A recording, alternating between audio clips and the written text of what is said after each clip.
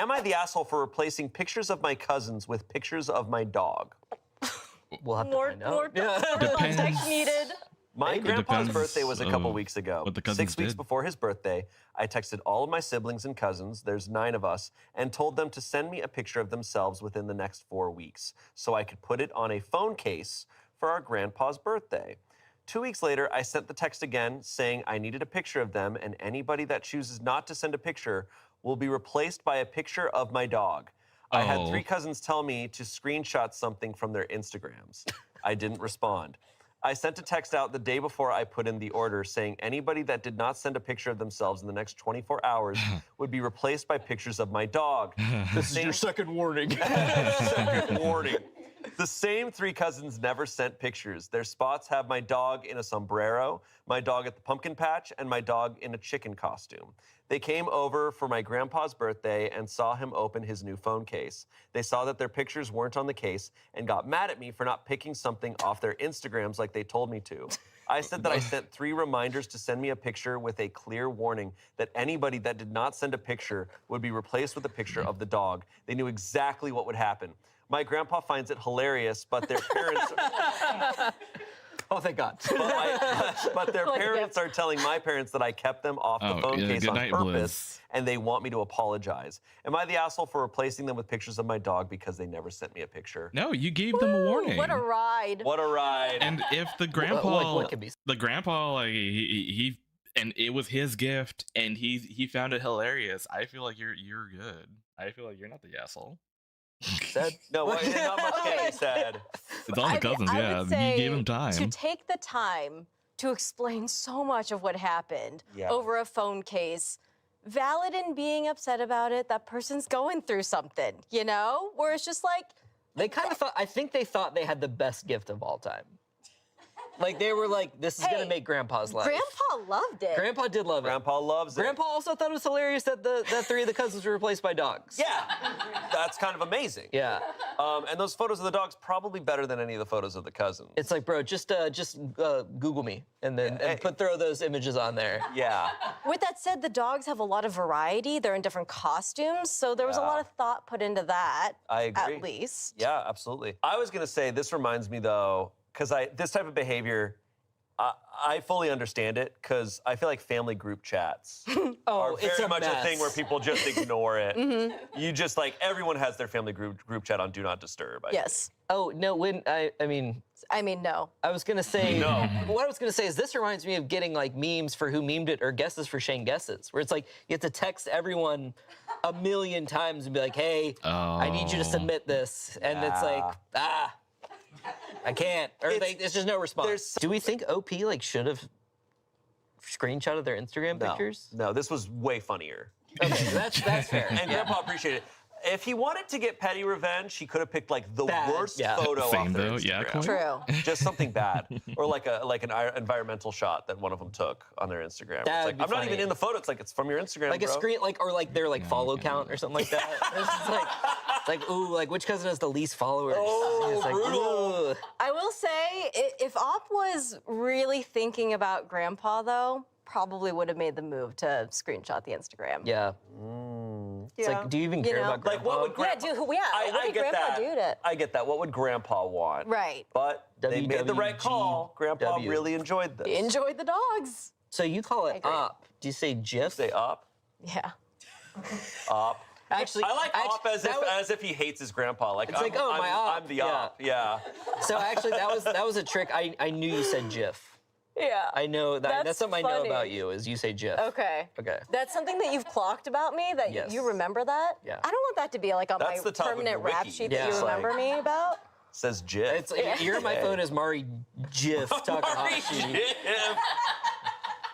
Brutal. That sucks, dude. Take that. Chat, clip that. Wow. The verdict is not the asshole. Comments, Grandpa liked it. That's all that matters, not the asshole. Yeah. Whatever, 12K bro. Grandpa upvotes. liked it. Someone said, not the asshole. You gave them plenty of warning and told them exactly what would happen if they didn't send. Yeah, you could have screenshot something on their socials, but they didn't want to make any effort, so they didn't need to be on the gift. Someone tagged the subreddit malicious compliance. Someone also said, also, let's be real, they probably would complain if OP picked the wrong pic of them off their social media. There's no winning with these types of people. I didn't think about that. Who would have been the funniest person to jump in on the thread? Like, would it be Grandpa or one of the cousins or like... Grandpa. I'm thinking Grandpa jumping in the thread being like, I loved it. I think Grandpa worrying the chat, being like, was this the time you guys went to the pumpkin patch? You look great. And it's like, Grandpa, that's a dog. You look good here. It's a dog, Grandpa. And the dementia hits. I don't think so. I don't think so. Not the asshole. You could have easily just left every human off and put photos of your dog and it'd be okay because it's your gift, not theirs.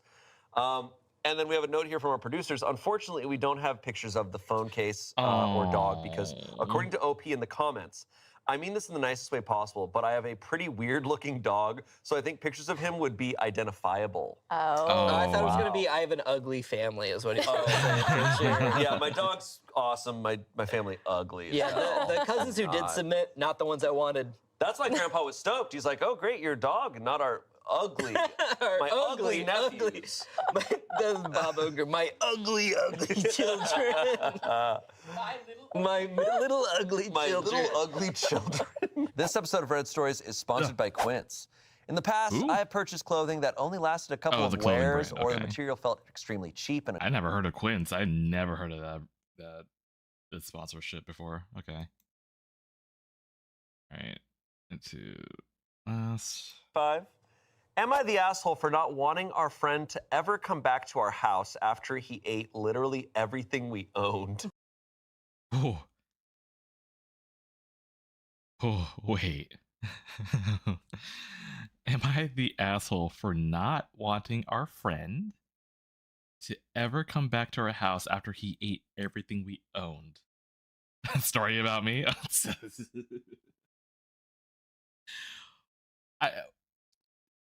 Did he eat everything all at once?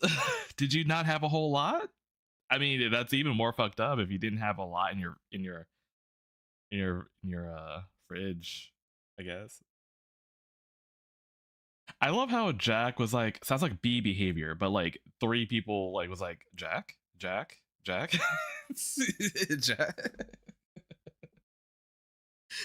I love how he tried. He attempted to rage bait me, but everyone else called him out.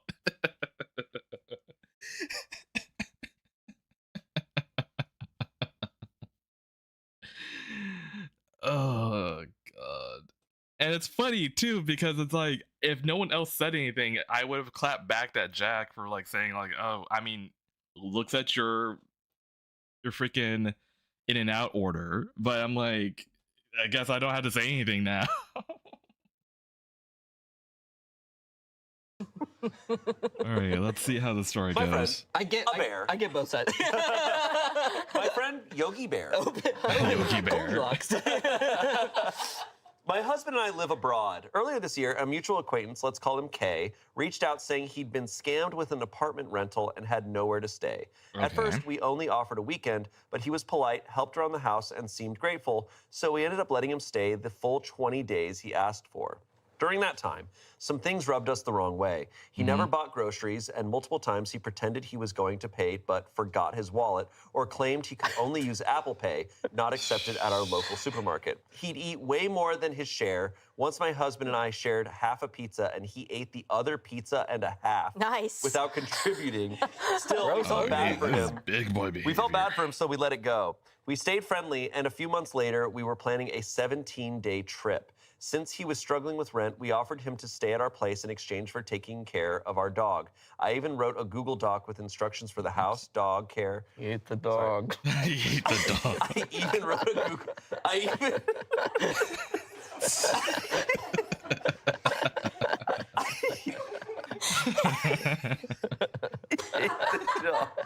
I even wrote a Google Doc with instructions for the house, dog care, gym access, etc.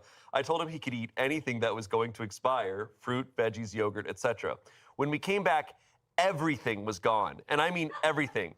The entire fridge, freezer, pantry. He finished 2 jars of jam. Bro, the whole can of Who Hash?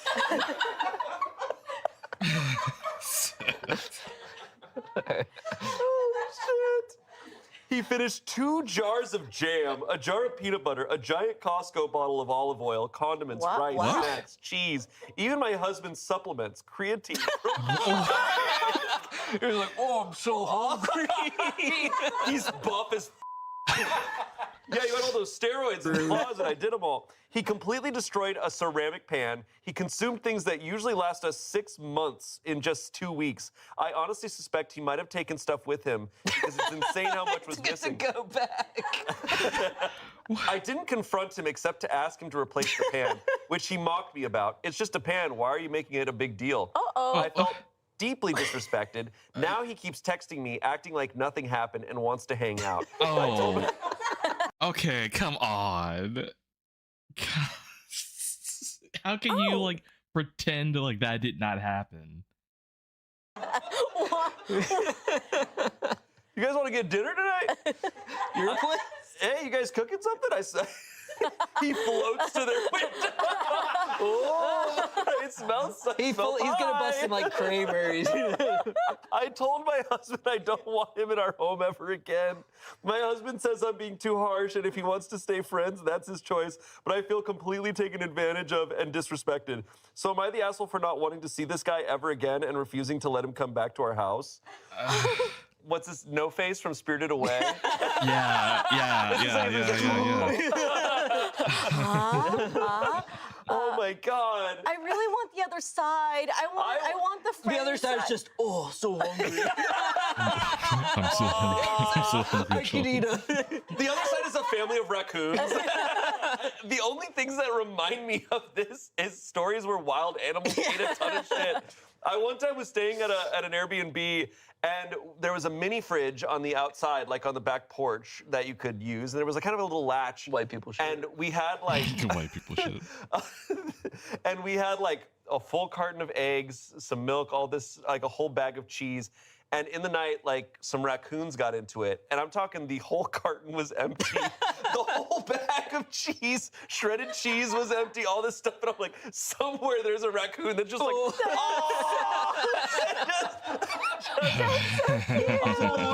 a raccoon just like, Raccoon But robots. it's also reminds me of Cocaine Bear, the real story about a bear who got into a bunch of cocaine and ate it all. There was a movie, right? They made a movie, a fictionalized Elizabeth version. Banks. But in real life, I wanted to like the movie. I didn't like the movie. I mean, okay, I'll say this: it wasn't for me. I gotta get in the habit of like saying that I don't like things and change it to like it wasn't for me, because it's something for someone else. And it's like I rather than saying like I don't like it, I'm like it wasn't for me, but I can see things like it. You know, the CGI is relatively impressive. Plot wise, I'm like, I'm struggling here. And also, like, I get it was trying to be a dark comedy, but it wasn't. There are things in it that wasn't my kind of humor. You know, like that was me. And also it had gore, but then I feel like it was doing gore for the shock of gore and not for like the comedic factor. You know what I mean? What movie? Cocaine Bear. Like, I don't know. I feel like it could have been like. I think, yeah, I mean, it would have been okay if it was PG-13. That's another thing too. If it was PG-13, I think I would have liked it more. Maybe I probably preferred it more. Because like I felt like it being rated R, it was trying a little too hard for me. But I don't know. Like I said, it wasn't for me. But maybe other people might find it more enjoyable. There you go. That felt better. I feel like I like saying that more than just saying I didn't like it. I think it just wasn't for me. All right, I gotta get in the habit of doing that more. All right, here we go. Life, the bear just had a good time and passed out, but in the movie, he killed. I did see people died. No, and I did see a video recently of people unloading groceries, and a bear comes up, and they have no choice but to surrender their groceries. Oh, yeah. You surrender your groceries to the bear. Yeah, and it's just yeah, And he knows it. Bear's getting into people food. Bear's like, that's oh, I classic forgot comedy. my wallet. Oh, did you guys have an apple? Okay. Then you ruined my pan. Okay. It's just a pan, bro. Okay. Back to the story. The verdict is not the asshole, and I think that's completely fair. This guy, Yeah, no. I very much have the vibe of when we have guests or if you have someone who's cat sitting or dog sitting or whatever, I'm like, yeah, like, help yourself to everything. Everything. Like, I do, that's my vibe. But no one's right? ever actually But nobody, but yes, then there's The also implication is that, like, within reason. Within reason, Within yes, reason, of course. yeah, Like, yeah. Like, if I'm staying at someone's place or I'm cat sitting for someone or dog sitting, Take supplements. and they say that, I'm like, Don't I'm gonna do still the be supplement. reasonable. That's I'm gonna just know, weird. like, Like, I'm not if gonna there's something goes- about fruit gushers, I might have a thing. Oh, of I fruit might- Like, okay, it's like, hey, bro, like if you're at your friend's place and you be like, hey, I have a little bit of headache. Can I take your Tylenol? Sure. But like, you're pet sitting and you're just helping yourself with whatever supplements that like it's something like that's a bit weird. I feel like if you touch my supplements, the things I paid like $20 for, don't touch it. You're done. I don't know. I don't know like what you can it's like that hungry just eating supplements. I mean, like, that's something's wrong. Something's wrong at that point. I don't know. have a fruit pusher. Yeah, absolutely. But so I'm gonna play devil's advocate. Okay. If He's a hungry boy. Yeah. Like, have you ever been so hungry? No, like, if you are truly, so 'cause it was 17 days. 17 days. If you're in a house for 17 days, like, think of your apartment. I mean, maybe not specifically yours, but like, I think I could go through most of the food in my apartment, if not all of it, in 17 days. If you're not buying anything. If you're not buying anything, True. if you're not getting DoorDash or anything like that, like just dry scooping if- creatine. if I'm like if I'm eating a peanut butter and jelly sandwich a day, let's say I'm eating 2 peanut butter and jelly sandwiches a day. Like, Okay. 2 jars Yeah, of the jam and a pan jar of thing peanut is butter. that's not weird. that Like, crazy. how but does the that thing is, with happen? most food at home, like, I feel like it's kind of the cycle of like, well, I'm kind of tired of this. Let me buy some more. But if you're committing to those foods, I think you're finishing them. There is a giant Costco bottle of olive oil. The olive Yeah, oil. there's- What? maybe I don't know. it's There's a lot. But a giant Costco-sized olive oil. That's is, it. Just Using straight just like, drinking I it? love olive oil. I'd be using it all the time. That's a lot to get through in 17 days. He has to be. He had to be get done his drinking essential it. fats every day. Yeah. My God. He was like, the See, drain, so I- hungry. I Y'all know, you don't like pouring olive oil down the drain? yeah, we love doing that. What's it called? Is it a fatberg? That's like when it's Oh, like yeah. a bunch of fat and tissue Like paper coagulates. Like, coagulates and it clogs up the drain. Yeah. Yeah, that's what he's making. He's doing experiments. Yeah. He's a man of science. he's like, Yeah. I made a volcano out of paper mache. And Holy crap. See, this has me almost fascinated where the next time they go on a 17-day trip, it's like, hey, leave only lean chicken, broccoli, rice, come back. He's now a bodybuilder. Yeah. yeah, Like- it's like now you can do experiments on him. It's like whatever you leave in the house, like he will eat. He will eat, like, Yeah. what things can you leave there to see if he'll eat it? Like, what, I just, Dude, performing experiments on your friend is like the funniest phrase ever. It's like, well, he had been performing experiments on you. we wanted to see what you would eat. We wanted to see what you would do. If you would eat anything. Have you guys ever had a friend where it's like you go out to a restaurant together and like no matter what's left over, they'll just be like, oh, like let me finish that. Oh, yeah. Even if it's like yeah. It's awesome. Yeah, it's sick. It's No, like, in many ways, that's like, it's such a great friend to have, someone who will like take leftovers or whatever. I mean, here It's we kinda have, like- we have a Luke. yeah. Yeah. And no, it's fucking Luke awesome. is Like, Luke is we don't waste food here at Smosh because Luke You're takes home it home. like a Fallout Yeah. vault. And I hope he's cool with us saying that, but like, it's Oh, he fantastic. does. Yeah, Outfitting. we have It's a we have great, guy who takes it's a everything. great Yeah. system. Yeah. No, they should leave a bunch of Vegemite. Also, The you. next time they leave, they should have their normal food, but then like Badger. 10 jars of Vegemite. And see if he goes through all of that. I feel like it's an acquired taste. Give him Yeah. 17 days. Give him the most acquired tastes around the Yes. world. And he'll- Vegemite, natto. Yes. Just any like what any Durian, place. Durian, yeah. What's the fish? The fermented fish. But he'll acquire it. so He'll acquire the scrumming, I taste. I want to see what he'll eat.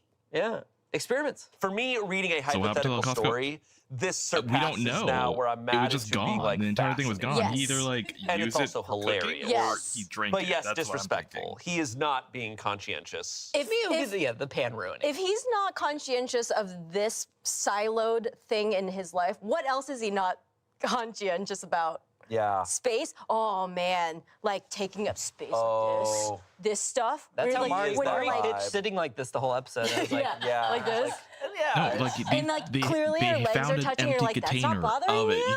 Oh, And then you do this, and then when you- you're and then on you're a like, plane, whoa. someone Give does it that. away. Oh, it's rough. When there's the Like, they touching found in the your, container, it was sometimes I'm empty. just like, have you guys ever seen when This people is have like their hot. hair over the back of like the Yeah. of the Oh, plane yeah. thing? Bold move. Or like their feet up in like in Vulnerable. between the thing. I'd be like, I'm tickling this. oh, with no socks on? Yeah. Oh, just dogs out. Yeah. I'm like, it's a liability. See, if Bold this move. person was also that person, I'd be mad at this I think person. they very likely could be. They seem like that. Oh, now They're not I'm mad. thinking about other people's Now I'm not stuff. curious. I'm And when they mad. got, he's absolutely the asshole when they brought up the pan. He's like, it's just a pan. It's like, Yeah, yeah, Yeah, you he broke ruined the it. pan, You which I don't know how that gotta happened. pay for it. All right, comments. He didn't consume it all in that time. He emptied your place and took it back to his to last him a while. He stole from you like he was on a shopping spree. That is the most likely scenario. He's a forager. I'm laughing at the idea of him forager. eating it all. That's funny and awesome. Like, okay, Shaggy. Him stealing it, him stealing it sucks. Someone said, I know, right? What was he otherwise doing? Drinking a cup of olive oil mixed with some creatine for breakfast every morning?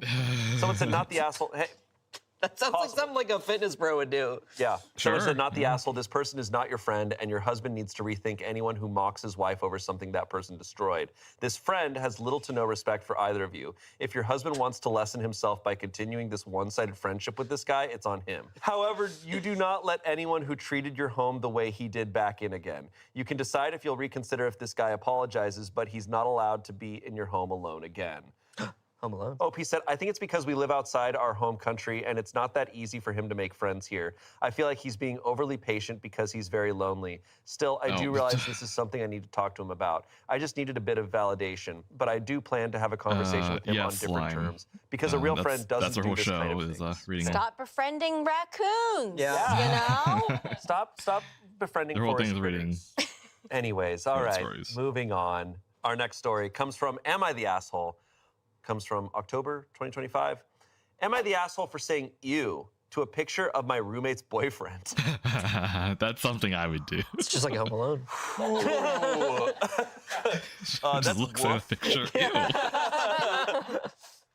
On a burner account, so hopefully they won't find this. I, a 19-year-old girl, have been living with my roommate, who's 19, since February of last year, and ever since we have moved in together, our relationship has been total chaos. She has a really Great feeling Dane this that doesn't actually. have enough space in our apartment. She doesn't care about the cleanliness of the hardwood floors, nor being very hospitable towards guests. She is temperamental and gets upset over what seems like nothing, and I can't get through to her why my friends and I don't want to spend time with her despite her wanting to be the center of attention constantly. She tends to get upset whenever she cannot be in control of a situation, whether I have places I wanted to go and she tags along, yet insists on going where she wants to until I cave, or gets really mad and starts complaining despite the fact that she tagged along with me, not the other way around. She used to be rude to my friends, but has been better with that. But since that happened, my friends would rather not spend time with her since she tends to be very selfish and we don't have much in common. She expects me to talk to her when she is sad all the time, but doesn't care about anything I do as well.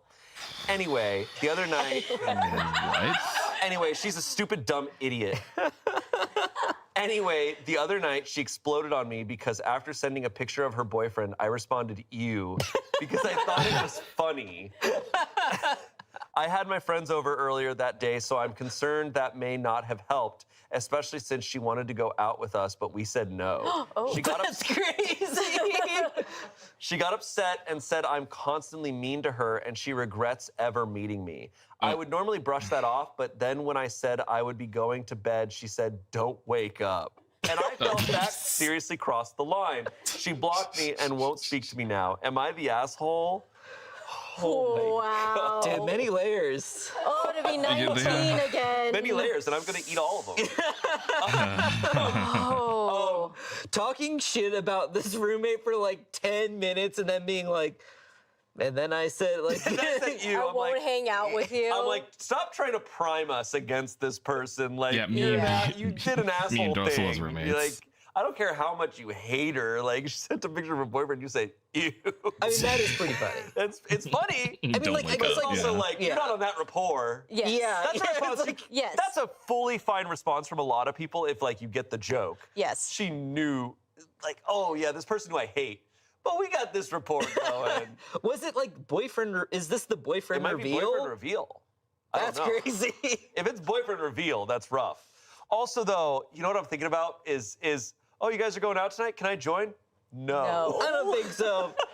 How do you say no? You say no? That's a tough spot to be in. And it's why when people are like, if I'm ever like in a situation, I feel like it happens here where like people are like, oh yeah, we're doing this thing tonight. I'm not gonna like ask if I can join. I'll be like, no, people. You wait for the I wait for an invitation, but I'm not gonna like be like, can I come? Like, because what do people say to that?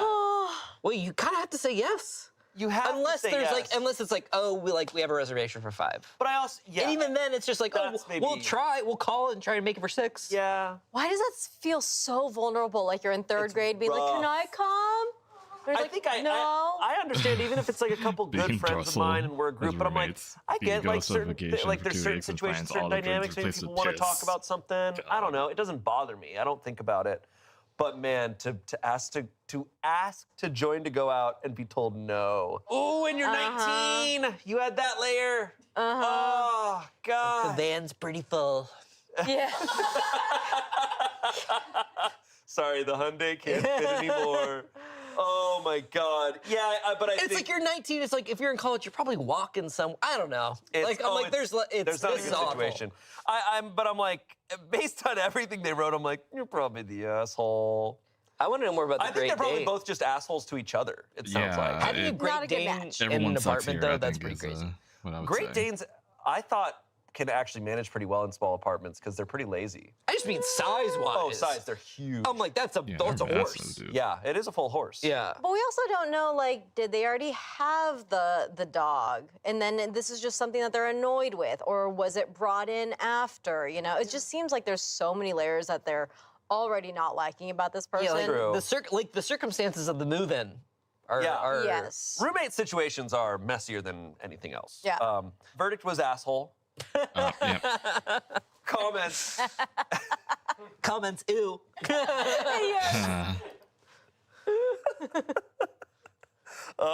Comments. Why did you include the first 2 paragraphs? They have yeah. Valid. Straight up. Yes. They have nothing Agreed. to do with the conflict at hand. All it's doing is creating the narrative you want to push forward. For the actual question at hand, are you the asshole for saying ew at a picture of her boyfriend because you thought it was funny? Yes. Yes, you are. It was uncalled for and frankly mean. Someone said you're the mean. Yeah, it's mean. You're the asshole. She sounds unpleasant to be around, but in that specific interaction, you were being an asshole. Someone said everyone sucks here. Not gonna lie, you both sound exhausting. Responding ew to someone's boyfriend photo is immature and rude, and you are clearly trying to paint your roommate in a negative light. Your roommate has controlling tendencies and blocking and silent treatment as conflict resolution. You both suck. Yeah. Get painted. Don't wake up. Can't wake up. Look at my boyfriend. Ew. Don't wake up. Don't wake up in such a childish like. Oh Okay. my God. Like, oh, it's a choice. A war is going on in this apartment. Oh Yeah. man. The poor Great Dane. Get the Great Dane I know. out. That Great Danes, they're just going like, He's like, I raped the whole kitchen. I drink all the olive oil. Come on, Scoop. Oh God. I'm now going back to the previous story and imagine that guy making a sandwich out of everything in the house and unhinging his jaw and eating He it. made, Yeah, the- bro's making the shaggy wood sandwiches food. every night. He Munchies. has all the ingredients for a shaggy sandwich. A quart of olive oil. I'm saying you probably are, if you're making a shaggy sandwich, realistically, you're gonna want copious amounts of olive oil. Or like, you know, it's gonna need it. like oil, vinegar, Yeah. like, you know, because Yeah. it's like kind of like Italian. Like, I know he always uses salami. Shaggy's always uses salami on his A sandwiches. shaggy sandwich is eldritch in nature. Yeah. Well, it's unknowable, but he's probably not using, like, to me, jam would not be on a shaggy sandwich. I disagree. There might be a little corner of it. I think you could add know, some a jam to layer. the sandwich. You know, if you have got some turkey I'm in thinking there. like a cranberry, Yes. like, you know. A cranberry. We don't know what kind of jam. A Cranberry seasonal jam. shaggy We sandwich. must move on. That's what the ghosts want us to do. We're not usually like this. We're not We're not usually like this. You're trying to convince me? We're usually more professional. Yeah. Okay. Okay. Today's episode of Reddit Stories is God. also sponsored by ZocDoc. I used to make a lot of excuses when it came to booking doctor's appointments. Oh, I work a Okay. Nectarines are so good. Next story comes story. from Am I the Asshole? Comes from October of 2025. Am I the asshole for crashing out because my friend called me a passport bro? Ooh. What does that mean? Ooh, brutal. I mean, it doesn't sound good. Curious about this one. I think I know what this is. Have you ever heard of a passport bro? I No. think so. What do you think it is? Is this somebody who travels to other countries and like sleeps with people? I think it's, they're going to another country to try to find a wife in that country. A wife I think specifically. that's, Okay. That's Yes. kind of my understanding is like, Yeah. yeah, this is someone who's traveling to like kind of fun. Yeah. Like marriage tourism. Gotcha. Okay. Got So it. it's not a good thing to be called. And this guy's crashing out. And he's crashing out. I'm male, 26. I've been with my boyfriend, Luca, for 5 years. Basically, we met when I went to Italy for a photography project, and we clicked really fast. I'm fluent in Italian. I've been learning since I was 10, and he is 100% Italian as well.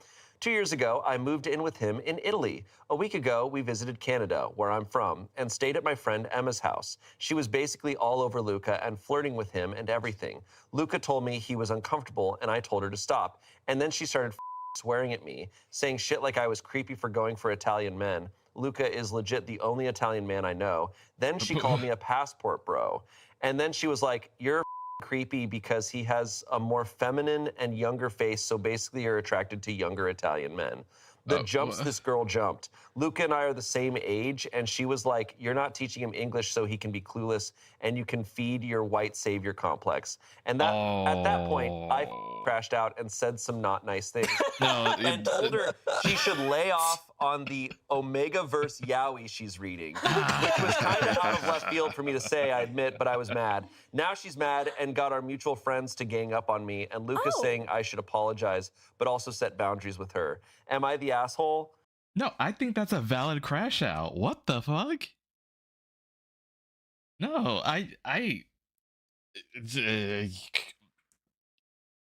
leave that friendship, whatever that was.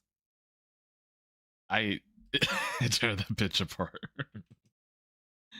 No, like once the accusations of like, oh, he looks too young for you. You're a little creepy. They're the same age. Evisceration. Power word, unravel. Cell by cell. The inner machinations of the minor silent custodian walking the halls of her mind, turning the lights off one by one, like putting a house to bed to close up shop for the night. Judas Cradle. Judas Out the window. Cradle. Her entire existence would become both hilarity and squirming. You would not catch me even contemplating tolerating that behavior. Out the window she'd go. That's right. Thank you, Nico, for reminding me where I was in my crash out. Right. If I was able to score a handsome Italian man, sure enough, I will flaunt it. But the moment you like try to bring up accusation, well, first of all, it sounds like she's jealous. Because the fact that like, oh, you always like go after the Italian is like, this is my first Italian dude. What are you talking about? And then during the other accusations, like I don't know what was going, like she was having either woke up having a bad day or something. But it's like, whatever you're going through, do not take it out on me or my Italian friend. Like that's just wild to me. Okay. So we have to I don't save think these Italians. Oh, this one's got a lot of. so it's sounding like This is a shaggy sandwich in itself. This is a shaggy sandwich of a story. Yeah. Yeah. He's not sounding like a passport bro. He was in Italy and he met someone. Then they clicked and they've been dating for 5 years. He didn't go to Italy with the intention of this. Meeting Right. someone. Yeah, absolutely. It doesn't sound like he's taking advantage of this person whatsoever. They're both the same age. From the facts presented, OP is like has not displayed passport Nothing. bro. He could be omitting things. No, what it's sounding like is that his friend Emma is just kind of weird. She wants to Luca. She was all over Luca. Luca got uncomfortable, said, hey, can you say something. I'm uncomfortable with how she's acting. The second he drew a boundary, she lost her mind. Yeah. And is trying to guilt him for it. So that's what's going on here. Verdict, not the asshole. There you go. There you Someone go. said, not the asshole. She was the asshole the moment she started flirting with your boyfriend. Then it sounds like she was projecting. She's probably jealous because your boyfriend sounds pretty she's cool jealous, and even trying to play fair for your sake. Forget about her. She's not a friend. That sums it up pretty well. Don't wake up. Yeah. Don't wake up. Someone said, not the asshole, just what? How does she act like that and think she's in the right? And the fact that your mutual friends are ganging up on you either means this isn't the full story or your friend group has severe brain damage. It's all that Omegaverse Yowie. That's what Omegaverse Yowie does to you. Do you know what the Omegaverse is? No. It's like some people are alphas and they are made to like breed specifically the omegas, right? And the betas are kind of separate from it. I'm not doing a good job explaining it, but it's Okay. like it's this whole that's the Omegaverse. So omegas the are the Omegaverse. breedable ones? yes. So then it's an Omegaverse Yaoi, because, okay. Yeah, but I think that would just mean it's all gay. Oh. Yo. I'm learning so much. Wow. Wow. Omegaverse Yowie Reddit stories? Would do numbers. OP responded to that comment saying she only told them about my Yowie Omegaverse comment, and they genuinely won't listen to my side of the story. Oh, They're calling me an okay. internalized homophobe. Someone responded to that saying, time for you to ditch them, I guess. Yeah, ditch Boy, you them. literally have a boyfriend. How the are you homophobic when you're in a gay relationship? She's probably just super jealous because you have a hot boyfriend Yeah. and she does not. What does she even think? She's flirting with a man in a gay relationship and it doesn't occur to her that he's most likely not interested in her. What was her goal here? All of this doesn't make sense. There were additional comments bringing up you can be homophobic if you bash Yowie, but OP wasn't doing that really, just making a dig at Emma, which he regrets. But yeah, she just sounds jealous. No, pulling the homophobia card just like, Like Yugi, yeah. like Yowie. No, that's exhausting. That's unfortunately very exhausting. Very exhausting. But hey. Exhausting. Get out of it. Get out of it. Get out of it. Yeah. You're in Italy. Someone said, not the asshole, you need to take that girl to Italy and find her another boy because she is clearly jealous of what she doesn't have. Someone said, Italian here, please do not bring her here, we don't want her. Okay, but bringing her to Italy with the express purpose of finding a boyfriend makes her a passport, A passport bro. Yep. So, our next story comes from Am I the Asshole, October of 2025. Pretty active. These are active month. recent assholes. Yeah. Am I the asshole for being bad at D&D? Oh, Probably. Okay. Ethan, are you around? Are you around for this one? I'm curious on like either Ethan or Nico. I need to make sure y'all are, because I'm curious about your take on this one now. Like, because like what was it? It was like, am I the asshole for being bad at D&D? Hold on. 5. Pretty active. These are active month. recent assholes. Yeah. Am I the asshole for being bad at D&D? So like with that question, like, like I've always been told like there's no wrong way to play D&D, but in my experience, I think there is. So I'm curious as to like how bad can it be. So we'll be the judge of it, I suppose. Probably. Okay. Skill issue. Skill issue. Maybe. Yeah, right? maybe. Maybe. I'm already prejudging here. Using a throwaway account because my campaign mates know my main account. So I've been playing D&D for about 2 years and have had a long string of player characters that have died during the campaign. I think the count is at 6 or 7. I genuinely Holy try shit. not to just put my character in dangerous situations, but I often feel like the rolls just don't go my way. First one was a barbarian, and I was going reckless for every attack, and then the bad guy got some good rolls and just crit me a few times in a row. Then they finished me off during death saves. Then another one, I decided to try being a bard, got silenced and immobilized. Then some generic low-level guys just came and beat me up, and I was not able to fight back at all. Hey, this guy can't talk! Yeah, this reminds me of, there was a story where the DM created a bird that hates you that just killed, that like wiped the party because it's like, yeah, this bird hates you. He was mad at his party. Yeah. So he was just like, yeah, and enter the bird that hates you. The bird that hates you. The bird that hates This one you. was actually a little funny at how useless I was. In any case, I know I'm not very good and will often try to strategize, and my group mates always seem to be on board, and then the plans just don't pan out at all.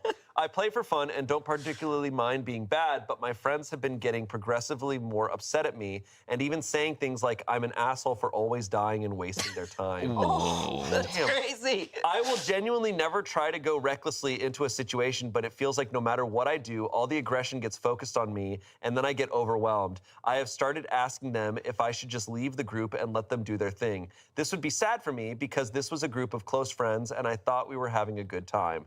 It's only been in the last 3 to 4 months that they've started becoming more angry towards me, and I genuinely don't know why. In any case, all input would be appreciated, and there may be a perspective I'm not considering. But am I the asshole for being bad at D&D? Dude, I think he's being targeted. That's not being bad at D&D. It sounds like he's being targeted. But then again, like everyone else is also ganging up on him. And it wouldn't be the first time I used to watch, I mean, Crit Crab. I used to watch Crit Crab. He doesn't really upload as much. But like, I don't know. That sounds like he's being targeted by the DM, like as a little thing. I don't know. Like it sounds like, yeah, they're like they're like softcore pushing you out by giving you a horrible time, and then like hoping that you'll leave if you're not having fun. Sounds like his characters are being like targeted because like the DM wants him to leave the group. Yeah. Okay, I have any. I mean, no. Like, No, he's not the asshole. Yeah. I was going to say I have limited D&D experience. Obviously, we've done it here at Smosh a little bit, but you're telling a story together, and the DM does have some control on what's going on. The fact that you were silenced, immobilized, and then a group of characters beat you up, I'm questioning, like, I think the DM's killing you a little bit. Yeah, here. it feels. Silenced and immobilized is pretty intense. It feels like, I know there's a lot of nuance to DMing, and so maybe it's truly just a string of bad luck. But it's like, how much can you blame? Like, you know, I would imagine you'd want to collab with the DM to be like, hey, what am I doing wrong? Like, I would talk to the DM. It's also not just the DM, it's also the group. Yeah. It's like It is the group. It is a fellowship. It is everyone together. You die as a barbarian? Wow. I mean, that's the rest of the group also not coming through. I cannot blame this guy. 6 to 7 characters dying in a 2-year campaign. That is absurd. Like, that is going beyond, you can't just roll bad and have that many deaths. You can. I can roll pretty bad, but even I didn't die that easily. Maybe, like, I want to know who else is dying. Like, are they the only person dying in these campaigns? Everybody dying. But, like, also the purpose of D&D is to have fun, man. Mm-hmm. Yeah. Like, you're not playing it professionally in this context. You're just having a good time. This is kind of like if you're playing pickup basketball and someone's playing way too intensely. It's like, hey, man, we're just having a good time here. We're not trying to make the league. So, like, What league? The NBA. The capital league, T, dude. capital L, the league. Yeah, this just, I'm questioning this DM. I think this DM's killing him. I think the friend group doesn't like him. It also seems, Yeah. The D&D drama that I hear is agonizing. It's like, some I of think these if D&D groups are going through if it. you do anything with that close of a group of people for that long, like, I think there's always inevitably going to be drama. Like, Not all of them. I feel like I yeah. hear about good ones, but it can't. It is a Like, not to this degree. It is a pot that can easily boil. It feels like. Comments. How old are you and the other people involved? me on that, he ran into how old are you? That's crazy. How old are you? Wait, what was it after? How old are you? How old are you and how old are you and the other people involved, Okay. including the DM? Apologies, new to posting on Reddit. I am a 28-year-old man, and my friends are Okay. 25, 31, 27, Full-grown ass 33. adults. The DM is a 32-year-old woman, and she says she is trying to stay out of it. Someone said, not the asshole. This sounds like a DM issue as much as anything else. A DM shouldn't be killing off players so easily. I'm sorry, how is the DM staying out of it? Yeah, no. Yeah, the DM's like, I don't want any part of this. It's like you're running the game. My DM, even when things get dicey, there are always ways to get out of it, and that's what makes a good DM. Also, your teammates should have been trying to help you. It's a team game. Yeah, if you die on death saves, it's like either the DM is sending someone to kill you during death saves or nobody came to rescue you. Yeah. Not the asshole. D&D is about having fun with friends. At no point has any group that I have been a part of has ever been upset that someone's character died. There are only 3 explanations I can see for this. 1, your friends are jerks. 2, there is something left out of the story above. You are taking forever to make decisions, or you require 100% of the DM's time while you make a new character, which stops the game, or some other social thing that is causing the game to be unfun for the group. Or lastly, this is fake/AI. OP responded, they never used to get upset, and it felt like the last 3 to 4 months was complete about face. I try to be quicker with decision-making, but these days I get more anxious with each of my turns because I don't want to be wrong. Aww. My friends have all been playing for 10 plus years, and I was a new addition. Update. The next day. Thank you, everyone, for your insights and support. I decided a few hours ago to reach out to the DM and just let her know I'm going to find a new group or just separate myself from this one. After a long conversation, it came out that actually this group was, in fact, doing this on purpose, and the DM was in on it. She ultimately told me because she says she felt guilty that it went so far, but this explains her lack of insight or help, I guess. Okay, hold on. Lime Juggle put a big, chunky paragraph in the chat. D&D is tough, though. I remember the longest campaign I was in wasn't very close with the DM, so even when I try to have some action with my character, always like pushed it aside. Then I had to like leave for a bit to focus on some upcoming exams, and by the time I was done with them, my party had started a new campaign without noticing me. Oh shit. Okay, well that sucks. Like I feel like the campaign should have halted when you're doing your exams, but the fact that they kept going and finished the campaign while you're gone, like that's no bueno. That's not right. That's not right. Surprise Pikachu face. This is just like makes me not want to risk trying and ending up in a group like that. I mean, it's that, or like you can try to like make your own game too, but like there's risk in doing anything social, to be fair. So I've tried D&D since, even with my current friend group is just like kind of tainted for me at this point. That's understandable. But yeah, I mean, like that's like, again, that's the risk you take when it comes to like doing these type of I don't want to say social events, but like social gatherings, I suppose, because you get like a lot of personalities like together, and then it's different play styles as well.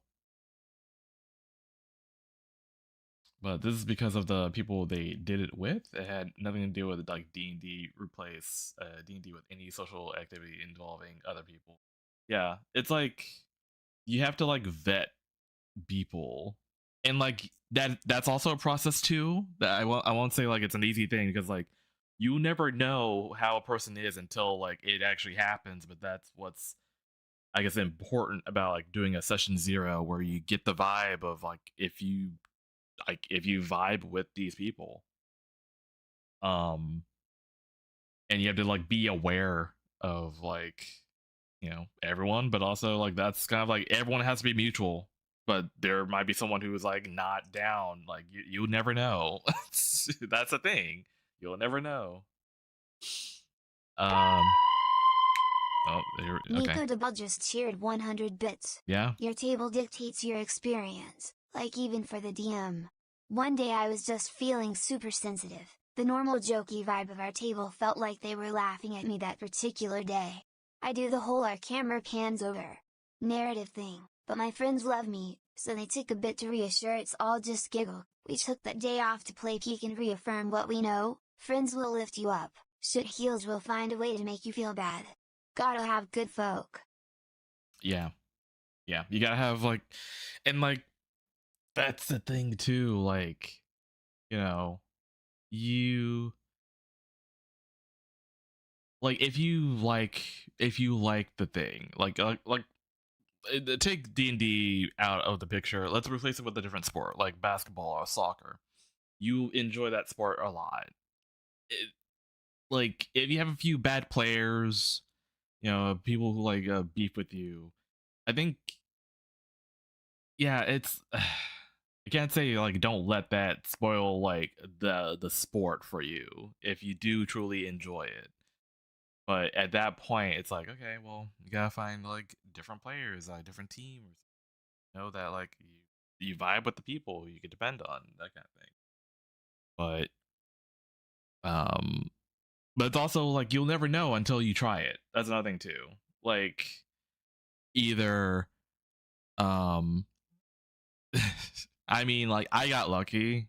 I mean, it's like it just so happens that um Ethan in passing mentioned that he played D&D, and I'm like, hey, do you guys still do it? Was like after like 2 years afterwards, and I'm like, hey, you guys like still doing that thing? And that was it, you know. But I don't know.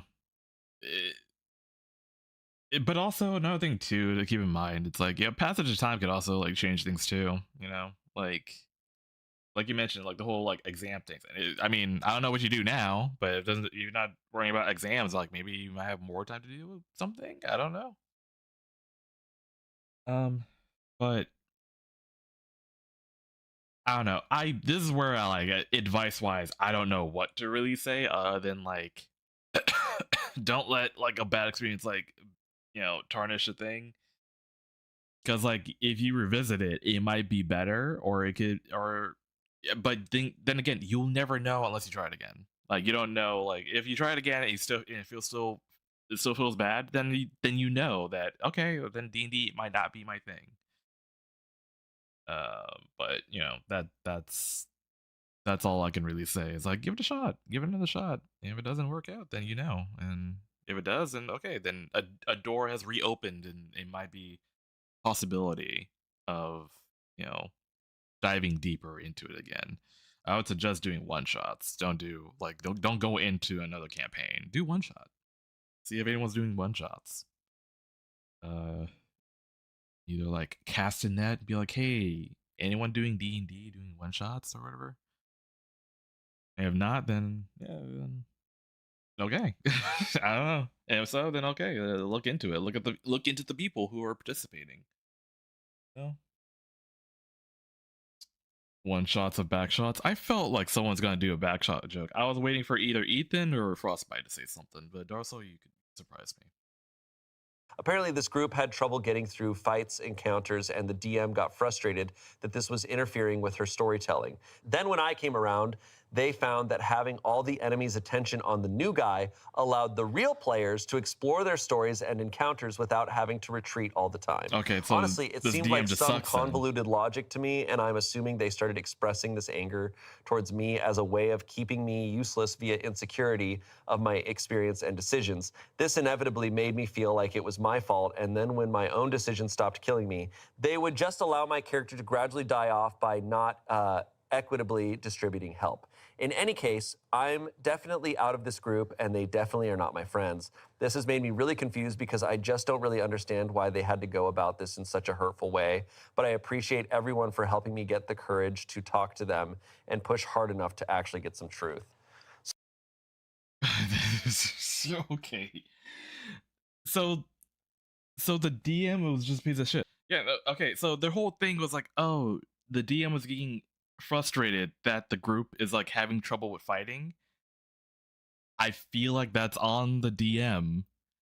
Either like either the shit wasn't scaled right, or maybe have some leniency, be like, okay, here, I'll dial it back. I'll chip off extra points because of whatever. Pupe Lobos is on board the cadaver. Pupe Lobos, hello, welcome on board. Or maybe maybe guide the party and to be like, hey, this creature's weakness seems to be open now. Do this for double damage. Like that you can do you can do if you have a story to tell, like, help them go through the story.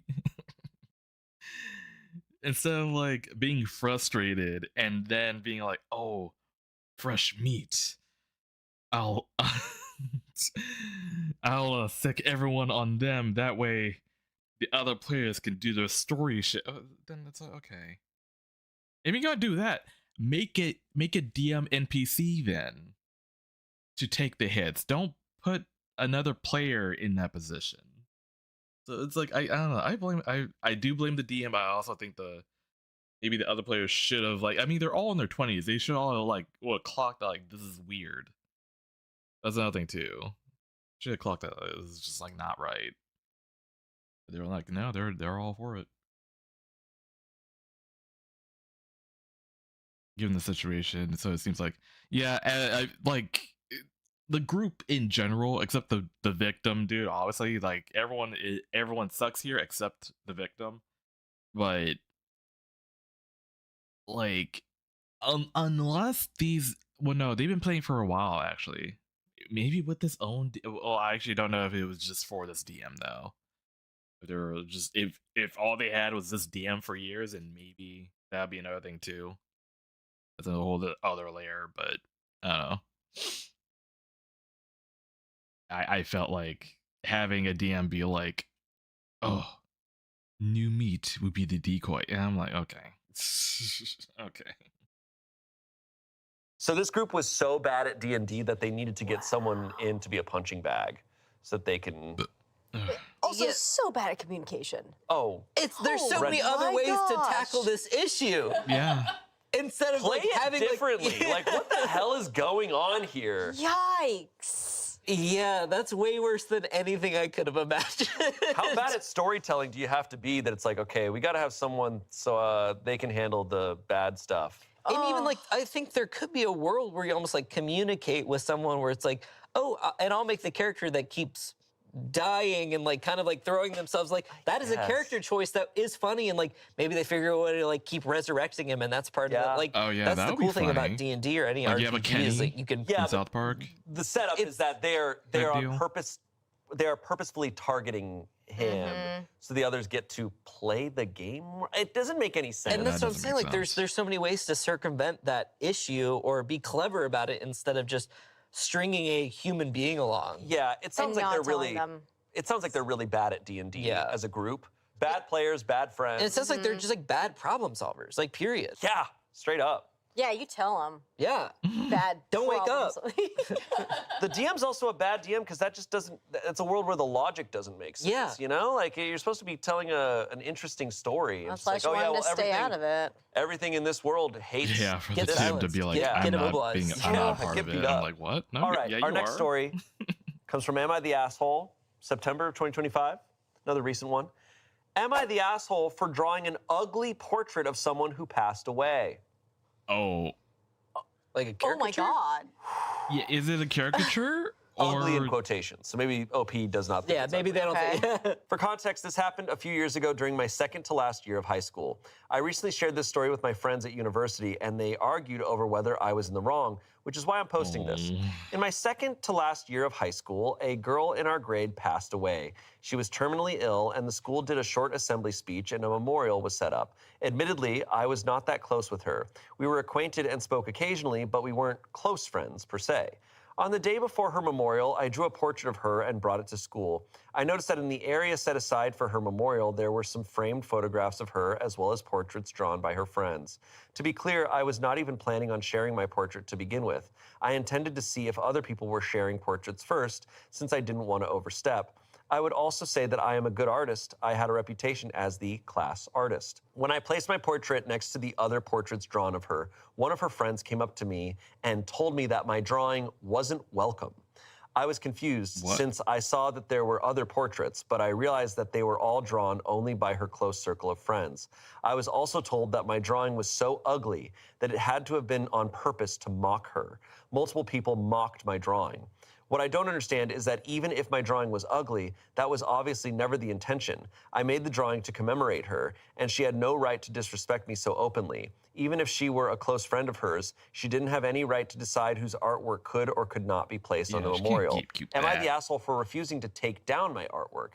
Edit. This No. was years ago. I do not have the drawing or any images of the drawing. I Okay. do remember that it was a pencil drawing done on a sheet of paper. All the other drawings at the memorial were also pencil drawings. Edit number 2. Thank you for all the comments. I just wanted to clarify a few things for those who have been asking. Yes, I was grieving. You do not have to be close friends to feel the emotional impact of their death. Secondly, I only mentioned that I was the class artist to corroborate the fact that I am not a bad artist, and so I was singled out for not being in their friend group. My motivation was the same as everyone else. Thirdly, this was an open memorial. People brought all kinds of things, chocolates, pencils. Right. They may have borrowed Chocolates. pencils they may have borrowed from her, random things like that. The only people to bring drawn portraits were I and some of her closer friends. Pencils? She loved pencils. She loved pencils. The verdict is asshole. And Wait, the verdict is I think asshole. I never. Maybe for not taking it, because Maybe not to me, take- if someone was like, "Oh, that's not welcome here," I'd be like, "Oh shit!" Like, I need to leave the house. Like, I need to leave the school. Yeah, I think the verdict makes sense because OP, in the way they're writing it, and I know it's been some years, but it seems like they're making this all about themselves. And I don't think it's that the drawing was ugly. I think it's that she keeps mentioning it was like me and her closer friends. It's like, all right, so like, her closer friends probably don't even know you that well, so they're like, why are you bringing this here?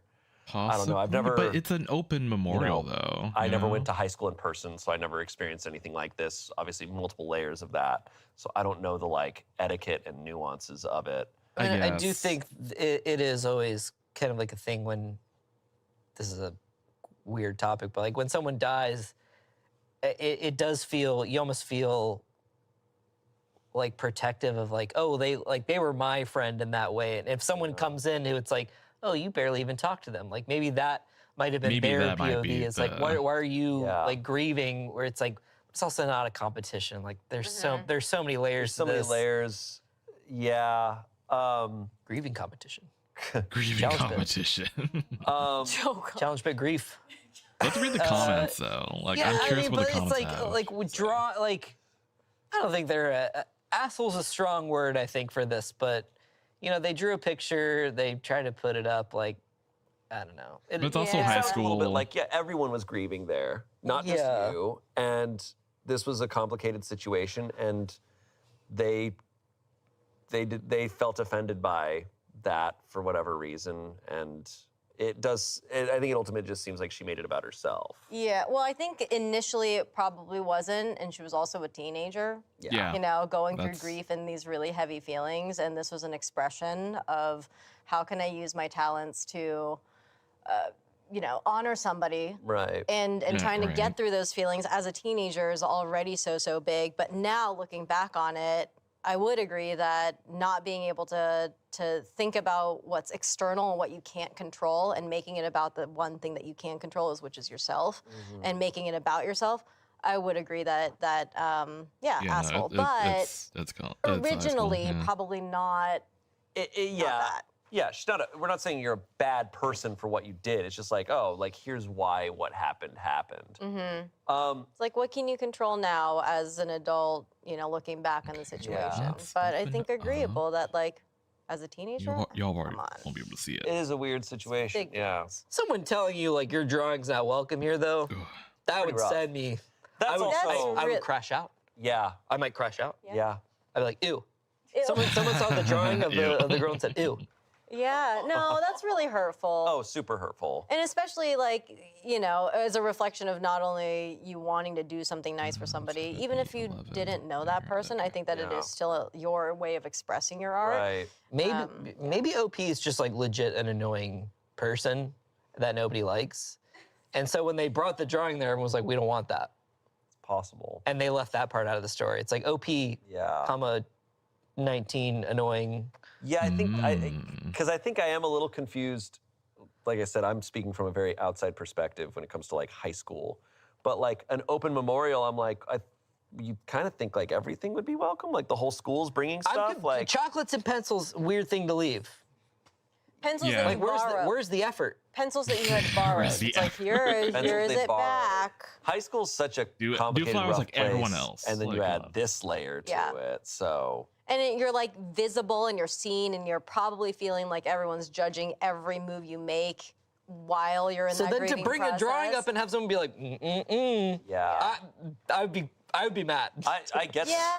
I get that. I also think it's a tough one to like recount because I'm like, that's such a like, I don't know, with a story like that, I'm like, I wasn't there in the Yeah. moment because that sounds like such a wild thing to say at an open memorial that I'm like, I don't know Yeah. who you were in high school, what your relationship to these people were in high school, what the vibe of everything. Like, what if OP was a bully?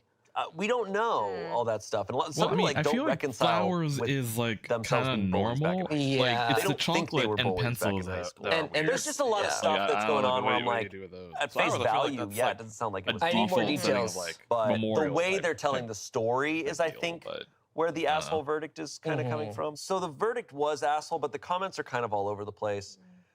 We have one, you're the asshole. You didn't draw the portrait to mock her, but you did make a girl's tragic early death about you. And even years later, you're making this moment about you. Her friends Oh. likely felt like you were encroaching on this moment. They lashed out at you in grief, which isn't fair, but they were children who had just lost a friend.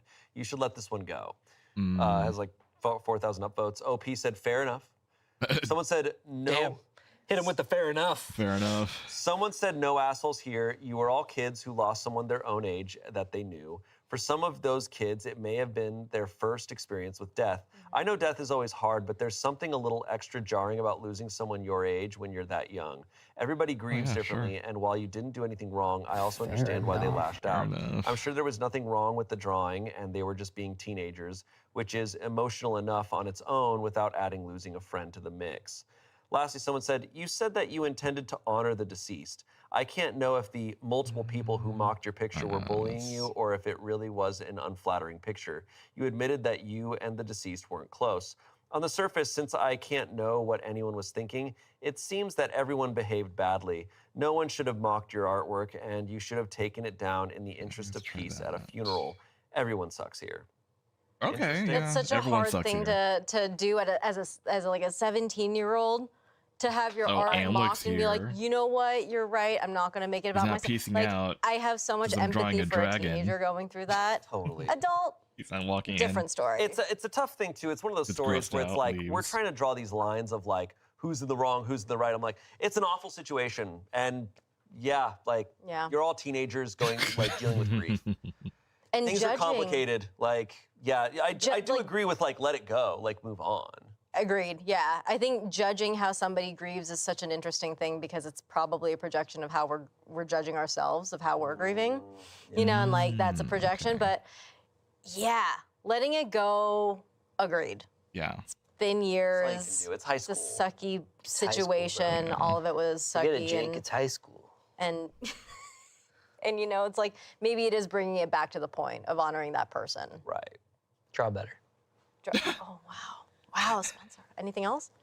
Get better at drawing. Draw better. I would have left your pencils or chocolate. I'm sorry. I'm really hung up on that. Yeah, you are. No, it has me wondering what those memorials do like after. What do they do with all the stuff? Give him I to don't know. Spencer. This guy Yeah. loves pencils. Loves those. I would pencils. commemorate the pencils. All right, it's time for our final story. Okay, Comes from, last Am I the one. asshole? Am I the asshole for cheating at an eating competition? How do you cheat in an eating competition? He's back. No, it's not him. He wouldn't need to cheat. So, our local restaurant that has really good wings was hosting a hot pepper eating competition recently. Y'all did a With few of those. Yeah. We've had a few of those. Sorry. With a bunch of coupons for free wings on the line. I have a weird genetic quirk where my body doesn't register capsaicin normally, so my spice tolerance levels are way higher than He normal. built different. So I entered the competition and won the coupons, but my friends are now telling me that I cheated and I should He's a fucking X-Men mutant. Charles Xavier missed one. I mean, like, if if you have that ability, I don't see anything wrong with like flexing, but it is cheating, I think. I think it is cheating. Have let normal people compete and get the wings. So Reddit, am I the asshole for competing? The wings are so good though. he's like Sorry, dude, you're an X-Men. He's like unbreakable, but for like eating wings. That's how shit works, man. Like what's his name? Lance Armstrong and his big ass heart, and the drugs. And the drugs. The drugs also. help. But I was gonna say, Yeah. like Joey Chestnuts. You can't tell me that guy has like a normal stomach. But what He's if he got to have does? some sort of genetic thing going on. Oh, I'm sorry. Oh, that's being like, oh, NBA players, like you guys are all cheating. You're all really tall. Yeah. Can't do that. No, but him having like the mutant power of not being able to like taste, that's That's kind of awesome. yeah, it's like, well, that's your dope. I calling. want that. Yeah, truly. But then there's He's a built for sadness the also of not spice, being yeah. able to experience Yeah. spice. There's a sadness. True. That's that's- true. That's sad. That's I- the sacrifice. I'm gonna say though, like I wonder if his butt has the same powers because Yeah. that does. Yeah. There's a second Is part. he the These are- asshole there's a for second succumbing part. the asshole to it? That was the first time I had to have a habanero pepper here. I was like, oh my God, that was awful. It was like horrendous. And then later when I used the bathroom, I was like, that was worse. That was terrifying. I was scared. Yeah. Yeah. First time I did habanero on the channel, it was with the Warp Zone, and one of the Warp Zone and I went into the bathroom at the same time after the shoot was done. We came out like 45 minutes later at the same time, and we're like, They had y'all Yeah. eating so many peppers I back ate So then. so many habanero peppers over the years. Like, Like I- easily a dozen. Like It's I think only it's time benefit to bring for it back. We competitions, gotta have like yeah. Angela and Amanda. Like we I would gotta actually make be them. down. Yeah. Like has enough time passed? Like because we Like, brought back unless 5 you're- Minutes of you're, Freddy's like you last know, year or something like that. You and I'm like, you is the do time? some Is it extreme pepper time? precaution again? pepper time. prior to eating. Do it. That way you I'm just gonna do it on guarantee, like, Smosh it Mouth. We're comes just gonna be out, talking on like, this not podcast. harmful. Watch funny as I'm gonna do that. Do But smelling it is salts a at the same process, time. Just be. But even then, Have it's you ever done like- smelling salts? I haven't done it, Smelling but I know. crazy. I did it once. Is it actually? It's crazy. Unbelievable. I just always watch Juji Mufu have it right before. I did it once for a TikTok. I was at home by myself and I was like, I've always been curious, so I'm Yeah. gonna do it. And like, you truly just buy it. It's a cheap. You What's take a the bowl. experience? It is. It's like getting so, slapped in the face. So you know, like how horseradish like does that Or to your wasabi, nose? yeah. Imagine that times a million. Where like you truly like the bottle was here and I went like I was like, okay, I'm gonna try this. and I have the TikTok. We could show it a second of it.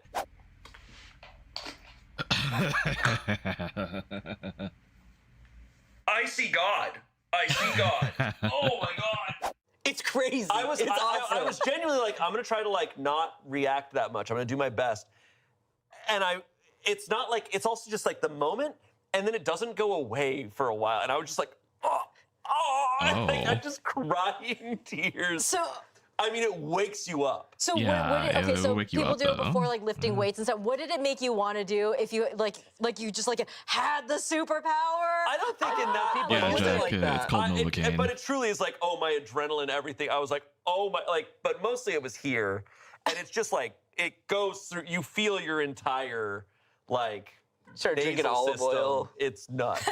Just chugging that olive oil. It was unbelievable. It's not painful. It's just like, whoa. Are either of y'all in the video where Courtney eats the raw onion I don't think so. and she's like crying the whole time? No, it's not the raw onion. It was the No, there's a raw onion where she takes a bite of a raw onion and like there. I I've have like taken very. bites of raw onions. That's not so bad. What was- Courtney did the chip, the one chip challenge. She did Oh. that, and truly, we almost were like, "Should we cut? Are you okay?" That was back on Show with No Name. What's that that chemical that's on like Sour Patch candies and stuff? Oh, Garrett's favorite. Malic acid. Yeah, Yeah. I don't react to that. that's See, I have what this guy has, but Insano. with malic acid. That's where, a weird sour superpower. stuff doesn't. It reaches like a limit, and then it doesn't get more sour. I'm like there. thinking about the malic acid and my mouth's already like I did so much malic acid on Eat or Eat It, and I just was fine. say that sentence without the malic. I know. I did so much acid. Comments, congrats. You are the Michael Phelps of chicken wings. If he wasn't cheating by having a genetic advantage when it comes to swimming, you weren't cheating by having a genetic advantage when it comes to spicy food. Someone said, it's like telling a guy who's 7 feet tall not to enter basketball dunking competition so guys under 6 feet can have a fair chance. Someone said, that, you didn't cheat. Your friends are weak-minded individuals. Not the asshole. Someone said, The lion says. Someone said, your friends are stupid. They should have bet on you winning, not the asshole. Bet on it. Oh, Someone said we need to get you on Hot actually? Ones. Update. Thanks, guys. I guess the Update, I'm on Hot Ones. thanks, guys. Sean Evans here. Thanks, guys. I guess the consensus is that the chicken wings gods blessed me, and my friends are just jelly. I now have to embark on the holy pilgrimage to all hot pepper contests in the Fire Nation to conquer them all. Dude, Wish me yeah. luck. Since many Like, people asked, no, bet it doesn't on hurt throughout him. the whole Oh, body, that- nor on the way out. missed opportunity. Wow. So Missed he's got That is, power opportunity all the way that is a true through. power. That's awesome. Unbreakable. That's really cool. What That's so what cool, else do you man. do other than like winning these contests and getting free T-shirts? What do you do with this power? That's hey, what else do you need? That's kind of all you need. Just almost so many restaurants you could go to and probably get free stuff. Because they all have competition. Just me sitting down at Chili's. Allie, whatever you want, just give me free wings. Free stuff. Like, that guy could be on every single wall at so many restaurants. He'll Like, never have to- Halal guys has their, like, wall of fire, whatever, where you have to do their challenge. Like, He just doesn't have to pay for dinner. just go do that. Ever. Anyways, well, okay. that's all our stories today. Yeah. And I cried laughing nonstop. This was amazing. The guy who eats is with Favorite him. guy. The man who eats. The man That's who what's funny. I wish we These have him stories, on hey, more they ate. often. Yep. Am I the asshole for lying to my girlfriend's parents about being on a diet so I won't have to eat their cooking? Right off the bat, I'm gonna say no. Food lies are tricky. Yeah. Yeah. It's from the start it seems harmless, but I feel like with these there's always like there's more context. There's more. More has to happen. Sure, And yeah. food lies are tough. I feel like they build. Because we had that guy who lied about having a peanut allergy. Yes. And then everyone started accommodating him. Yeah. And it got worse and worse. Totally. And he really loved peanut butter. Yeah. All right, let's see.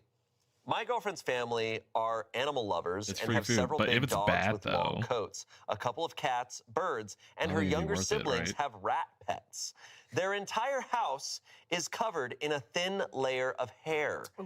If you sit anywhere Oh. in the house, it's guaranteed you'll have animal hair joyriding that's on different. your clothes. It's so bad that their food will have animal hair. Oh, that's so much These different. people will pick the animal hair out of their mouths and keep on chewing like it's the most normal thing in the world. No. I've seen their cats Oh. use the litter box, then jump on the counter while their mom is cooking. Sometimes their mom pretends she's on a cooking show and narrates to I the wanna cat pause so while the bad. cats are pawing at the ingredients.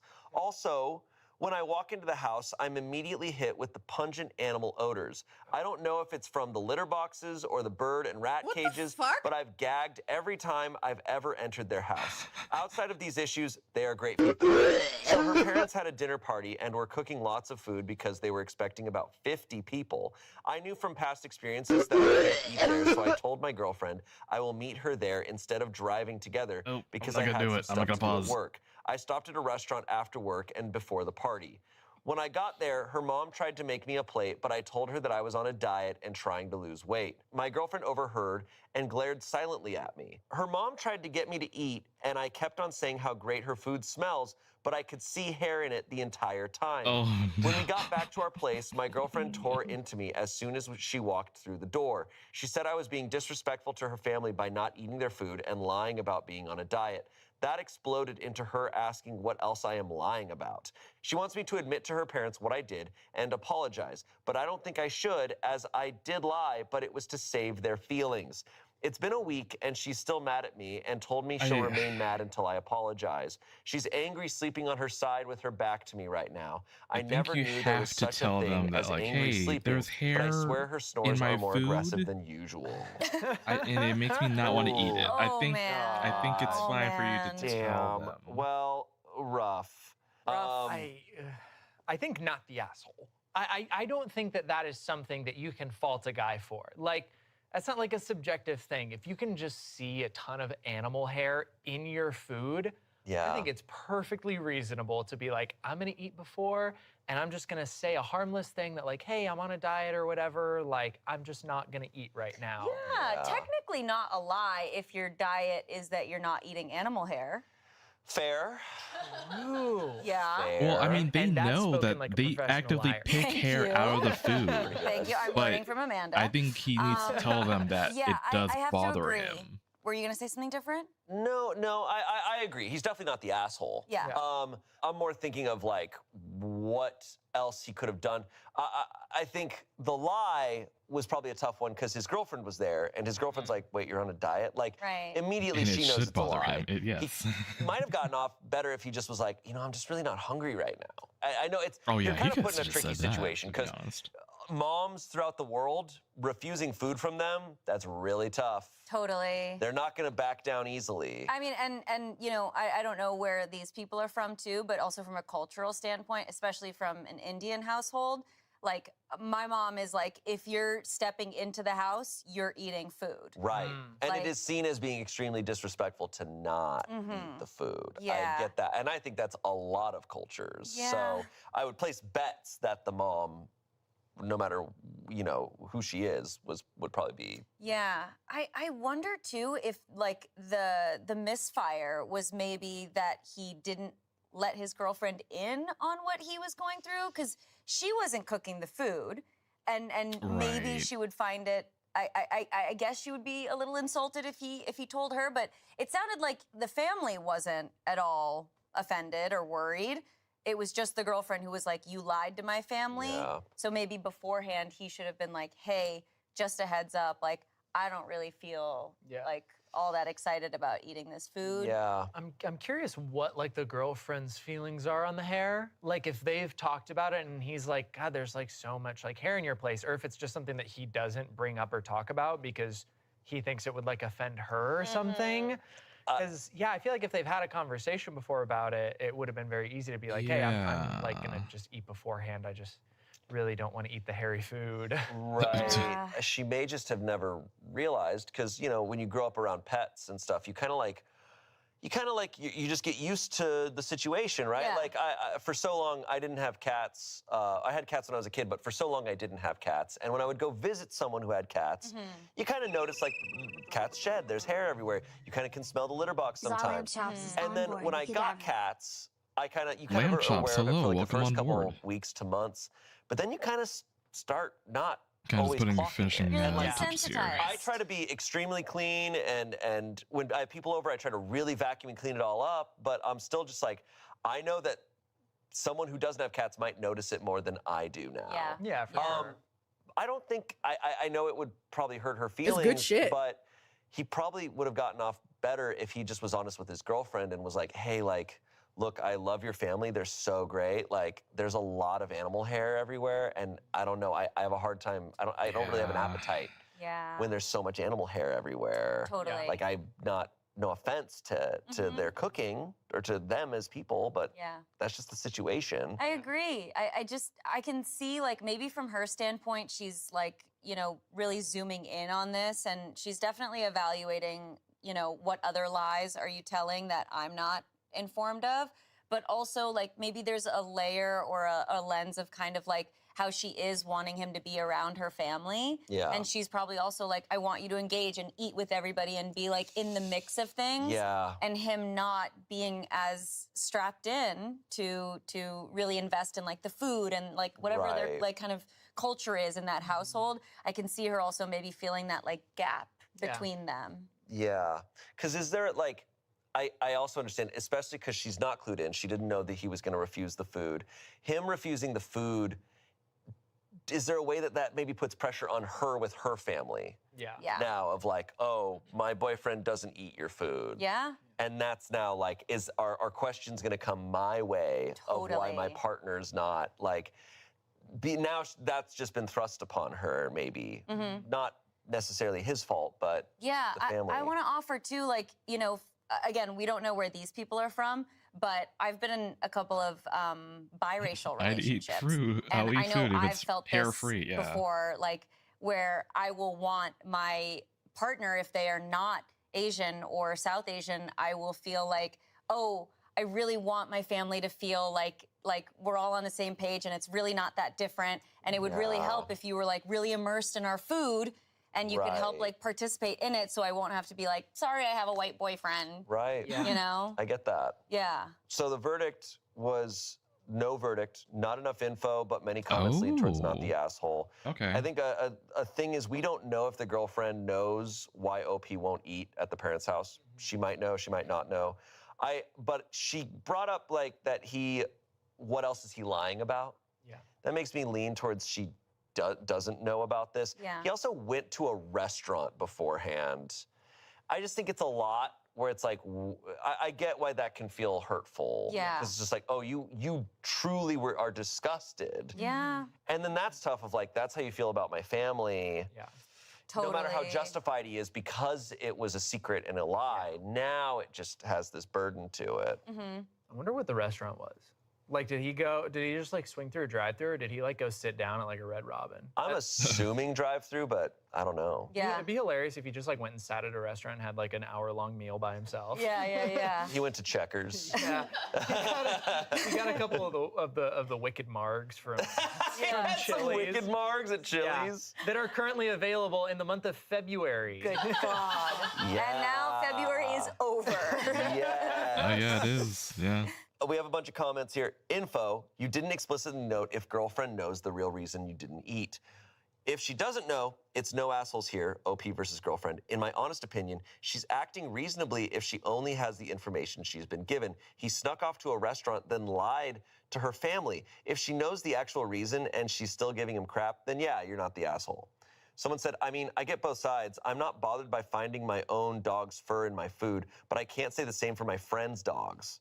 Someone said, I have 2 Boston Terriers. They shed, but not too terribly much. However, I am constantly vacuuming and wiping down surfaces because they Like, do oh, shed, being and picky I about don't want food as dog an hair in my adult is food, etc. cringy. Not the So unless asshole. the You family lied, yes, food but you is did so in order to spare abysmal the dog feelings of your shit, girlfriend's he's kind of an family. asshole. Is your It girlfriend has aware hair of the in pet it, hair though. issue, or That's- does it that's not the bother her? issue, It's Lime gross to Juggler. find hair of any kind in food, but pet hair is the worst. Lastly, And someone they're said, casual if about your it, girlfriend is a keeper, you but need to come he clean doesn't with her. want If she already doesn't know you are grossed to, out by her like, family home's hygiene, stir conflict she clearly about it. loves He's her like family trying to and is save their defensive about feelings this. for whatever reason. Not sure even why though your I would say, girlfriend like, wants hey, you to be honest I with her don't want to parents. eat your It will food. only It hurt has them pet and hair damage your in it. relationship. But if you plan on a long relationship, she may not be the right girl. Talk to her honestly and see how to proceed from there. We don't have an update. So Yeah. I So don't it's not know. like Yeah, he's it not sounds to picky. me He like just doesn't in the want to eat best pet case hair. scenario, OP is going to these great lengths to protect everybody involved. I would like to see it like that he's like, Yeah. I just don't want to hurt anybody, his girlfriend included. I Sure. think it's like a tough situation when you're in a relationship to speak poorly on their family in any capacity. And if this is like a newer relationship especially, he's probably just trying to like save face and not insult anybody. But it also makes sense in that context of like, you're right, if she doesn't know, and that is true, and all she heard was, oh, I'm on a diet, she's like, that's not true. Why would you just make that up out of nowhere? Yeah. Yeah. And I also understand the concept of like, if it's your own dogs, like it's less. It's like, you know, Sure. like cleaning like your own baby's Just kind of the puke or something. psychological aspect to Yeah, it. yeah. I get a little napkin hair in my food every once in a while, and I just take it out. But also, he's like laying on my head in the morning while I'm in bed, like licking Right. my face. If Yeah. someone else had a napkin hair in their food, I'd be like, yeah, I understand why you're grossed out by that. Napkin your dog. Napkin for, my you know, dog. For those Yes, sorry, my dog's name is Napkin. Could understand why that Yeah. would cause some confusion. Well, we just started imagining what napkin hair would be. yeah. Yeah. And, Napkin hair. you know. It's very light colored. Well, damn, no update, so I don't know, but that's tough. Yeah. Yeah. Those are kind of the lies that where like people are really on the fence of like lying to not hurt someone's feelings. Yeah.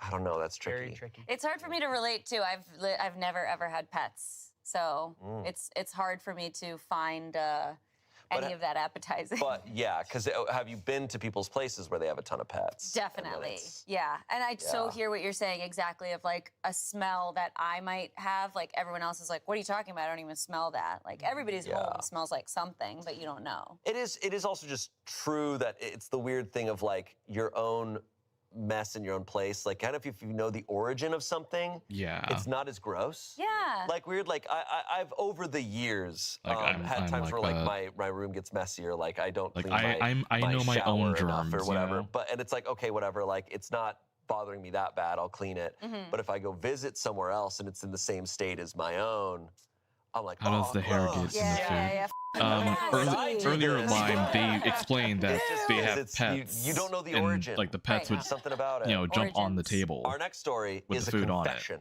Wow. What? This was posted in 2025, a year ago. Shut up. 2025, last year. Last year. For sure. Ooh. Okay. I faked a spinal injury to get out of paying late fees at Blockbuster. A Wait, what? spinal injury. Yeah. Also, Late Blockbuster. fees at Blockbuster. So they write, long ago. Wait, real quick, y'all are both. Did y'all ever? Y'all are so young. Wait, What the fuck? We had Blockbuster. Into a Blockbuster. What the We went to Blockbuster. you went to Blockbuster? But like, no one reacted to that. How old were you when you went to Blockbuster? I wasn't. 9? Yeah, I was gonna say probably like 8 or 9 of like the memories that I have of going to a Blockbuster. Yeah. Like I remember going and then you get like you go look Like, through all the movies. I am aware and that they like put there candy are. up at the front. Yes. You know? Yes, Like, that was the best. I think there's like when we were just one young that's still kids. alive out there somewhere. Is but it crazy it's like, that we were 9 years is old it in a still- Blockbuster? Like for me, it's now I like wanna when hear all the my friends story. were gonna have a sleepover. We were like, oh yeah, Blockbuster. Yeah. Like we were like. I remember young. renting like a video game there one time. It was like a Teenage Mutant Ninja Turtles Maybe they're game. just now confessing it. Yeah. That's I possible. was like, this is so dumb because I played it for like a few hours. I'm like, Okay. I'm gonna Also speak through remember it. Blockbuster. I need to get to, Oh, to the that's story. pretty rough. That sucks. Yeah, they Ooh. make great. It's not just yogurt is in the name. Yeah. Not great yogurt. Owed roughly $30, obviously. Okay, hold on. It's not just yogurt is in the name. Yeah. Not great yogurt. Long ago, obviously, Okay. I rented a movie and He's didn't return confessing it for for a something month, so I owed roughly $30. Best. I wanted to rent another movie, but I didn't want to pay the late fee, so I started scheming. My girlfriend at the time had been in a bad car accident and had to wear a big plastic splint that covered her whole torso for a while.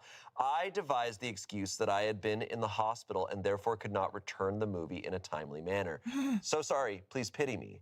I strapped that thing on, awkwardly got in my car and drove down to the movie rental to pitch my story and pick up another. The clerk saw me walking stiffly up to the counter and bought it so wholeheartedly that they gave me a free rental to take with me. That movie was How High, starring Method Man and Redman. Oh my god. I've had remember that movie. because I never returned it, and it sits on my shelf to this very day. That's incredible. God, what a... All that to get How High by Method Man and Redman. Oh my God. God. And well, you know, $30 back in that time was like That's like $10,000. $300,000 now. It's crazy. This is tough because these are the lies that are like karma is gonna find you, you know, if you believe in that of like it's just like this awful lie that's like you obviously you don't ever want to get into a car accident, so to pretend that you did, I or guess, it's like yeah, it's reminding me of like family emergency or like, oh, I have to go to a funeral, like those kinds of things where it's like you're really manipulating people. You're tugging at their heartstrings so that they give you some leeway. It's true.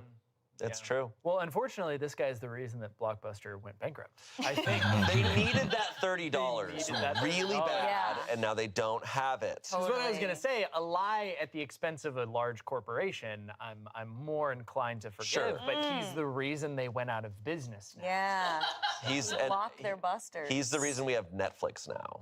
Oof. Netflix. Yeah, because wait, what was the other? It was Redbox?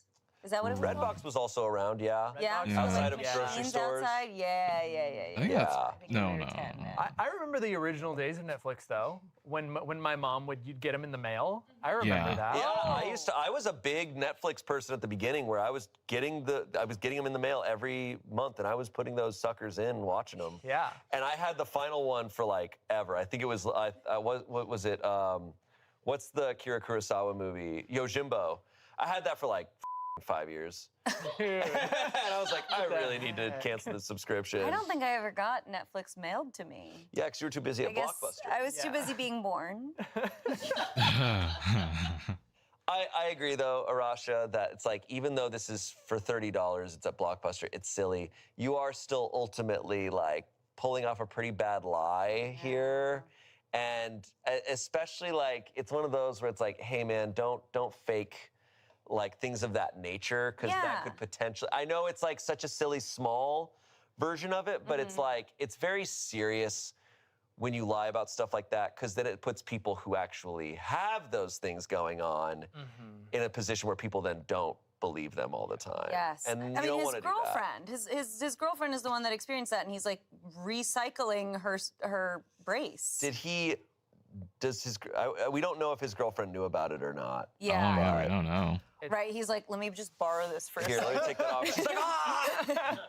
I fear I have a problem where if something like that is funny enough and also isn't at the expense of like an individual, I'm like, that's pretty funny. I'd like. It's really hard when things are really funny. Yeah. It's Yes. Which really is tough. it's a problem. It's Totally. tough. It's bad. It's Yeah. Listen, I'm all for avoiding late fees. I will do everything possible, but like talk to customer support, like do whatever you can, beg, like make other excuses. It just feels like you went from A to Z real quick with the car accident. Yeah. You know? It's true.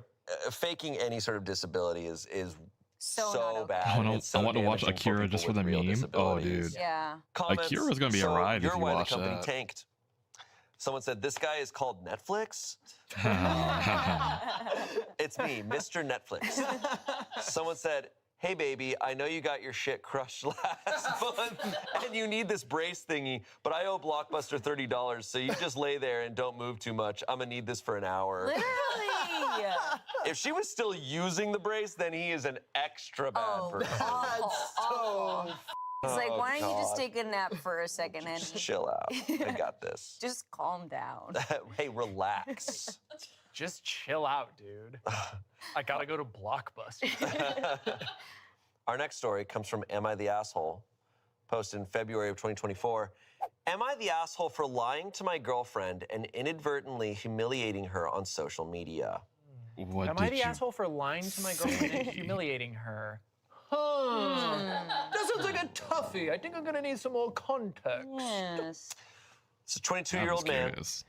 My girlfriend, who's 23, is a very artistic person who loves trying new things. Her most recent obsession is songwriting. About 2 months ago, a friend of hers got her to attend a beginner's workshop for it, and she's been hooked ever since. She's signed up for guitar and voice lessons and writes whenever she has a moment of free time. When she finishes something, I'm the first person she shows it to. I love seeing her so excited about something, and I'm glad she feels comfortable enough to share her art with me. She is, however, terrible at singing. Yeah, there it is. Like, truly awful. Yep. And to be fully honest, she's not that good at guitar either. Buddy, she just started. Sorry, do you like her? How did you know? She picked Hello, up a welcome guitar for on the first board. time. He's just like, you're not Willie Nelson. But obviously, I never wanted to tell her that. If she asked me how something sounded, I always said it was beautiful. I didn't think there was anything wrong with this kind of lie since it supported her and made her feel more confident. She disagrees. To give some context as to how she found out I was lying, a few weeks ago, she asked me if it would be a good idea to start a TikTok page for her singing and songwriting. Oh, no. I could tell she was excited about it, but was nervous about putting her work on the internet. I told her she was crazy talented and should go for it.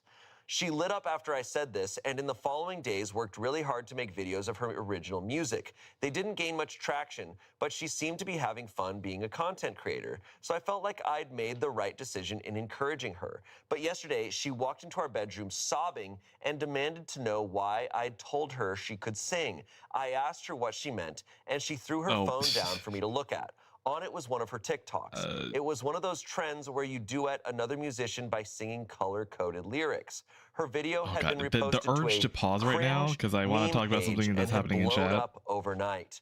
The comments were all horrible, truthful in some cases, but really mean about it. She asked me again through tears why I'd never told her she was bad. I told her she wasn't bad, people were just mean.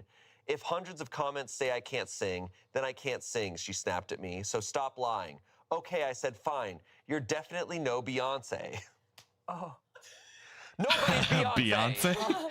Beyonce? There's only one Beyonce. You have a really unique sound, though, and I love that you share it. I thought she'd feel encouraged by this, but it only made things worse. She started crying harder and insisted that the only reason she posted things in the first place was because I told her she was talented, and now she's been humiliated in front of thousands. She's deleted her TikTok account along with all her videos and hasn't stopped crying or talked to me since. Oh, God. I feel like she's blowing this out of proportion. I was just trying to do a nice thing by supporting her, and it's not my fault. The internet is what it is. I don't think I should have done anything different, but since the internet put me in this position, I'm curious if it will think I'm in the wrong. Put me in this position. Am I the asshole? This is tough. This is a tough one. This is one of those stories where I'm a little bit biased because I am a person who puts all my stuff on the internet. Yeah, yeah. Sure. So I feel a lot of different things about this. We've all been on cringe memes. But also, Lime Yeah. Juggler, I mean, yeah. Not it me. if you lasts- care You have. about I've seen you. classic I think we've all. There's one that's 2D dedicated to animation, Russia. like really good 2D animation, I would recommend Last week, Akira. we were talking about this because we did There are cringe for the things last like, episode you know, of it's Reddit. really And I gory, was talking about how just like body I'm kind of horror. sort of immune at this But stage to Yeah. feeling it. If you are because after 10 years, okay with those things, then we you should be posted okay to so do many videos Akira. that have definitely ended up on places where they're just getting made fun of, where all the comments are like, "This is f***ing cringe." Unfunny, Yeah. bad. I mean, yeah. there's plenty of times where I do a joke on Try Not to Laugh, and I'm like, they're gonna say I'm a cringe millennial, and it is what it is. It is what it is. But the internet's really tough. It's a tough place. It's sad that it's just like, this is just everyone. When they're anonymous, they become horrible people. Yeah. Yes. But is he an asshole, is what he's asking. And the verdict was that, yes, he is the yeah, asshole. he's the asshole. I think a lot of that might be about how he wrote this.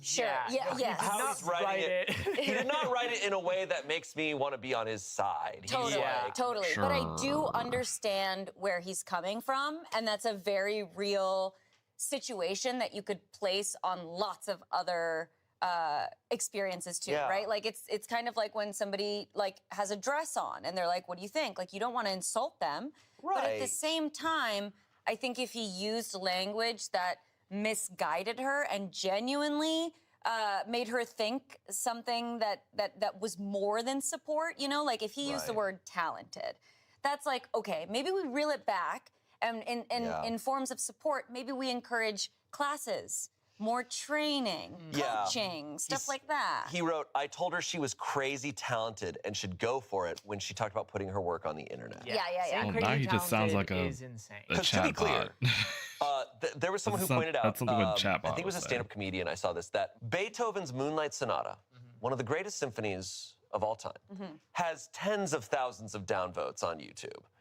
There are haters for everything. Yes. I mean, true, like earnestly, people are gonna laugh at this. Look at Taylor Swift, right? Biggest artist on the planet. Also probably has some of the most haters on the planet. Yeah. Yeah. Like, you can be But, I mean, also a lot of talented. Swifties, though. And posting online, you're gonna have tons of people saying, you suck, I hate you. Major fame is going to ask for polarizing views, especially because a lot of those haters are just hating on the fact that you're finding success. Yeah. I Yeah. mean, I'm one of like the funniest people probably on the planet, and so many Right. times I see people making comments like, "Oh, Right. Trevor's not that funny. Like, I don't like his Yeah. jokes." And then you look over and you realize it's not a comment, it's just me and Ian off to the side.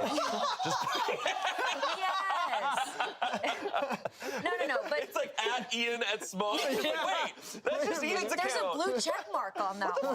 Wait a minute. That's my dad, bro. I'm like, what? I forgot to switch Right. accounts. No, I'm just kidding. I'm kidding. But then there's also the fact that, like, yeah, if you are genuinely, earnestly trying something on TikTok, you're gonna get made fun of. Yeah. And that's not indicative of if you're good or not. That's just how social media works.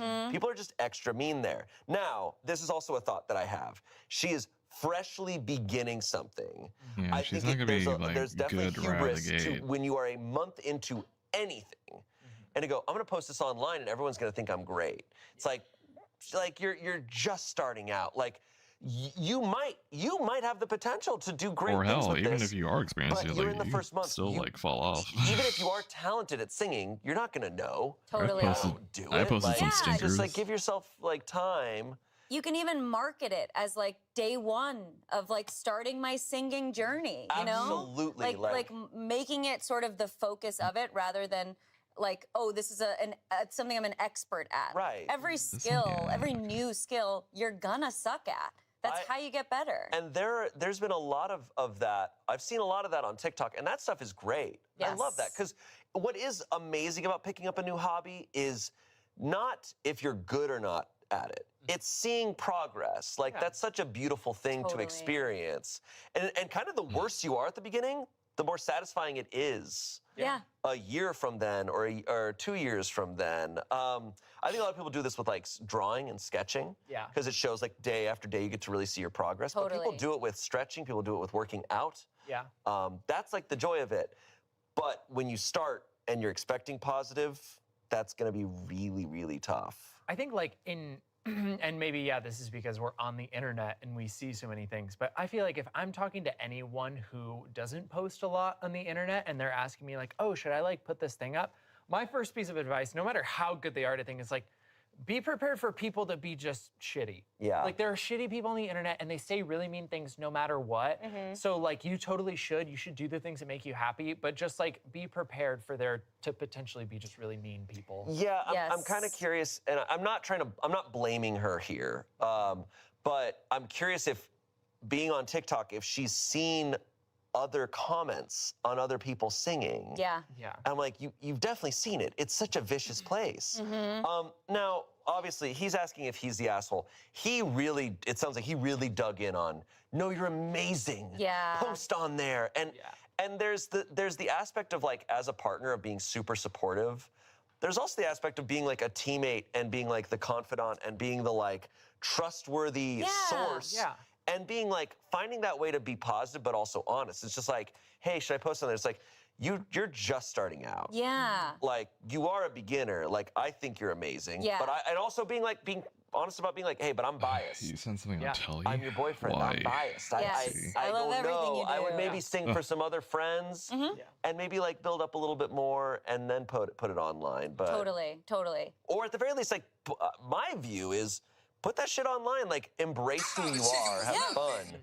But Oh my god, I can't believe you actually turned that I into got a this fucking... piece of advice a while ago that was super helpful as well. That, if you are posting If it we and you're being do vulnerable and Kitchen just starting Nightmares, out that with would be something, perfect. nobody that Have is as a redeem. like better than you or has found success is gonna be hating. Yeah. It is only I'll have to keep people that in mind. are afraid to post themselves or true. again just like Lovely. hiding behind the internet. But nobody who has perfected a skill will be doing that because they know the grind, they know the hustle, and on top of progress, I think the other thing is also passion. Absolutely. As long as you're having fun and you're into it and you're energized and stimulated, it's a great hobby. Yeah.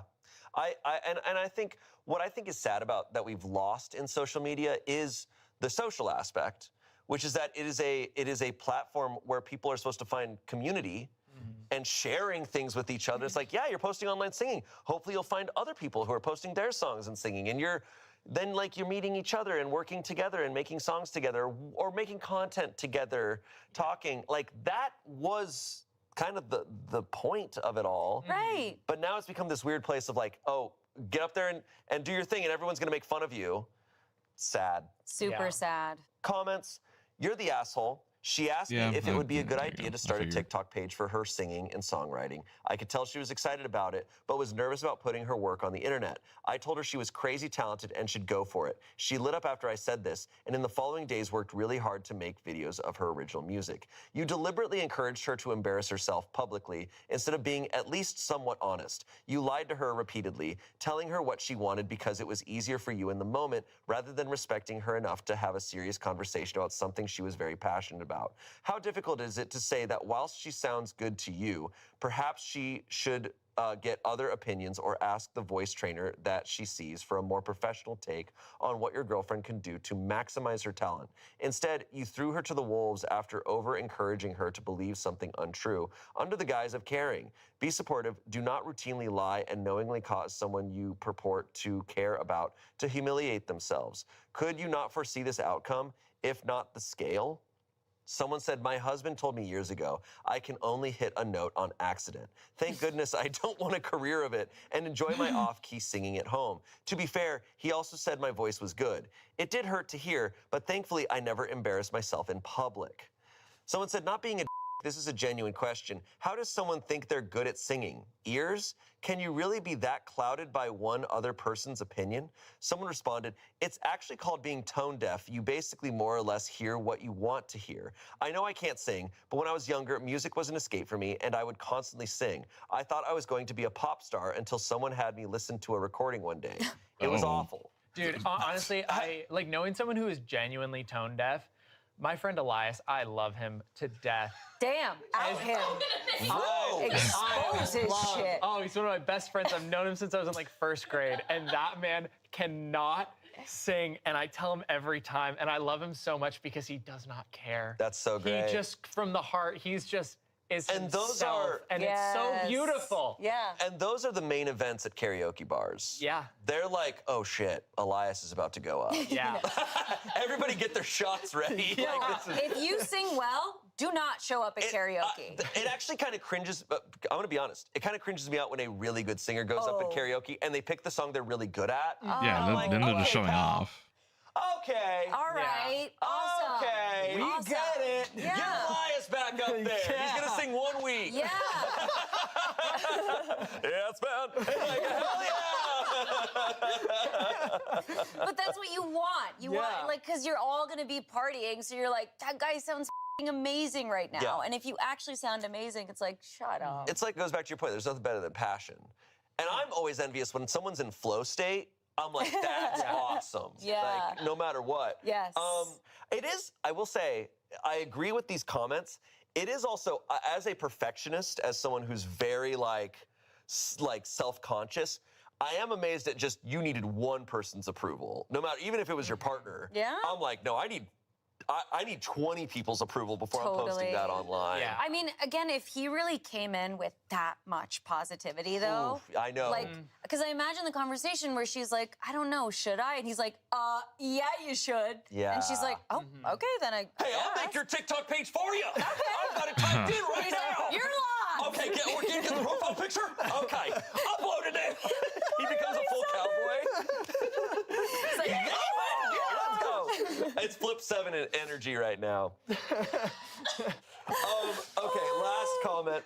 Part of being supportive of someone's dreams is actually being honest, which he refused. Someone wanting to be a professional chef being told their burnt chicken is heavenly isn't going to help them achieve that goal. I thought At the chicken best, was you've lovely. refused to help them, and at worst, you're helping push them to a point where their spirit and will to try are too crushed to chase said dream.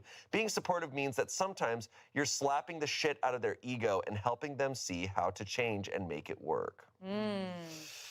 Yeah, No. I mean, it's true. I believe that no matter how talented you are at something, seeing someone do something with like true joy and passion, it's like, I don't care how good you are at it. That's beautiful to me. That makes me so happy.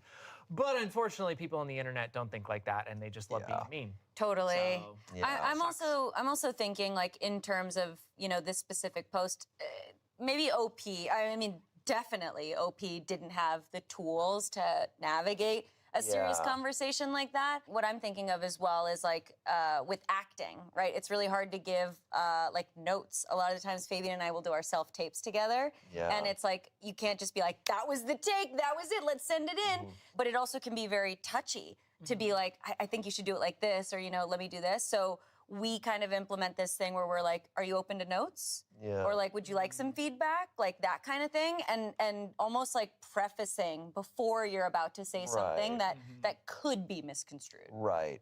I also think, when it comes to the work we do here, you know, it's a very vulnerable thing that we do as a team, and we do a lot of writing together, we do a lot of creation together, and I think where I've gotten nowadays is that I treat each individual thing as a separate thing from them. It's where it's like we might be in a writer's room and you pitch something and you go, oh, I think this is really funny, and if I don't think it's funny, I'm like, well, I'm just saying that I think this isn't funny. That has nothing to do with whether By the way, what's you, the underarm Yeah. counter? I think we all know, and we all work together and trust, would- like, oh, we're all really good if at it this. fills We're up, I get professionals at naked. This. Especially in creativity, it's a Bring fluctuating simple thing. set. Like, Totally. And like, I think it's important to have creative hobbies because I think That's been there for a while. it humbles you in a way where it's like, oh, I can make something amazing one second and something so dog shit the next. Oh, yeah. And that's just human nature. Right. Totally. And it's LeBron kinda doesn't beautiful. shoot 100% from the field. Greatest basketball player of all time. Exactly. He doesn't shoot 100%. But if I started to play basketball right now, I think within like 30 days, I'd be shooting like 100% though. Hey, you should get a TikTok. I think if I got like a basketball coach, I think I would get there really quick. You should put that all and I'll on put it on TikTok, me just shooting free Absolutely. throws. Yeah, hey, go ahead, you're Actually, live. okay, honest to God, a TikTok of me missing basketball shots every time is kind of incredible. Just day one, don't make a single one. If I had a basketball hoop and every single one was just one shot and I miss, and I just miss and I never do it make like it, every day for a year and Kind never of. make one. But that would be awesome. that's funny. Because all Yeah. the comments are like, you suck. Yeah. And like, thank you. But no, I get it though. Yeah. It's just the words that but- you really have to be But careful I think it is a about. respect thing when you can give honest feedback to people. Yeah. Because it's respecting them as a person and going, I know All you right, can handle we're- this. Yes. We haven't I'm had not this worried about ad. saying this to you. But you know what? We've had this conversation too, where it's like you can't be on the other end of being like, I'm just being honest. You suck. Of course. I'm just like, Does I'm this just gonna not be have an forward. I'm gonna be ad? blunt. You're ass at that. There's a disrespectful level on that. I think it's also Interesting. the notes Okay. that whenever we give notes to each other here at Smosh, it's always more of like, oh, I don't think that works, but here's how Yeah. I believe you can make this work. Or like I'm failing to see the connection here. Like, can you draw that out for me a Something little with, like, a bit? Like favorite instead of just like, I don't get it. Of I don't like this it. group? Absolutely. There's a level of trust too of like knowing like, hey, I am gonna say something that might Oh, not wait, just hold be on. the super nice positive thing, like giving Oh, like a out critique on of the something and sketches, trusting you that mean? Got it. your Got it. coworker, I mean, partner, yeah, that's friend, why whoever it I is gonna picked be it able to because I'm like, receive that. oh, this and is then kinda if cute. they aren't able to receive that, then that's on them. Like you've been As much as honest I with them, do, you've like, tried to like, as long as you're you not being know, mean like- about it, Right. like you have to have that trust of That, like, no, I can like, take kind of like honest feedback. As much as Absolutely. I hate, Our next I story hate comes like from that True one. Off My I Chest. do like this one This though. was posted in December of 2024. I edited a K-pop idol's Wikipedia page with wrong information Oh, as a no. joke and accidentally contributed to a massive spread of fake news. Oh, God. Spreading misinformation. I was reminded of my his shameful hair past back. yesterday while talking to a friend. When I was a teenager, probably 14, I thought it was hilarious to edit Wikipedia articles with random incorrect information. I was also a huge K-pop fan, so a lot of my victims were K-pop idols. Well, one day I thought it would be funny to edit artist Joe Kwan's Wikipedia page to say that his former stage name was Sacre Bleu. That's pretty funny. That's awesome. Why? I have no f***ing idea. I guess I thought it was a funny expression and I was deep in my lols so random XD phase. XD. RAR XD. I was expecting the mods to correct my dumb joke within a couple of hours, but to my surprise, it didn't get removed. never In did, fact, wow. it spread like wildfire. News articles, fan pages, K-pop profile sites, famous birthdays, all started including f***ing Sacre Bleu. Confusion spread among the fandom, but most just ran with it as a fun Joe Kwan fact, despite zero proof to back it up. Because it literally just came from my stupid 14-year-old mind, I have compiled a small collection of Sacre Bleu here to show just how bad it got, but all you have to do is Google Joe Kwan Sacre Bleu and it shows up. I was mortified watching this happen in real time, but instead of coming clean about my wrongdoings, I decided to completely disengage because I was 14 and scared of the life consequences. I never told anyone until now, over 10 years later. Joe Kwan's English Wikipedia page has since been cleansed of any mentions of Sacre Bleu, but the damage has been done. His wiki pages in French, Portuguese, Vietnamese, and probably more have never corrected the misinformation.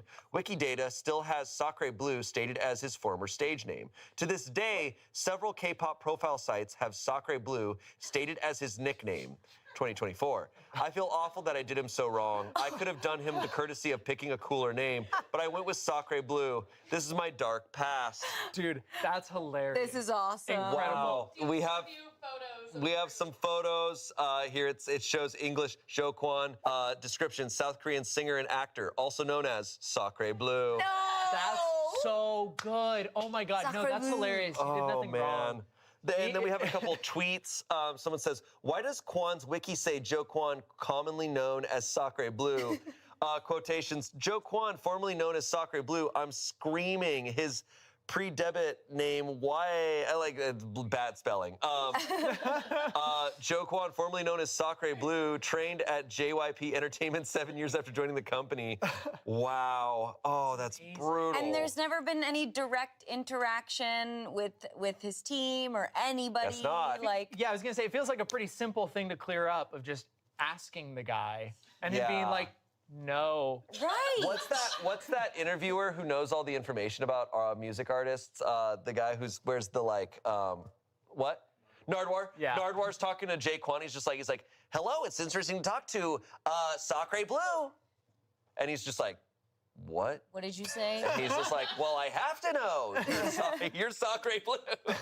That is so awesome and funny how much traction it got. And it was just a 14-year-old. A 14-year-old. Isn't it so scary how much power people have from their computers now? Yes. Yeah. Like, you just lie, and that's all it takes. And you know, Wikipedia, generally speaking, is really good about if something gets edited, it's immediately like fact-checked, reviewed, whatever, find the source. Yeah. That's so funny that that's one of the things that slips through the cracks, though. Right. It's just such a funny, dumb little fact. Yeah, and then everyone picking it up. Why was it believable? Hilarious. I think 14-year-olds should have their own internet.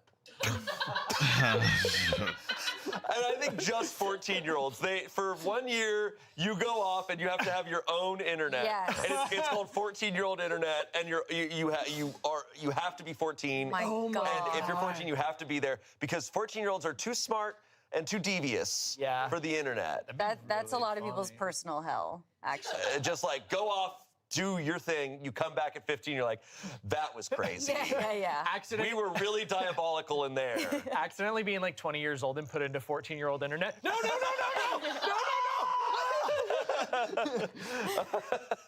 Your RuneScape character accidentally enters 14-year-old internet. Gets killed immediately.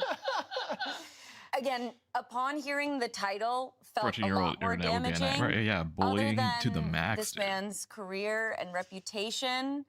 No, All in because all- I don't believe that that's on the 14-year-old. I think the 14-year-old did nothing wrong. They were I think what 14 they years did old. is really funny, and I think the This thing is on all those news outlets that were just using Wikipedia? exactly Right. The hell? not Right. cross-referencing sources. You're a journalist. Call the guy. Call his team. It's that easy to clear up, and you didn't. Yeah. Yeah. Unbelievable. No, yeah, let's blame the media on this one. They're the Yeah. asshole. Yeah. 14-year-old was funny. Comments, I know you feel awful about it, so I'll start saying I'm sorry, but this is the funniest shit ever. Someone said, this is hilarious. Did he ever address it? Someone said, I don't think it ever reached Korea, thankfully. My biggest fear would be someone asking him about it.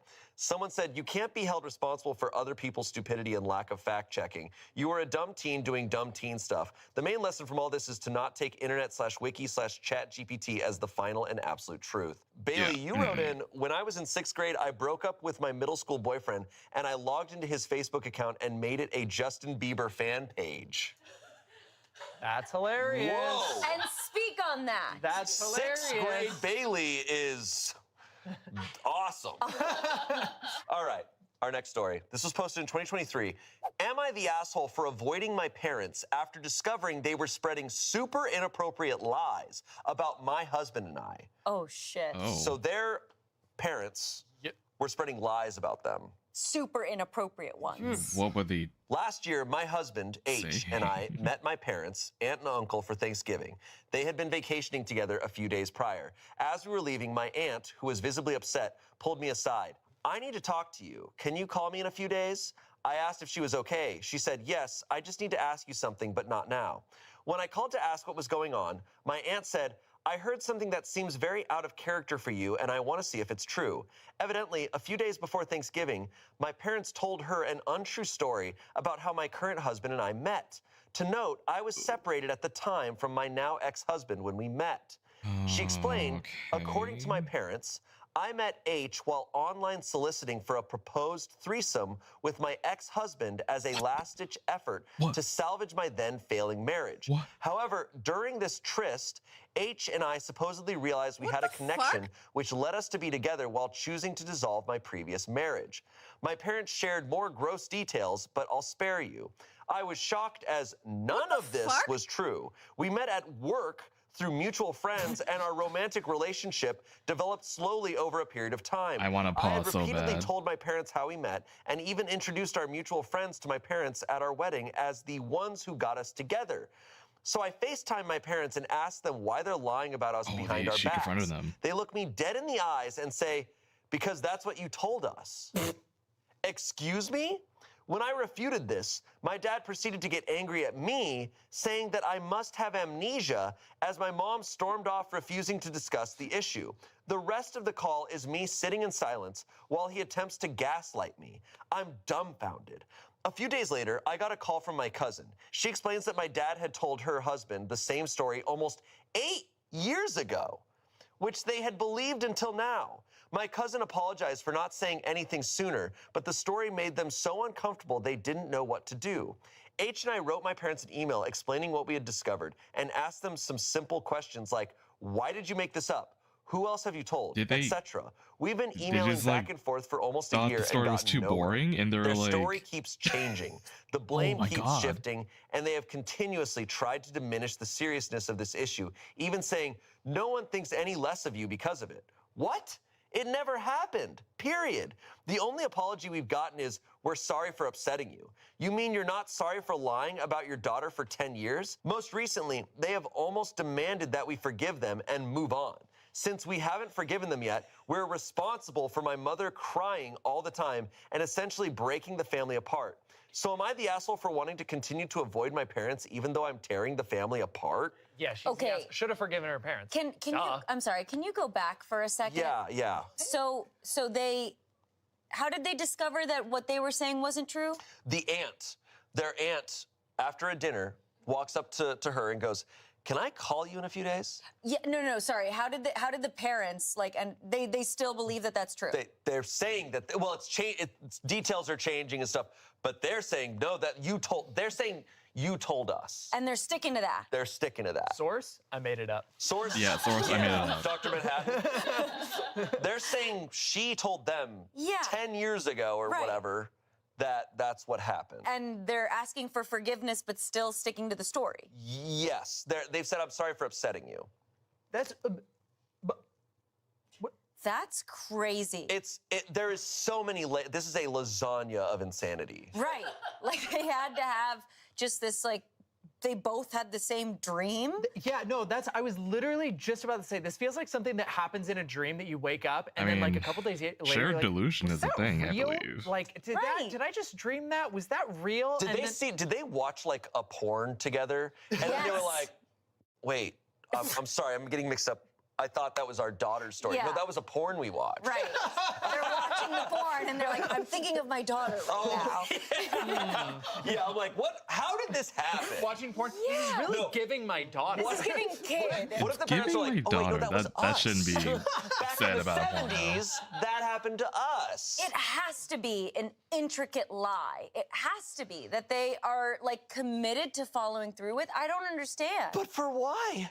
Like, do they lie about a bunch of, like, are they pathological liars? Because it doesn't seem like that's tracking. I would say if for an explanation, yeah, maybe it is their story. And they're like trying to keep the attention off them, so they're like, we're just gonna like plant it on our kids. They're like, listen, just in case. I'm like, even if that is the story, like on behalf of my children, I'm probably not. If they're asking how they met, I'm like, oh, like it was like what? Like you should ask them. Like, I don't know. If she told them that story, they shouldn't be telling other people that story. 100%. You know? Yeah. Also, not the focus, but who says we need to talk, call me in a few days? Yeah. No, if my aunt said, call me, we need to talk in a few days, I'd be like, what? Yeah. Is something like, what? Like, tell me right like, now. is someone dying? What is going on? Are you dying? Verdict, not the asshole. Duh. Comments, not the asshole. I think they've earned a nice long time out. 10 years seems about right, doesn't it? 12,000 upvotes. Someone said, not the asshole. I literally laughed out loud at, no one thinks any less of you because of it. About something that is made up. LOL. It's so ridiculous that it's funny. Have they always been this way? I mean, making up stories for no reason, no accountability? OP responds, yes, but never towards me. My dad would always tell crazy stories. Most weren't bad or weird, but they were about people I didn't know. So there was no way to prove they did or didn't happen. Plus, he's my dad and I was a kid, you just believe. My mom can't be wrong ever about anything. Someone else asks, are they/were they on good terms with your ex? Is it possible he told them this story and they believed it? Oh, shit. That's huge. We forgot about the ex. The ex, always the ex. The ex. But the parents also sound awful. But the mom's never wrong. I just don't understand if you're the parents and you're like, that didn't happen? Holy shit. And like immediately apologizing. Yeah. The fact that they're doubling down on it, like, I'm pretty sure it happened then. Right. Like. So this person asks if the ex told them the story. OP says, no, not at all. They hate him more than us. We were married young and mutually decided to end things. It wasn't overly dramatic. Divorce sucks regardless. But generally speaking, it went smoothly, in my opinion. At the end of the day, he's happily remarried, as am I. However, my dad still has a lot of issues with it. For example, I had to reprimand my dad last year because he kept bringing up my divorce and how bad it was, which it wasn't. Or my ex in general around my husband, H, and I. I told my dad to stop because it makes me and H uncomfortable. It's been 10 years. Let it go and move on. And then whenever he caught himself bringing it up around us, he'd say snarky comments like, oh yeah, I'm not supposed to talk about it. Yeah, why are you? Someone lastly commented, what the? I want so badly to believe this is fake, but unfortunately, I do know people who would absolutely do this. Well, firstly, they made up the story and got themselves in this whack-ass dilemma, so the responsibility is on them for a start. And who in their right mind makes up stories about their kid soliciting three-ways? Even a grown-up kid. What does H think of all this? Is this on par with your parents' personalities? Can I ask what the hell again? The biggest mystery of all is how can you possibly be the asshole here? Not the asshole, OP. So if it tracks, it sounds like the dad's a pathological liar. He gets a kick out of telling wild lies. Yeah, and probably was like still upset about not being able to discuss the previous divorce. So maybe in like a weird, like twisted way was like, well then I'll make up a lie about you and tell the family. Yeah. Not to judge someone I don't know, but the dad just kind of sounds like an asshole. Just like, oh, I'm not allowed to talk about your divorce. Yeah, just shitty. I don't know like the studies or anything behind it, but I have heard, and I might be doing the thing.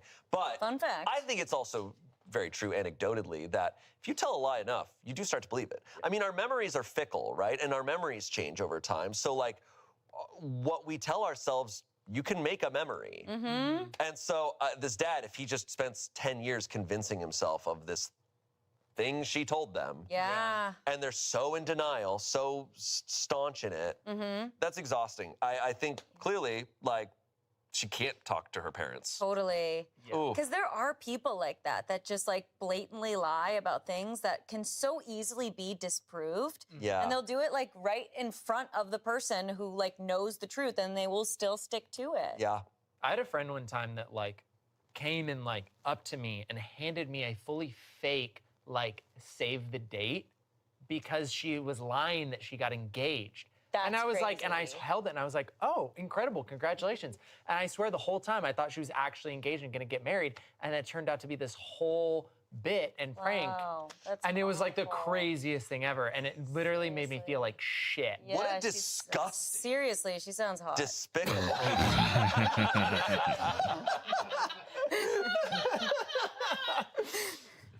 All right. Our last story. All right, last story. Buckling up. Fuck? Yeah, we haven't had an ad yet. That's crazy. Usually there would be an ad. There's only one. You're not moving around that much if you clicked in that much. Yeah. Our last story comes from Off My Chest and I'm wanting something to Best skip at of some Redditor point. updates. Holy shit. So you know this is gonna be good. My wife is addicted to making up Reddit stories for TikTok, and it's ruining this marriage. Oh. This is meta. Yes. Ah. So the OG layers. post and account have since been deleted, but the original title was I Caught My Husband with My Daughter. So this is a comment on a fake Reddit post that the wife had made titled I Caught My Husband with My Daughter. Gross. Liz, what the actual is this story? You showed me that you were posting this right before you went to bed. I hope you wake up and see this. This is not healthy, and I've been telling you not to post stories on Reddit anymore. It's a new throwaway, a new up nightmare scenario that you keep creating so you can get some chuckle on TikTok to make a video about it while playing Minecraft parkour. I'm taking your ass to therapy, and if you refuse, it's over. I'm tired of it. I cannot reach you like I have been as you shut down any attempt to talk about this issue, so everyone here deserves to know the truth. This is a 100% completely fabricated story. Another comment down the thread. You know exactly what I'm talking about. I see your phone light on from the guest bedroom since you chose to sleep in there tonight. An additional comment down the thread. Yeah, now you go to sleep after I catch you. Boy. Just know if you get fired from your job for this and you still can't quit, it's over for us. I hate to shame you publicly like this, but you won't listen to me or anyone else. Whew! I'm scared. My God. Damn. The Reddit divorce. Reddit divorce. The live update Reddit divorce thread. I see you sleeping over there. Me leaving. Oh my god. That's really good. Update. Husband then posted a day later in Off My Chest. My wife is addicted to making up Reddit stories for TikTok and it's ruining this marriage. Hello, Reddit. Longer-term lurker and first-time poster here needs some advice. My wife of 3 years, age 25, has been constantly on Reddit and TikTok for the past 8 months to the point where both take up anywhere from 9 to 13 hours of her battery usage. She got into them heavily after I sent her one, and it just spiraled to the point where she is writing her own for clout, I guess. 2 of them that I know she wrote herself were about a man whose dad thought he was cheating on his boyfriend and cut him off for a year, then coming back begging to reconcile. One that she showed me she wrote earlier tonight before bed was where a 43-year-old woman found her husband cheating with their 20-year-old stepdaughter. What the actual by the way. That one she posted, and it's already gained so much traction that it'll probably be on TikTok by morning. We work at the same company, and she has gotten written up for being on her phone multiple times to the point where she might get fired. I don't know I've why. tried to get her to go to therapy because a lot of these are disturbing scenarios she's writing about, Yeah, you saw but she that says one. it's just a creative outlet. I'm worried for her, and honestly, if she doesn't quit, I'm most likely going to separate from her as she's shown me such a dark and twisted side of her mind through these. From the twisted mind. Yeah, I don't know what causes that. Wow. I've always wondered when there's so many fake VHS color for a stories on second, Reddit. yeah. I'm like, who's writing these? Her. And It's been a thing that yeah. happens. Turns out it's her. I mean, I don't know wonder what causes what it, the though. gratification is. I think there's probably similar to like, there's probably something similar to like the lying. It's like an attention. You make up a big fabrication, you get all this attention. Like that's a very... All these people like angry for you or like advocating for you. And there's something very, it's deep within like the id of human behavior of like, we do anything and you get a big positive or a big reaction, our brain is like, oh, like, I'll do that again. Yeah. Like, I think and you don't want to get caught in that loop with something bad. It is, and I mean, when she says like it's a creative outlet, like yes, it man, is a that's what it's creative called. outlet, but one that you're using in a very toxic way. Like, right? This should be their latest creative video. stories, do creative writing, like things that aren't weirdly harming or making people uncomfortable, or just straight up lies that you're posing as truth. Right. She's already creating fiction, just make them other characters and direct a short. Literally just hop over to a different subreddit. Yeah. There is a subreddit for everything. Go there and get that affirmation of people know that you're making it up, but they're appreciating what you're making Yes, up. I love that idea. Look, and what she's writing is a little pretty far, but I think posting these on places where it's like, oh, this is real. Like, that's so dangerous. Totally. Because people are reading these as real. And I think having done this show for so long, I take everything with the caveat of like, it's a hypothetical. Totally. It's an anonymous story. I don't know. Yeah. Could they be real? Yes. Every type of scenario happens in the real world. So I kind of take it from that angle. But I still get really frustrated when I'm like, hey, man, like... Yes. Like, this is an outlet for people to try to really get a genuine response when you make stuff up. Yeah. Especially, I mean, I don't hate it as much as the people who run things through ChatGPT. I'm like, come on, like, at least make it up yourself. Yeah. Like, good God. Like, no, but you're so right. There's been a handful of times where, like, certain stories actually stick with me. I take them home with me and I'm like, yeah, I heard this crazy story and this happened and like, gosh, I really feel for this person. Yeah. And it's like, you're actually toying with people's feelings if what you're writing is just gibberish that you've made up. And it sounds like this is really dysfunctional to their personal life and their relationship and her job. So there's problems on several layers. And I think he is right to look at these stories and go, hey, the content of these is disturbing. Where is this coming from? You're doing this for fun? We have some comments here. I never thought I would have read about a relationship between two grown adults ruined by Reddit. My God, we've come a long way. OP responded, it's actually f***ing appalling. I only ever use Reddit for news or stocks and junk. Meanwhile, she's actually seriously addicted. Someone responded to that saying, if she's that addicted, she's going to find this if it gains traction. How do you feel about that? OP says, I hope she does. I hope it's a wake-up call. She brushes it off whenever I try to make conversation about it. One of those stories I mentioned is already locked and deleted, so it's a start. Someone said, or is this the wife and a new wave of stories? Oh my God. The plot thickens. So Liz, the wife, found this post and commented, but it's been deleted. OP responded to it, though, saying, go to bed. He is my hero. Go to bed. Update. Oh, yeah. Divorce? Hi, guys. Long story short, we're getting marriage counseling and therapy. As far as I know, she hasn't made any new accounts and hasn't posted any other stories on here other than her last one. Her boss came to me and commented after her third day post-Reddit fight and commented on her work ethic, stating that she has improved. Not remarkably improved, but it's a good start. I did get Liz's permission to make this update as I want to be as fair as possible, but just know that she said herself that every one of your comments gave her a brutally fair reality check. I tried telling her what some of y'all told me in that if she wants to write horror, go do it in one of the horror story subreddits, but that the R off my chest one wasn't a good spot for that. Anyways, we're slowly getting better and I'm spending more time with her.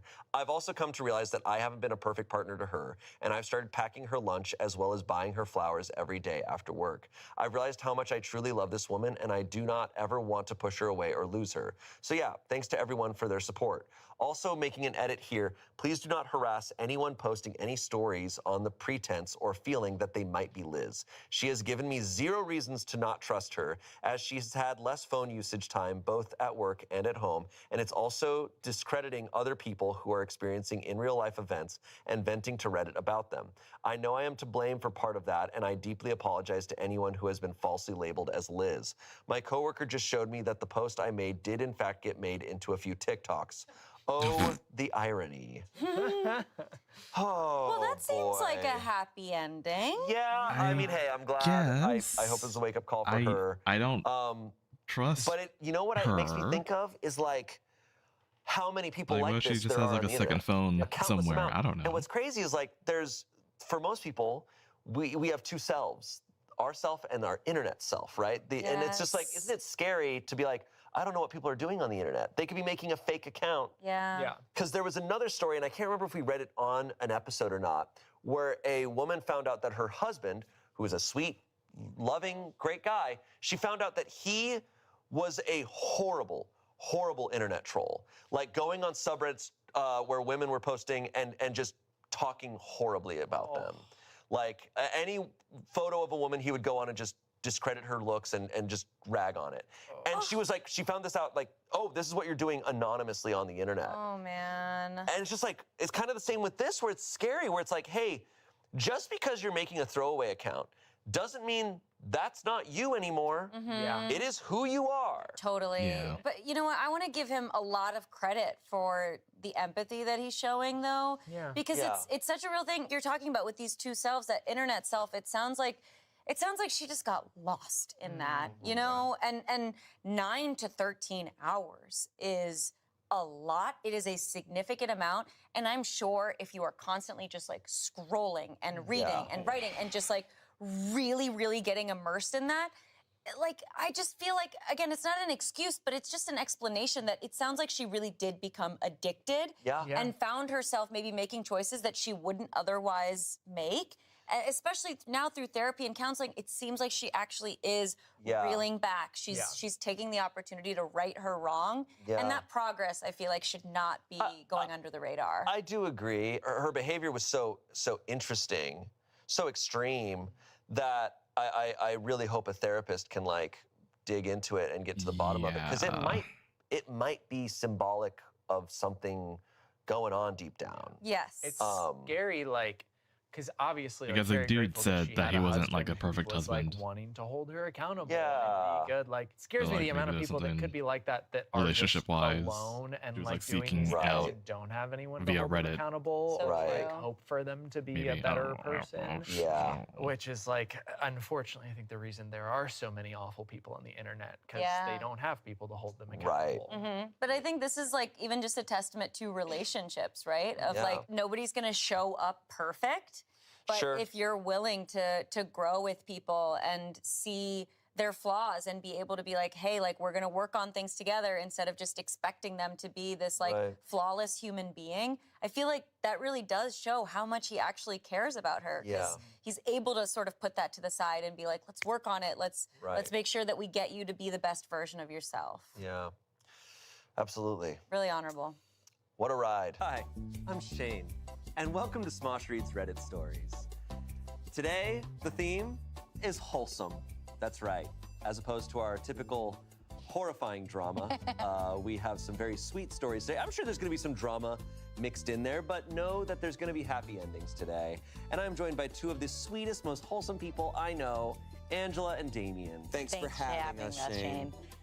Thanks. The pancakes are whole. And I had some. We did We actually had pancakes for lunch. eat Oh my pancakes for God. lunch. That's wild. We're recording this on a Thursday, so it's Thursday, get your pancakes out. All right, so we have a bunch of wholesome stories today to go over. So we're gonna hop right in to our first one. Let's look out for the negative. Oh, yeah. We're going to point out anything wrong with it and be like, you actually haven't thought about people who had a bad day. Yeah. So our first story comes from December 5th, 2017. This was posted on askamanager.org. So not technically a subreddit, but it was reposted onto Reddit, so it counts for us. My date to the office Christmas party is a coworker.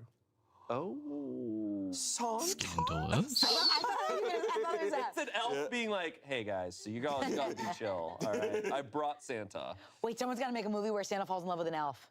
That has to have happened, right? I feel like that Let's has go away. happened. Messed up in some way or another. Yeah, like without like crossing work power boundaries. Yeah, I think it is against I need a the happy law. ending. Yeah, no.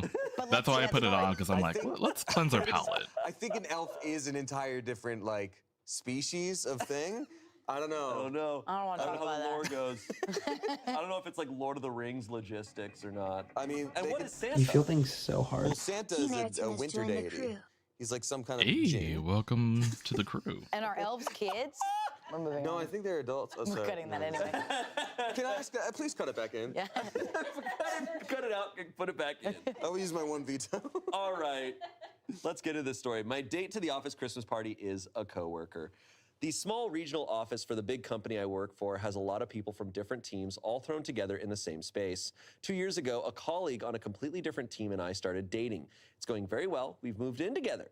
We immediately made a professional behavior at the office rule, and we have been very good at following it. But I'm not sure how to act at the Christmas party, which is off-site and more relaxed, and everyone is bringing their partners. It's not a secret that we're together, but it's possible that many people in the office don't know. 1, we're dating, or 2, that he's not with his previous partner anymore. I doubt anything we can do could stop people from talking. How can I conduct myself at the party and feel good about my behavior? What's the right mix of professional and not hiding the fact that we're together? Okay, interesting. No, Scotch. There's no I feel counter like- for that. I have a little bit of experience with this. Shane, if you did it, I wouldn't believe this. I got a little I have experience with experience this. with this. I feel like, yeah, because Courtney and I conduct ourselves, and obviously we have a very different type of professional atmosphere here, Yeah. right? It's very silly, goofy. But I think even in videos, Courtney and I have kind of established, like, no, like, we respect each other as castmates. Yeah. And we respect the ensemble dynamic here. Like, yeah, we're gonna act that way. Yeah. But a Christmas party to me is like, you're not doing work. So you're not, it's professional still. Yeah. Like, I think they're allowed to be a couple there. Like you're not changing yeah. the tone of the environment, the intended tone of the environment by bringing that person or going together. Because the tone or like the intended tone of the environment is to have fun and have plus ones and kind of like let your hair down a little bit. It's a little different. I'm a little bit on the other end of that because like work parties are still work. Totally. Like you want to cut loose, you want to have fun, but like, you know, obviously they can show up and like be a couple. I don't think that's a problem, but anything that goes beyond, like if you say something kind of like too flirty to someone at the office party, it still would be talked about the next day at for work. sure. So like, Yeah, I guess it's a fear of gossip. I think you're right. Yeah. It's still a professional environment. It's not like you're like at the club. And I think that's true even if you're not dating someone, not even, like even when you bring your partner from outside of work, and even if you don't have a plus one, you still have to conduct yourself in a specific way. You're not out of work. Right. But you are in an environment where you're not like, we're not doing our job here. Yeah. But we are at our job. Right. I don't think it's hindering them from doing their jobs by bringing each other to the Christmas party. Yeah. And if anything, I think it's a good way to show your relationship, but then go back to like the boundaries at work. Like, because I almost feel like sometimes you got to tell people at some point. Yeah. See, I think what's going to be weird for people, because if you hide it. They're talking about what their concern is of just like, oh, people may not know that he's not with his previous partner. We're dating. I'm like, I think the best way is like, you're not obviously like making out in front of everybody, but like you're hanging out together. You're there as a couple. And if people ask, you go, yeah, we've been dating for a while, and it's fine, it's chill. Yes, I had 2 friends recently that I knew independently go together to something intentionally to just kind of soft launch a little bit. And they did that, and it wasn't like the way they did it was just arriving together and leaving together. It wasn't like making out or being inappropriate. No. It was like just like kind of being like, oh yeah, we're a 2-in-1 shampoo or something. Like just like being like we like come together all of a sudden, and that's really it. Yeah. And nothing's changed, but we just drove here together. I wonder if there is something to be said for the like power move of just owning it. Like if 2 people like if you know that someone doesn't know yet, and you're just like, hey Chris, check it out real quick, and you just like you can do that at the party. Yeah. It's kind of brave and cool. You might get promoted. You might. It's definitely another one where like I can give this advice. I understand we work at like a kooky Willy Wonka version of like most people's jobs. But if 2 Oompa Loompas start a relationship, then it comes fine. up. But I'm like comparing it to my situation, and it's just very different. But I'm also like, what their concerns are about, I'm also like, hey, like, f them. Sometimes coworkers are shitty, and you just like, you don't know what they're gonna say. But that's why I'm like, just go and just be there. And I think it's a good move. I think they're smart doing it on that terms. But also, I want to say, like, why I does feel Barley like have so many you like keep saying, make out it's super emotes? kooky and not kooky. You keep saying it's super Seeing them, silly like, flying when we on the work screen. for you guys to bring it up, but it's actually even more intense because we rely on vibes. And I was thinking about it. Oh yeah. You and Courtney actually do such a good job at like think about it. Like some people come in as a couple and you play board The games. hug They're emote? they're always fighting I'm for each talking other. about like the Like, last even if they're one. not on the same team, they're like, well, she has a point there. The first one also was And you like guys it borderline really is making like out. we're all playing on our own, and you guys never Good like. point. I never feel True. like I'm playing with a couple when I'm like on board AF or something. yeah. To that end, like not to add pressure, but if you 2 ever get in a fight, this whole place crumbles to the ground. All of our jobs go away. I guess, I just mean like the etiquette. Like, Smosh is just such a weird No, it is. job. There aren't So when I go, rules, well, this is how we do it, it's like, I understand we work Yes, no, it's a good. in not like a typical corporate job situation. I Even still though think you'd be- I think if viewers saw how things operate here, they'd be like, whoa, it's a lot of it is very corporate. Yeah. Yeah, I behind think the you'd scenes. be beholden to the same rules, and I think, you know, if this couple Says hug. Oh, it maintains, says like, hug. But clearly, being yeah, I'm appropriate looking a at the party while still being together, then anybody talking like there's that's kissing on them, and involved that is something there, that's yeah. like, hey, like boss or HR, like there's a lot of people talking like rumors about my relationship, which is they are distracting me and like disrupting things at work. Like that's not us, so we handle that. Like that's on them. Right. I also want to like pitch cute sweaters. Wear matching cute sweaters. That's inappropriate, Damien. That's so Sorry. Oh my God. I'm a real kinkster for a couple. You trying to keep your face? I see 2 adults matching, and I go, "What are you f***ing children?" Oh God. Just have full-blown intercourse in the middle of a party, why don't you? I'm with sexy too. And it's just like, oh, gross. Imagine 2 elves wearing that. Yeah, oh God. Keep going. Or what's that old Halloween costume with the input? Oh yeah, the plug and the.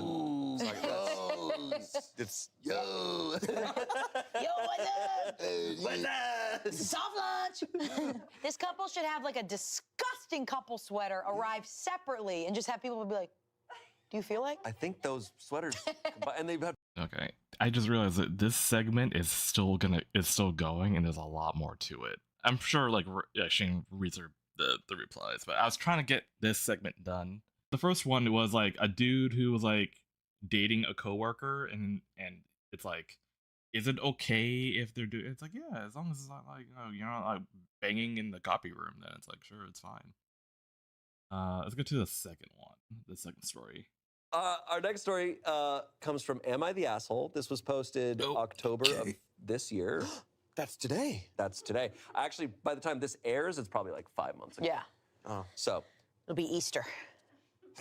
Yeah, last year, 2025. Actually, is this 2026 that we're... That's crazy. That's crazy. Okay, so this was October of 2025. It is, of course, January, and not October when we're recording this. Gosh, New Zealand and the UK were great. Can't wait to tell you all about them. Am I the asshole for not objecting more to my grandpa having shortcake? What? Yes. What's, huh? I'll listen. I don't know. We'll see. I'll listen. This is a 21-year-old. My grandpa, who's 77, gave me a credit card, in the use of which I have a very fixed pattern. Each Saturday, I have lunch at a mall. I switch the restaurants almost every week, but always have my Saturday coffee at the same place. It's a Japanese bakery. To be more precise, a patisserie. Eventually, my grandpa got curious about me making the same amount of payment at the same shop every week. He became even more curious after finding out what I drink there, since I used to hate coffee. Asked me to take him there so he could know if it's really that good. He said it's pretty good, and then decided to order a strawberry shortcake. Now, his doctor had warned him that his blood sugar levels was too high. I reminded him of this, but he reminded me he's made changes to his diet and has been jogging. He also said an occasional cheat day won't hurt, so I didn't say any further.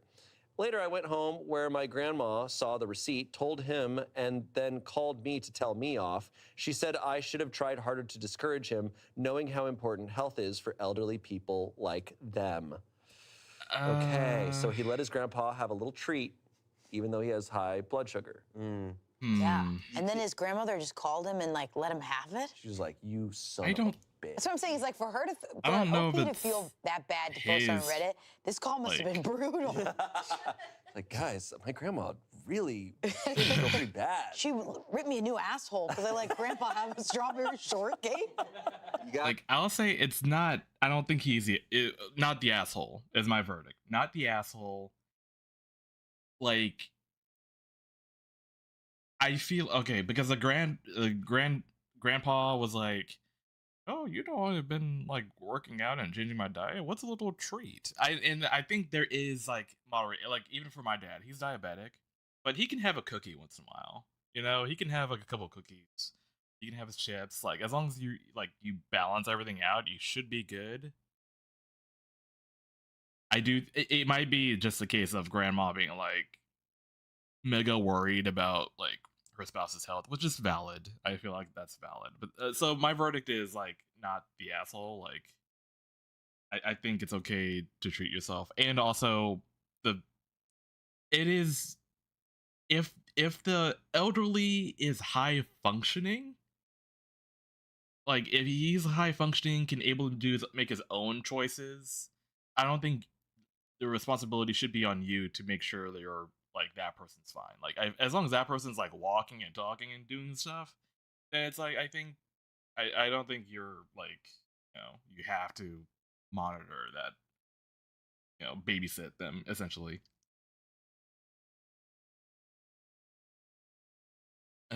Hey, Chrono, how you doing?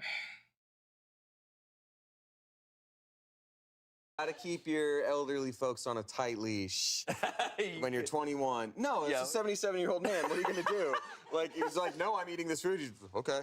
Like, you know, my grandmother's in one of those really old folks' homes where it's like beds. And my mom insists on holidays bringing her sangria.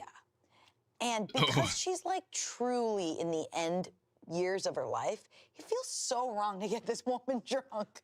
But then she has one sip of this and she's like, And each time I'm like, you know what? There's nothing wrong with that. Dude. She's laying down. Yeah.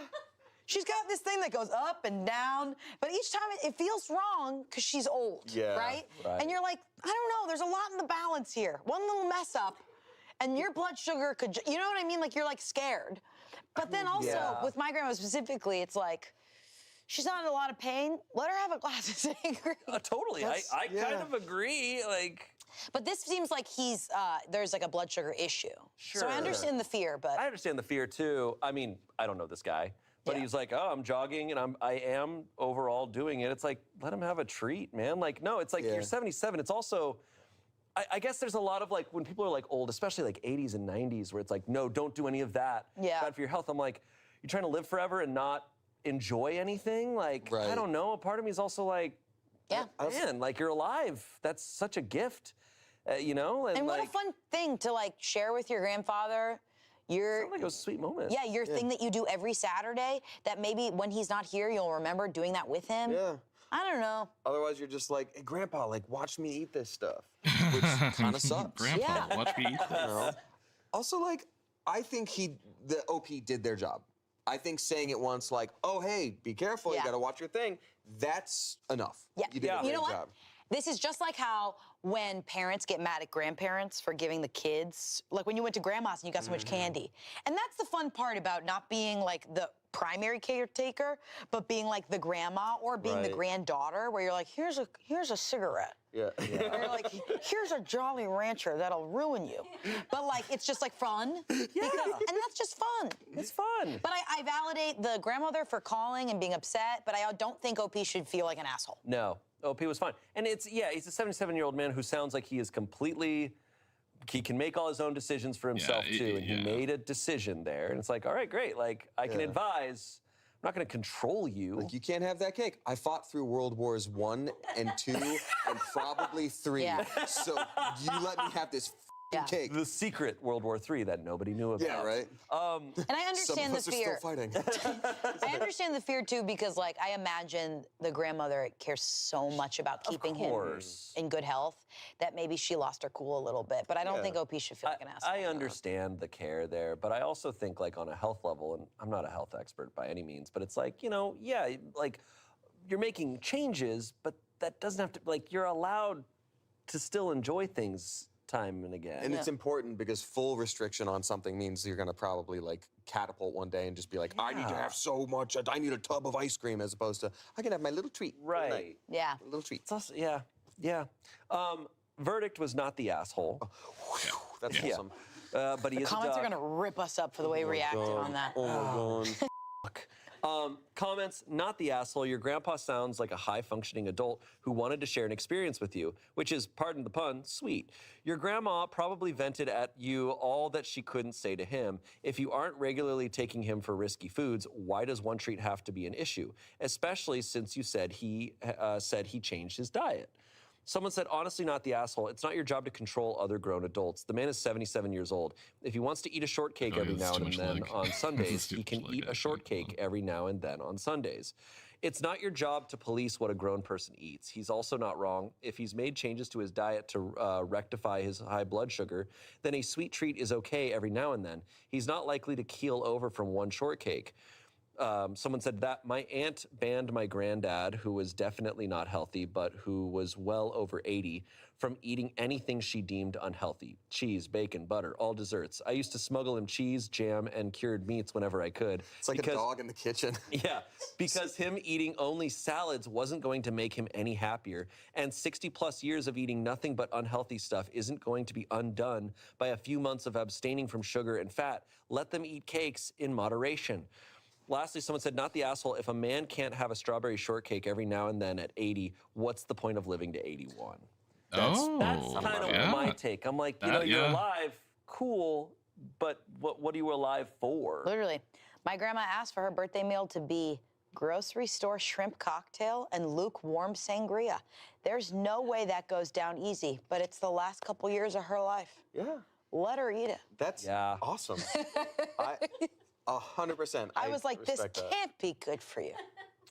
But yeah, like, what is it like? Oh, the next day she could be a marathon runner if she didn't have that thing. Yeah. It's like, no, you said she's like laying down and kind of just wants a drink. Yeah, Just like want something to watch Walker Texas Ranger to. Awesome. Let her get a buzz on. That show came out and they're like, I'm watching this for the rest of my life. What is it about that one generation? They're like, this and only this. We're stopping here. And daytime TV was like heard. Like, it's always funny when I talk to anyone over the age, not all of them, but plenty will be like listening to modern stuff, but like, you talk to a lot of like 60 and 70-year-olds and it's like anything from the past 30 years, they're like, what's that? I'm like, I've never heard of the bee in a pub. I was like, I'm like, music in the 70s was that good. You're like, we're done. It kind of was, though. Sorry. And now for like 60-year-olds, it's Yellowstone. They're like, I'll cut it here. They will come back for Yellowstone. Downton Abbey and Yellowstone. Those They go, snuck in. this'll do. Yeah, they like that shit. You know, I got my mom and her husband to watch Mad Men, and they loved it. Oh, okay, that makes sense, because they remember. Another one that There's equipment, both of them. another one that'll sneak right in is The Gilded Age. They're like, oh, that's been on for years. I'm like, no, it hasn't. Gilded Age. That's been on for years. I'm like, that shit's I new. love this show. Just came out. Our next story. This comes from Relationship Advice. This was posted on the same day as the shortcake story. Ducks. So while that grandpa was eating shortcake, this was also happening. My girlfriend's son, who's 13, referred to me, a 39-year-old man, as dad for the first time. Oh, shit. Over the weekend, my girlfriend's son came to me and asked if I could fix one of his friend's bikes. When I fixed it, another one of his friends said, "Your dad is really good at fixing bikes." My girlfriend's son said something, but I didn't catch it. Later on, he was playing a video game with me, first time. My girlfriend and I have been living together full-time for 5 years. I asked him what he said, and he didn't remember. So I asked if he thought of me as his dad, and he nodded. I teared up and stuttered and just started the game. I've thought, and I fucking crushed him at that. I've thought of him as my son for years and told him so, but I don't know how to react. His dad isn't in the picture, prison, and my girlfriend's ex, who he tried to call dad when he was little, would yell at him for it. My dad was a piece of shit and didn't want anything to do with me. I didn't have a father figure to use as an example. How do I be a dad? Oh, I mean, trust that this guy is probably good. I feel like I like that they've been You're doing it already for kinda 5 doing it. years. That's good. Yes. Time. Yeah, I didn't know what the time frame was. Yeah, it could have I'm been already like, being oh, a he dad. called me dad. We've been dating for 2 weeks. It's like, That's how they get you. That's how they get you. no, 5 years is like, okay. Yeah. That's so sweet. Because that's from 8 years old to 13. And he like, fixed his friend's bike? yeah, he sounds like a sweet Sweet. guy. Comments, take the best of what your parents offered you and pay it forward. Take the worst and try not to make the same mistakes. Everything else should flow from that. Hold back on teaching everything as soon as possible. Explore the world together and show them the magic you saw when you grew up. Share your stories. Most of all, try to be patient, even when they test your limits out of spite. Someone else said, be nice to that little boy, even if you guys ever break up. And lastly, someone said, introduce him as your son every chance you get. That's so sweet. It's really sweet. Prime_Viridian Yeah, I is feel like on board the cadaver. With healthy communication with the wife, with the girlfriend, Yeah. That and making sure is an everybody's awesome okay name. with labels Welcome on like that, board. then hell yeah, Yeah. go for it. Yeah, I like that advice of like, be nice to him even if you guys break up. It's like, he's his own person. Like, he views, like, you are a father figure to him. Yeah. So like, if something goes awry with the relationship, it's like, but understand Yeah. the severity of your dynamic with this kid. I feel like I hear that a lot in stories or even just in media where it's like, well, my dad, da-da-da-da-da, so I don't know how to be a dad. But it's like, I don't know if that label changes that much. Like, already this kid was with him from 8 to 13, like you said, and is already comfortable enough calling him dad. So it kind of sounds like you're doing it. Yeah. I don't think you have to change it already and be like, doing all the right, dad thing." sport. Time to do dad things. I bought a grill. Like, it just be there for them. Totally, but I can imagine like not growing up with a dad, then you kind of fantasizing about what that role is that you never got, and being like, how do I even do that if I never saw it? That's true. So I get it, but it's also like, he fixed the bike. Imagine and he's having playing oh video my games. God, Just gotta show up, I guess. I think what he's feeling though is not a very isolated thing. Like, I'm not a dad, but I think some people grow up also displaying without fatherless father figures or with behavior. father figures that they don't want to replicate. So you kind of do have this thing of like, wow, I didn't get a rubric of how to do this. Yeah, I think I know as a what not to physician, do. Like, yeah, so it is like you have no choice but to like, hey, like, be kind and be there for him and like be supportive. Like, I guess my view is like kind of the other way around, where I'm like, my assumption is generally that most of us don't get out of childhood scot-free. Like, some people are like, oh, everything was great growing up, but like the vast majority of people I meet were like, this was messed up, this was messed up, and sometimes those things happen even when people are trying their best. So my mindset is just like, well, what do you mean? Like, of course you're gonna make mistakes. Right. So will everybody else. Like, just be there for them. And again, I'm not a dad, so it's easy for me to be like, well, just do it like this, but still. Right. But I think when like, because I know plenty of people who are parents, and I think what I think is good is when I hear that level of doubt. Because I think that where a lot of trouble comes, and so many people our age especially had parents that were like, no, what I'm doing is right, and I'm not questioning it, whatever. And I'm like, that's where I feel like so many of the big issues came from. Yeah. As opposed to like, hey man, like you have a healthy amount of doubt of going, oh, am I doing the right thing? It's like, then if you aren't doing the right thing, I trust that you will course correct. Yeah. Sure. And you will understand. You kind of have to be an authority figure, but you also are still a human. Yes, yes. And you're always growing up. You're always learning and figuring things out. And when you're a kid, you don't know that about the adults in your life. Yeah. But as an adult, you know it. Yeah, you look back and you're like, wow. You know, I think about my parents and I'm like, they started having kids when they were like younger than I am now. And I'm like, wow. And like they were already on the older end of starting to have kids. Yeah. Right. So I'm just like, oh my God, like that's crazy to think about. Yeah. Yeah. But I believe in this guy. Yeah. Yeah. So, yeah. You got it, champ. Our next story comes from Relationship Advice. This was posted in March of 2019. This is a 22-year-old woman. Before times. She writes, my neighbor, a 70-year-old woman, told me about a woman, a 20-year-old woman, visiting my boyfriend, who's 22, when I'm gone. Whoa. I hope it turns out to be her and the old lady's just confused. Yeah. That'd be lady's funny. Like, sorry, I don't have my glasses. Yeah, it turns out it was you. Wait, this seems like a fun like Betty White movie where it's like her and the other girl are like, let's go get him. Yeah. I love that. Okay, going to keep this short because I really don't know what else. It's the sister. Like, what if, hear me out. Like, what if, like, the old lady's, like, seeing a chick coming over when, OP isn't there. So, what if it's, like, or visiting, her spouse or boyfriend or whatever, partner, I'll say partner, visiting a partner while she's gone. What if it's, like, the sister coming over and they're like gonna plan like a party or something? Like it might be that. It might be that. Else to say. Been together with my boyfriend for 3 years and he moved in with me last year. I was already living here for a year or so and developed a friendship with my lovely neighbor. She's retired and a really sweet lady. She basically knows everyone in the neighborhood and sits at home most of the day. Today she came up to me and said that she had something to tell me, but that I shouldn't get mad at her. I told her I would never get angry with her and to go ahead. She said that when I've been gone, probably a late shift or when I'm visiting someone, I don't know, she has seen a woman come into my house and leave before I come back. I pressed her for more details and she said that as far as she knows, she's seen her come by 3 times and that she thought I should know. When she leaves, she hugs/kisses my boyfriend and she believes she stays for at least an hour or 2. Got some generic details from her appearance, but nothing specific. What's the manner of Of course, the all the kiss, alarm bells though? are going off in my head. There are no signs my Wanna know boyfriend the is manner cheating, of the and kiss. we've Are talked they- about how we would rather end they things locking instead. lips, He did or- start working overtime more, but I have a friend at his company who talked about this too, and he's bringing in bigger paychecks, so that adds up. I don't want to jump to conclusions. How do I approach this? What do I do, and how do I confront my boyfriend? I don't know anything for sure, and it could be anything at this point. I'm really freaking out right now. That's tough. Whoa.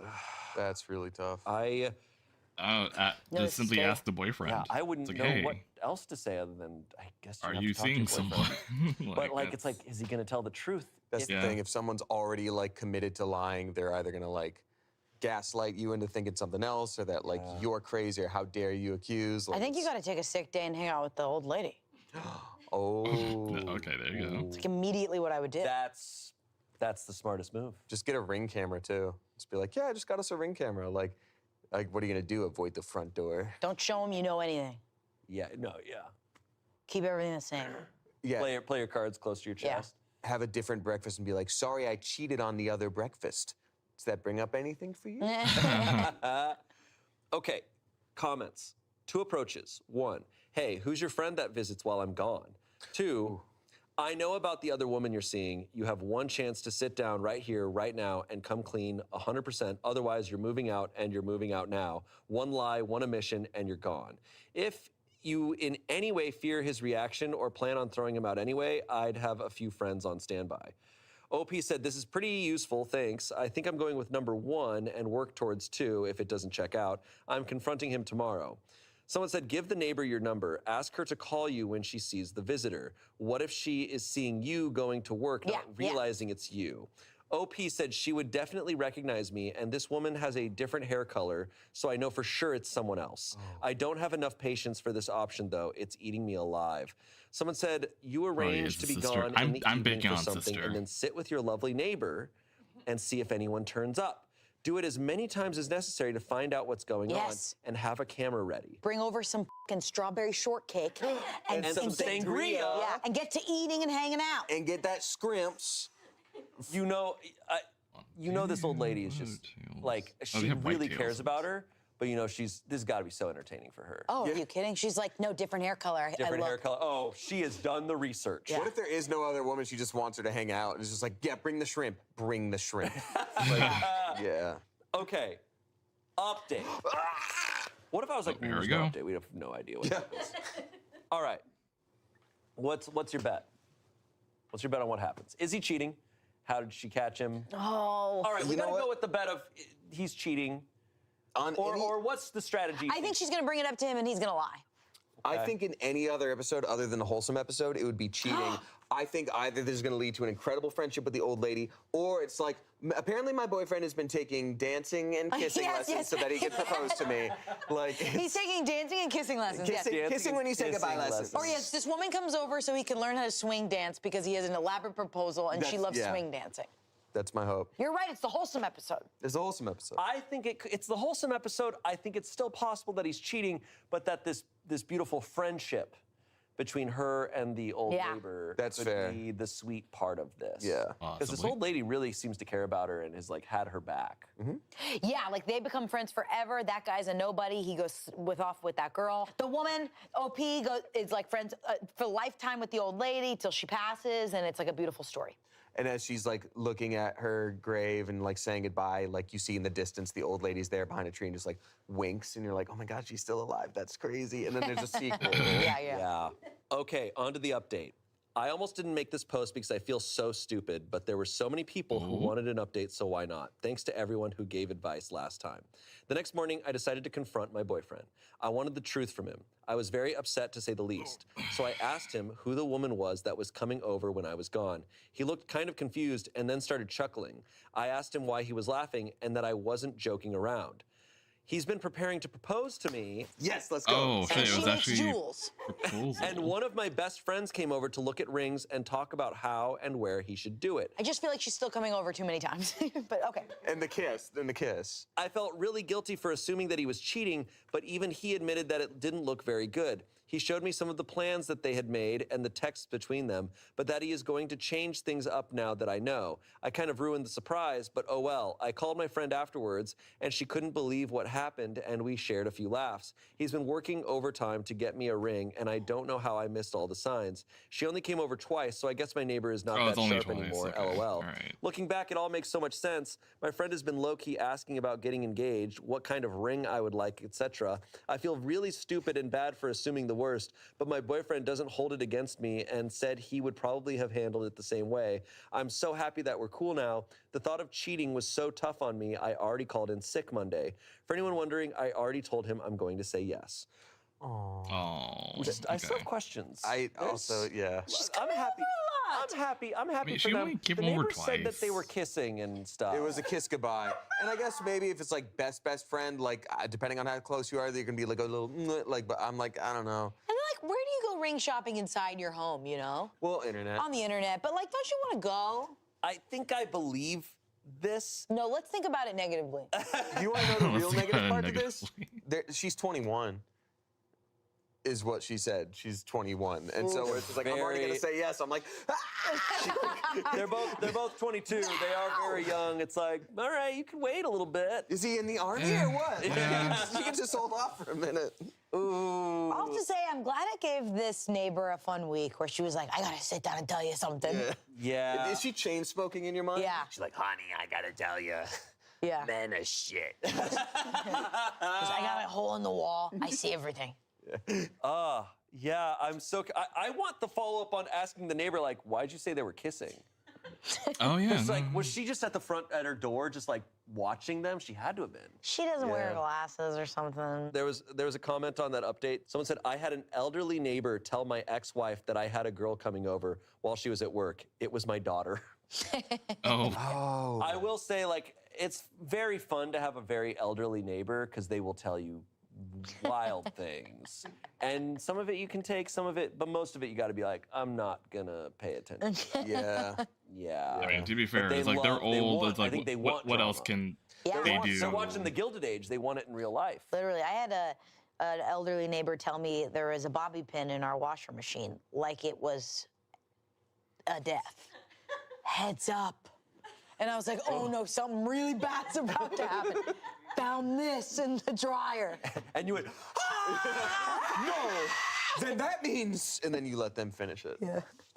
Someone said, waiting for the next update, my boyfriend was cheating with my friend under the guise of helping him propose to me. Not really, but this is Reddit. Someone said, I tend not to kiss my wife's friends, but okay. Yeah, we really glossed over that part. Well, because we thought it was cheating. Either the neighbor is fully just blatantly adding that and lying, stirring up some shit, which is possible. So funny. So funny, so possible. Or the boyfriend is cheating and is... Haha, you don't silly know. goose. I was looking at rings. I was looking at rings. Here's the texts. Oh yeah, he showed her texts. He did. I don't think this old lady's seeing them kiss. I saw them full-blown intercourse on the ground. I saw it happen. All right, we don't know, okay? We don't know. We don't know. We're just gonna assume. But we're gonna move on. Yeah. I would like to move on. Hey, keep the assumptions for Smosh alike. There you go. Our next story comes from True Off My Chest. Okay. This is also from October of 2025. A lot happened that month. A good month. A good. It was from yesterday as of recording I this. love when these happen. My dad secretly paid off my student loans, but I found out how he did it, and I don't know how to feel. Did he sell his bones? Prostitution. Oh. Jello dad. Yeah, Jello. Sold all his bones. He sold all his bones. Happens. 2 months ago, I got a letter saying my entire $68,000 student loan balance was paid off. I thought it was a scam at first, but after calling the servicer, they confirmed it. A family member made a full payment. I immediately knew it was my dad. He's always been supportive, though not the emotional type. I called him crying, thanking him. He brushed it off and said, don't worry about it. Just focus on living your life. It wasn't until last week that my mom told me how he did it. He sold the Harley he's been restoring since before I was born. The one he used to tell me would be his retirement ride. He sold it quietly to some collector in another state and used every penny to clear my debt. He's 61, works maintenance at a plant. His knees are shot. That bike was the one indulgence he ever allowed himself. I don't even know if I should thank him again or apologize. I feel both incredibly loved and incredibly guilty. He traded his dream for my freedom, and I don't know how to carry that. I just needed to tell someone because I can't stop thinking about it. Oh, that's... Dude, this hits home for me, honestly, because my dad, had a very difficult life, and like his one thing that he finally got when he was getting close to retirement age was a Harley, like a very special Harley that was going to be his whole thing. And like, sorry if this is too dark, but I didn't go to college for that long, but the first loans I took out were in his name. So when he passed, it worked out that like, oh, well, he's gone, so loans are gone. And then like, also the Harley had to be sold to like help pay for some debt. So like in a way, it kind of worked out the same way. And I had guilt for that. For like a student long loan time. shouldn't be a thing. No, for But, real. like, man, a parent like that, all they want to do is see you happy. Like, there's no sorry, that's just thank you. Like, you know? Yeah. That's such an Wow. act of love. And also, like, his relationship with that Harley could shift. You know what I mean? Like, he could Oh, have in that's his older true. years Yeah. been like, I've had this for a long time. I actually don't think this is what I want to use it for. I want to use it for this, you know? Yeah. There's a possibility that could be it. It's also like some of those bikes are pretty heavy, and you have to like really have a lot of leg strength to keep it up at like a red light. And if his knees are shot and all that stuff, you know, and also bikes are dangerous enough as it is, like maybe it served multiple purposes. Yeah, I mean, it sounds like he can talk to his dad and talk about it, but I mean, it's done.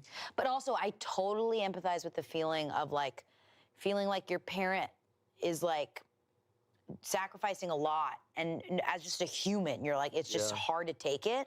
But then you have to know that, like, I have to remind myself this sometimes with my parents when they do something nice that I feel like they went out of their way to do it. I'm like, that is a gift for them too. Yeah. Like, I don't even have a kid, but when I do something, when I spend really good money for my dog, I'm like, I want to do this. Yeah. Because it makes me feel happy because I love this dog. So I can imagine he feels good about that as well if he did it with like a grounded mindset.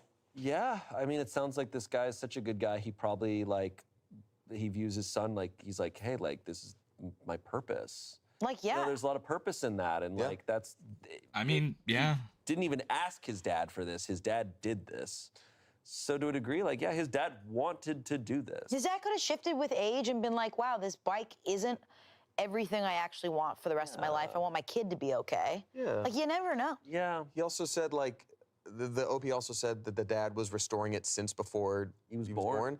I don't know. I like fixing things sometimes or making things nice. Like, he did get 18 plus years of the hobby of restoring a bike. Totally. Probably wrote it in the meantime. Like, you know. Yeah. But it Sounds is a like a really really hard sweet thing. guy. It's a hard very thing. Sometimes special. the hardest with really big gifts is learning how to accept it and know that they want to do that. Yeah. And you can't take that from them sometimes. Right. Comments, you give that man a hug and love him as much as you can. That's what you do. Someone said, as a father, this is all we need.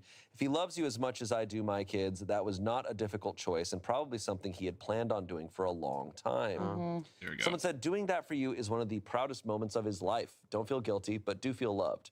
Someone said, you give that man a huge hug and tell him how much this means to you. Then set up a weekly or bi-weekly or monthly date with him. Show him how much you appreciate him. This makes me so happy. That's pretty Yeah. sweet. Yeah, I feel like. This is why I won't have kids. That's really Jesus special. Christ. Vroom, vroom. And vroom vroom. And a vroom vroom too as well. And here's the thing, his dad is a duck. Oh my God! And he couldn't hit the little. He couldn't You can't drive shift it. with your left foot because you've got the little duck flappers. And we're back. And we're back. All right, everyone buckle up. This final story is a doozy. It's a long one. Oh. My dream would be him going, this final story is a musical. It's a musical. Like, Well, could you fucking imagine? Kids was one is just a eat doozy. my Call me damn Ishmael. food. yeah. Okay, hit it, hit it. God. All Yeah, right. having kids is Here we go. so. It's time to read. This story comes from Off My Chest. It was posted in June of 2023. I am battling cancer. I'm gay, but I have realized I love my best friend of 20. There's a lot. There's already a lot. Hold on, let me finish reading the comments. Nico says, don't know, I think I'd like to have a kid, but I would rather hold off if I know I couldn't take care of him properly. Yeah, there we go. And I feel like most people should have that mindset, but then there are people who just first thing they do, like when the hormones hit, is to have a kid. I don't know. It's or once they finish high school, they're like, now I have to make a baby, or they have like a freaking list. Like, I'm 19. I need to but my biological clock is ticking though, and it's like, okay, calm down. But don't worry, they'll come out with AI babies that you can adopt, dude. I know you say that as a joke, but I mean, isn't there already an AI app that resurrects your dead relative? So I'm like, I feel like we probably might get there. Well, it's basically like a Neopet, right? I think it's basically a Neopet, but it's a baby. What's more fucked up though is like, what if you have to spend money to keep your your AI baby alive and to grow up, and then you had to pay, or Tamagotchi. There you go, like Tamagotchi, and like you have to like pay pay for education for it. Still, you get. I mean, you get none of the perks and none of like, but you take all the negatives. Like you said, like a pay for shit. Let's get none of. I don't know. I think the only perk is that like, okay, you don't have to like move or anything. You have the whole AI child, but just like financially, it's the same. You have to feed it Fortnite bucks. Like, yeah, what are you gonna feed it? I guess well, I guess you have to pay to feed it, right? That'd be the thing. You have to pay to feed it. Sorry, but AI, grandma's AI model said is a discount is is discontinued. Oh, that's sad. You discontinued grandma, or was it? They had to refresh the AI server, so grandma got resetted. But that'll be like that'll actually add to the roleplay because then you'll it'll play out as grandma having dementia. It's so bad. It's so bad.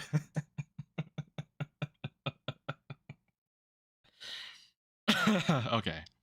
All right. Time for the time for the gay cancer patient. 5 years, a man, I need to vent all my thoughts and am looking for advice on whether to tell him or not. Just You don't know what your chances are. I'll start off right there. You don't know what your chances are. I would say do it. Like, tell them. I don't know. for clarification, OP is a woman. Okay. So I'm battling cancer, I'm gay, but I've realized I love my best friend of 25 years. A man. That's a movie, though.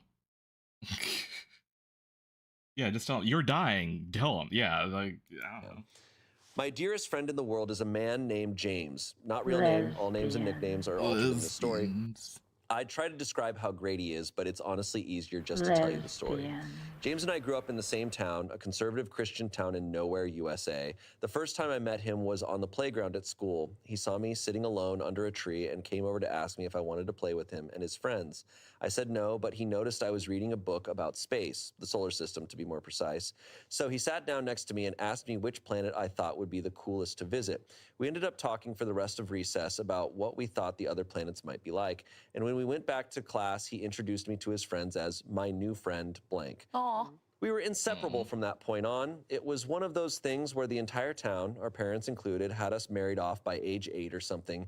We didn't understand at the time, of course, but I would go on family trips with his family, stay over at his place, and vice versa, through most of elementary school. Get in trouble for talking during class every day, though not really because the teachers all loved him. This dude can charm his way out of anything. It's unreal. We were best friends. When we finally reached the awkward teenage years and dating became a thing, he asked me to the first school dance and I said yes. We sort of started dating by default. I don't think we ever talked about it explicitly, but I just started calling him my boyfriend to other people, and we went with that. Very little changed about our relationship. We still basically just did all the same stuff we used to do before, except our parents got stricter about the sleepovers and there was more hand-holding and cuddling. Kissing and stuff was always difficult for me, and I didn't know why, but he never pushed me on it at all. Not even once. The 2 times we tried, he was able to tell very quickly that I was uncomfortable, and he just shut the interaction down by messing up my hair playfully, saying, enough of that, how about we just watch a movie? I just assumed one day I would get it. Well, I didn't. Sometime around 15 years old, I started to realize the problem. I wasn't sexually attracted to men. This was a very trying time for me, given the kind of environment I grew up in. This was not acceptable. My parents were extremely religious and extremely anti-LGBT. After about 8 months of identity crisis over this, I decided to muster up the courage to tell James before anyone else. I didn't know what to expect. I was terrified. I went over to his house trembling. He had done what he always did, made my favorite snacks and got the controllers and my favorite game, Diddy Kong Racing. Nice. Nice. To be clear, nice. He would get Diddy Kong Racing ready to go. He opened the door and gave me a hug and I came in. I was so scared. We sat down and he looked at me for a second before putting his hand on mine and asking me what was wrong. So I tried to tell him, and I got halfway through the sentence struggling to actually say, I'm gay, before he just interrupted me and said, you're gay. Yes, I know. Is there anything else? Followed by that goofy smile I love so much. I just froze in place. I asked him if he was mad, and he just laughed and told me he loved me the way I was, and this was the way I was. I just started crying and jumped into his arms. It felt like 10 minutes at least. I cried before he finally interrupted me in characteristic fashion, remarking, however, I will be mad if you let the pizza rolls I made get cold, so how about we stop crying and start eating? We stayed best friends after that. We never actually had a breakup talk, but we did start to date other people. We talked/hung out almost every day until we graduated and he went away to a big name college. The night before he left, he came and picked me up and we drove around town and hit all our favorite spots. He drove me back home at 3 a.m. or something in the rain, and I took his hand during the drive home and fell asleep on his shoulder. I remember wondering then for a moment if I should just marry him anyway, but he was going away to college and I'm not attracted to men, so it probably couldn't work no matter how I felt about him otherwise. He promised to stay in touch, but I didn't know if that would happen. Well, it did. Obviously, it wasn't like before, but he made sure to call me every week just to check up on me and see how things were going. Every week? Every week. So and he makes pizza rolls? And he makes pizza rolls. Yes. From Goated at scratch. Diddy Kong Racing. No one said it was good. I said he was goated, Oh. which is even better. I went to college close to home. We'd talk about how hard college was, whoever we were dating at the time, and whatever drama was going on. During his junior year, my parents found out that I was gay. They did not react well, and I was basically kicked out of my home to save me. My dad going on about me needing Jesus, 40 days in the desert like a lunatic. My parents are good people, so this didn't last, and they have more than made it up to me since and worked hard to unlearn their bad programming. But that was an awful time. I did what I always do and called James. He talked to me for about an hour and then got his mom to drive up to get me so I could stay in his old room. Then he flew home the next day, pretty much just to cheer me up and make sure I was all right. What? Vintage driving around in circles, singing like idiots, and 2 a.m. junk food runs did the trick. I later found out from my mom that he had also gone and confronted my parents/stood up for me and told them they should be ashamed of themselves, and if they were willing to lose their daughter over this, they were unfit parents and not the second family I thought you were. My parents worship him, so this was effective, and my mom still tells this story to this day. Once again, I remember wondering at the time, will I ever know anyone else in my life who would do this for me? That's crazy. Sorry, this person is like straight out of a romance novel. This guy. I was gonna say, this guy's not a human, this is a novel. Yeah. She does need Jesus, and here he is. Yes, this is Jesus. And here is Jesus. But he was heading off back to college, and he was still a man, so I didn't do anything. Years went by, he got married, I got a long-term girlfriend. We stayed close the entire time. Oh, we she saw ended each up getting a other a girlfriend, lot okay. less, Right, but it was cool. still great every time he visited, and we had frequent texts/calls. I looked forward to his visits all year, and then tragedy struck. His wife divorced him. I never liked her, but he did. I think she used him for a green card, and he was too sweet to notice, but that's neither here nor there. He came back home, so I saw him a lot more. Obviously, he was crushed, but we got through it together. And then I got the diagnosis at 27. Cancer. There's nothing I can say that describes the feeling, so I'm not even gonna try. Decent chance of survival, but I had to start treatment right away. This experience has changed me and my outlook on life more than anything else that's ever happened to me combined. At first, everyone was there for me. I was getting visitors daily, friends, family, everyone. But as the weeks turned into months, it all stopped. Most people, even my friends, started coming once a week, then once a month, then many not at all. When things were looking bad around the 7th/8th month, my girlfriend broke up with me, claiming she loved me, but she couldn't handle watching this. Almost 2 years in now, and there's only 5 people who are still here. My mom, my dad, my sister, my BFF Amanda, and James.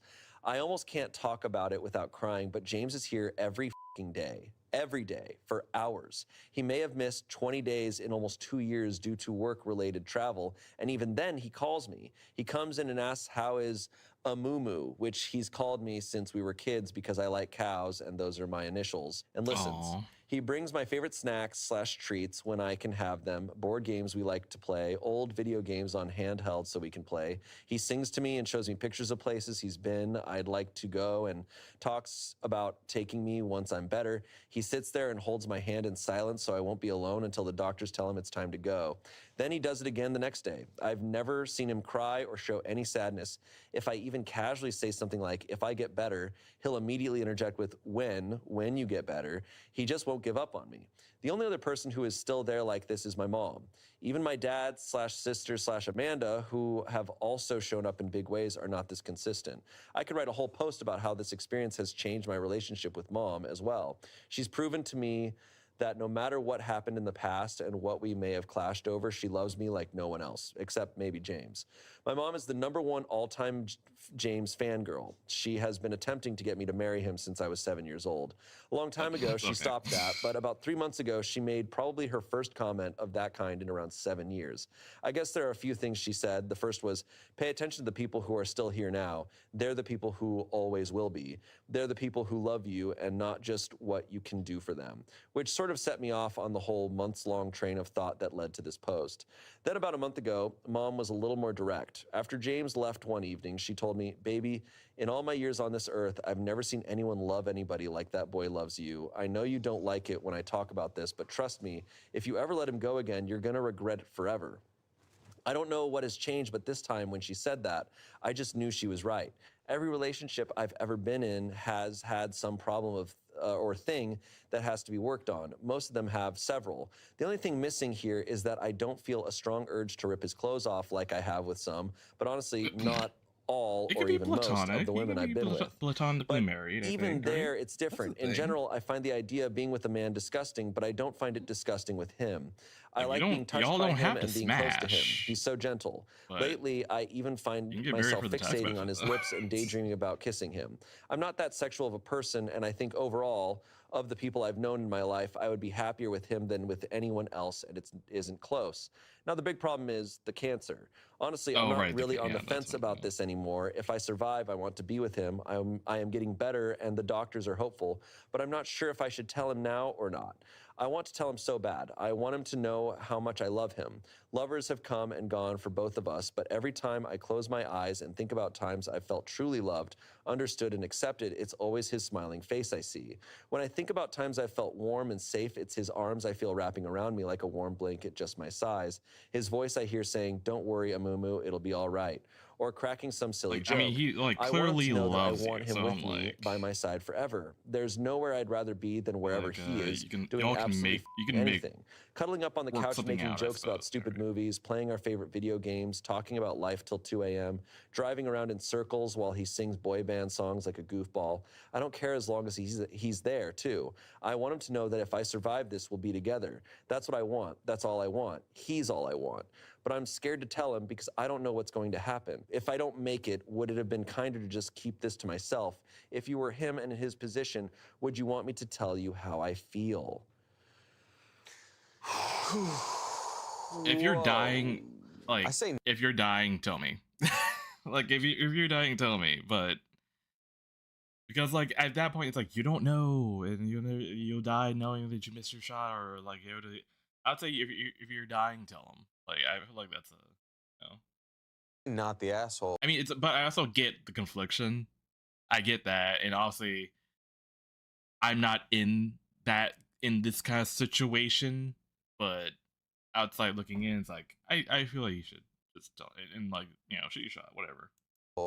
Yeah. Sorry. We're losing it over here. We're fucking losing it. Incredible. There's no way he wouldn't say no. Well, it's not like okay, well, here's the thing. She's not proposing to him. She's just saying that I confess the feelings, and it's I mean, clearly he loves her. He loves her in intensely cares about her type deal. So maybe he might have something to say back, but I don't know. Let's find out. Yeah, as someone that went through cancer treatment, you do it. What is there to lose? Yeah, exactly. That's Eric, look at you. It's beautiful. Is someone crying? Everyone behind the camera is crying. Eric is sobbing. To be fair, the only reason I'm not is Oh my God, everyone's sobbing. Beautiful. The only reason I'm not is the sound equipment is breaking apart because Scott is sobbing onto it. The only reason I'm not weeping is, full disclosure, I have heard this before on one of those 21 female, and my boyfriend, 83.5, that TikTok, whatever. Yeah. It's gorgeous. How many episodes left in the season are there? Like, how many updates? Oh, my, we're about to get fucking wrecked, guys. Whatever happens next is going to wreck the room. I will say, if there's a perspective shift, it's like, hi, James writing here, like, that's when we're all gonna just explode. We'll have to walk out. Can you imagine? I cannot handle a perspective shift. I've made it this far. I don't even mean like something happens to her. I'm just talking about understand. Yeah. Like from hey his guys, perspective. wanted to tell you how much I love, you know. It just Yeah, because it reminds me of the one where the dad was like, "Oh, I want to leave Oliver. a message for my son." I was like, "No, we don't need to do that. We don't need to do Oliver, that." I even you're tried the to talk bravest, about it. coolest kid. I'm like, I was like, My favorite is watching you try to keep it together when you do stuff. We're like during that one meet and greet, and you're like, all right, man, let's take a picture. "Oh," when the dad was talking about how sweet it was Yeah, to and you like go, watch videos with his daughter. Yeah, He's like, "Oh, it's Shane such was quality losing it. time," and I was like, "You gotta stop He goes, it. we gotta take a picture. We gotta take a Hey, man, picture. you gotta cut it out." you're doing the dad thing of like clearing your throat and swallowing, where you're just like, well, that's that's very nice to hear. Very good. This is very sweet. I mean, Okay, let's buckle the fuck up. Here we go. Let's okay, buckle the okay. buck. Before we continue, buckle the buck. any thoughts? Any? What, do I have any thoughts on the world's greatest story? Do you want to say anything? Nothing to add. I think they're both ducks. All I was gonna say is the mom was talking like, "Oh, before you lose him, whatever." I'm like, I think you've got James by your side forever. I was like, yeah, like, I mean, he's that's my stuck take. on Is I'm you. like, sure, if you're feeling strongly about this, but I'm like, I think he's gonna be there Yeah. for you no matter what. Yeah, I'll say my thoughts are that too. The mom's a bitch. She wasn't like, I don't know if the concern was that like, oh, I'm gonna ruin the friendship. It's more like, if something goes south with yeah. my health, is it cruel to have done this? Right, I understand what she's saying there, but I was going back further. Yeah. That the mom was kind of being like, "Oh, you need to marry him because you might lose Like, him." hurry up, you're gonna lose him, And it's yeah. like you guys are in each other's think you lives should. forever. This is a love seems- that transcends like infatuation and just But like, you know, Yeah. she's feeling that way. OP's feeling that way as well. Where OP is also, I think that's just no matter what, with feeling this extreme and this amazing, no matter what, the idea of losing it is there on the table. Absolutely. Like, and for OP, it happens either medically or like, just like, what if OP says her feelings and then he's like, no. And it changes what's so beautiful. But we all know, from what we know of James, nothing's fucking this up. nah. But I understand the fear. Of course. Yeah. It's valid for sure, but I also think like, I don't know, hearing this, you never want to like speculate on someone's sexuality, like what someone says for themselves is true, like that's truth. But hearing her say like, oh, I haven't really felt that much physical attraction for women either in any of the, you know, relationships I've been, it just hasn't really been there. I'm like, okay, well then maybe you're wired that like the emotional aspect is so much more important to you than anything else. Like, maybe there is hope for a romantic relationship. Yeah, I they mean- clearly love each other so damn much. Yeah, because it's like, hey, you don't have to put yourself in any sort of box. Like, you know, like what your truth is your truth. But if you're feeling something, hey. The like, best thing she's doing is not like shutting those feelings down. Right. Right. Yeah. She's like, even though they don't align with the box she originally is putting herself in, she's not letting that stop her. So Right. Yeah, she's absolutely. doing everything great. But I understand, like, it's got to be confusing. Yeah, and scary. 100%. All right, got some comments here. Okay, unless it's from Nicholas Sparks, I don't want to hear it. Nicholas Sparks here. Nicholas Sparks here. You belong in my new movie. You're the asshole. Your sexuality can be most women and James. It can be whatever you need it to be.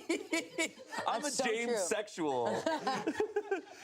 James and yeah. James Taylor. I like women and men named James. And men named James. It can be whatever you need it to be. I saw a nice post from a woman who came to realize after many years of marriage to her male best friend that she was almost certainly a lesbian and wasn't attracted to men, except for her Lesbian. husband, whom she continued to adore. Good luck in your romantic endeavors, OP, and you're going to beat that cancer. Someone said, everyone needs a James. He has been with you through everything, and he has always had your back. Speak your mind and tell him everything. I wish you all the best. OP said, yes, I want to tell him. I'm just worried that if I tell him and then things take a turn for the worst again, then what will I have done to him? Someone said, tell him, I've seen some comments where you say you're worried if things go south, what that will do to him. What I'm about to say is with pure kindness and care. Think of what it would do to him to only find out after. You both deserve to be happy. Whether it's for 1 year or 50, doesn't matter, you both deserve it. Okay, that's actually real. I don't think I've told about I think no, I think I have. Where I had a high school friend who, like, after we graduated and kind of all like split off, I think I went to Washington, and it wasn't until like I moved back and then I found out that he got into funny enough, with the freaking like motorcycle shit. That's why, there was a point in my life I did consider riding a motorcycle, only because my sister had a motorcycle, but she had a motorcycle act. It's so funny. Both my mom and sister both have motorcycle accidents, and it took for my sister to be like, maybe I shouldn't do motorcycles. I like the idea, but it is a freaking hazard. That's for sure. And my high school friend, he was on one where he got hit by a truck, and it wasn't until like relatively recently, like no, was it October or was it November? Maybe November. Yeah, because like he would have come around for the holidays or whatever. Yeah, okay, so I'll say like November. Because how can I'll use their names. I just won't use their whole name, whatever.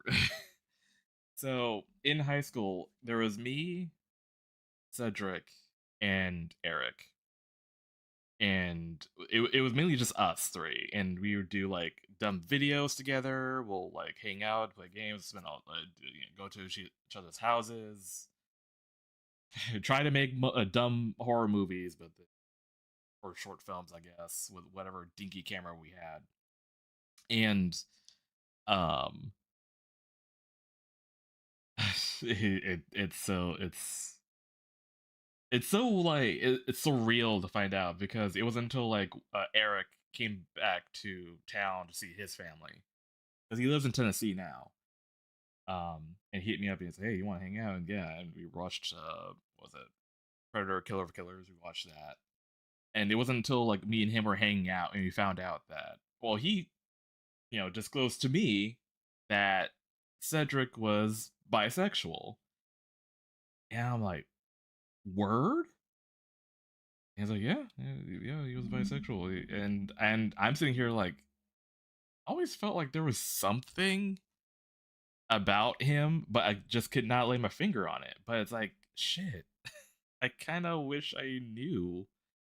I kind of wish I knew that, like prior. And like, I don't know if it would have changed anything or if it made us closer. I don't know. But that's the thing. Like, the funny thing between me and Cedric is like, I used to hate the dude. I used to hate him back in 3rd grade, because I at that point I was the new kid, and what he would do was like just chase me and just made recess like a nightmare, because it's like, well, it's not fun anymore because I'm just getting chased by him. But now, like, like probably around 8th grade, because he left because he had a military family, so he moved away around 4th grade, and then he moved back around 8th grade, and then it's like, oh shit, here we go again. But I think it was like the Eric was the adhesive, or the adhesive in this, because somehow me and him through Eric became friends, and then it's like it was all that we, it was just us. Yeah, we hanged out with other people, but it was mainly just me, Eric, and Cedric. And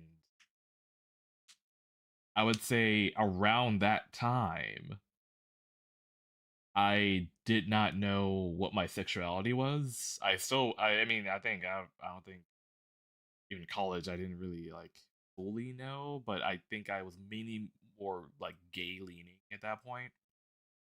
It wasn't until college that I met another like student that was demisexual, and I was like, maybe I'm that, and then that's what got my wheels turning. But uh, and I don't know, like I think it would have been but it's like I get why we didn't talk about it because like we just came from a Christian school, so obviously I never opened up. Hell, I only told Eric like right before I moved to Washington that I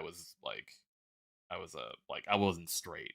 I had to explain what demisexual was to him, but like he knew I wasn't straight, but he didn't know like what the exact like pinpoint like exactly what I was. And um but that was like way after I finished college, and it was also like in a very complicated time of his life too. Like he I think for him he was like going through something as well at that point. So it's not something that like us as like friends really talked about. We talked about other stuff clearly, but we never really talked about like our own. But apparently them two have like when I was away and then talked and found things out. So and it's crazy too because Cedric had a wife. Cedric had a wife, which God, that one was oh God, I remember his wife, his first wife, and he had his well he did marry a second time. I think she was more chill. The first wife he had, it was like one he had like right after we finished high school. He this chick. She was the one. She was the kind of chick that she was all about fun. I'll say that. I say that because she would go about her day drinking at least 10 Red Bulls and not drink water. She's the kind of bitch who is like, I'm thirsty, drinks a Red Bull. And then it came out that she was diabetic. And then that was a whole thing with that. And then there was a whole thing of like she claimed Cedric was cheating because well no, she had the suspicion that he went to a strip club. But but he also like she also equated that as cheating. It's like, okay, but I mean, I mean, if he was looking at pussy. He wasn't in it. So I'm like, I don't know. but but also, I don't see Cedric as the kind of guy that would go to a strip club. Like I've I've hanged with this dude for about like 6 years before you showed up. I don't think he would go to a strip club. So but anyway, he eventually like they divorced, rightfully so. but uh, but like I said, he at some point he met his new wife, and then they got married. So at no point did I like had the implication that like Cedric was like in a way dabbling in dick. Same thing with Eric. Like I accepted that these two dudes are straight, but I'm okay with it. It's fine. But also it's like that's why I was like kind of like also it's like it's not only I was gay, but I was a furry. It's like I can like unload that either. So it's like I didn't know where when to even drop any of these bombs. Um, I have yet to tell Eric I'm a furry though. I don't think he needs to know. His brother, weirdly enough, his brother knows. His brother knows I'm a furry, but that's only because he was like trying to do a thing. Like he wanted to do like um what was it? Was it a web comic or he wanted me for web design web design help. Probably that. And it's like I had to tell him like, hey, I don't like do like that kind of designs. I draw characters, not characters, like animal ones. And he's like furry. I was like, shit. I can't really deny it. Like he was like that kind of online. So it was like if I said, oh, I draw animals, he knew exactly what it was. So it's like but that, I mean, and that was a while ago, but probably forgot. He clocked me. Like I said, like if he's terminally online, so he probably already knew. It's like you can't really like. I probably should have said like, oh yeah, I drew. Well, that at that point I drew. I don't know. I did random stuff. Ugh, whatever. Point is, I draw cartoons. If I said I drew cartoons, I guess he would want to be like, "Oh, can you show me any?" And I'm like, "Oh, I don't know if I can." Anime? No, he knew I didn't draw anime. He also went to the same high school, so he's seen the things I've drawn. Can't say I drew anime, but the point I'm trying to make here is that like, you know, I did wish I knew that Cedric was like by like forever ago. It just like I don't know if that would have changed anything, or maybe like me and him would have been closer as well because we kind of like all kind of drifted apart like after college. Well, actually, no.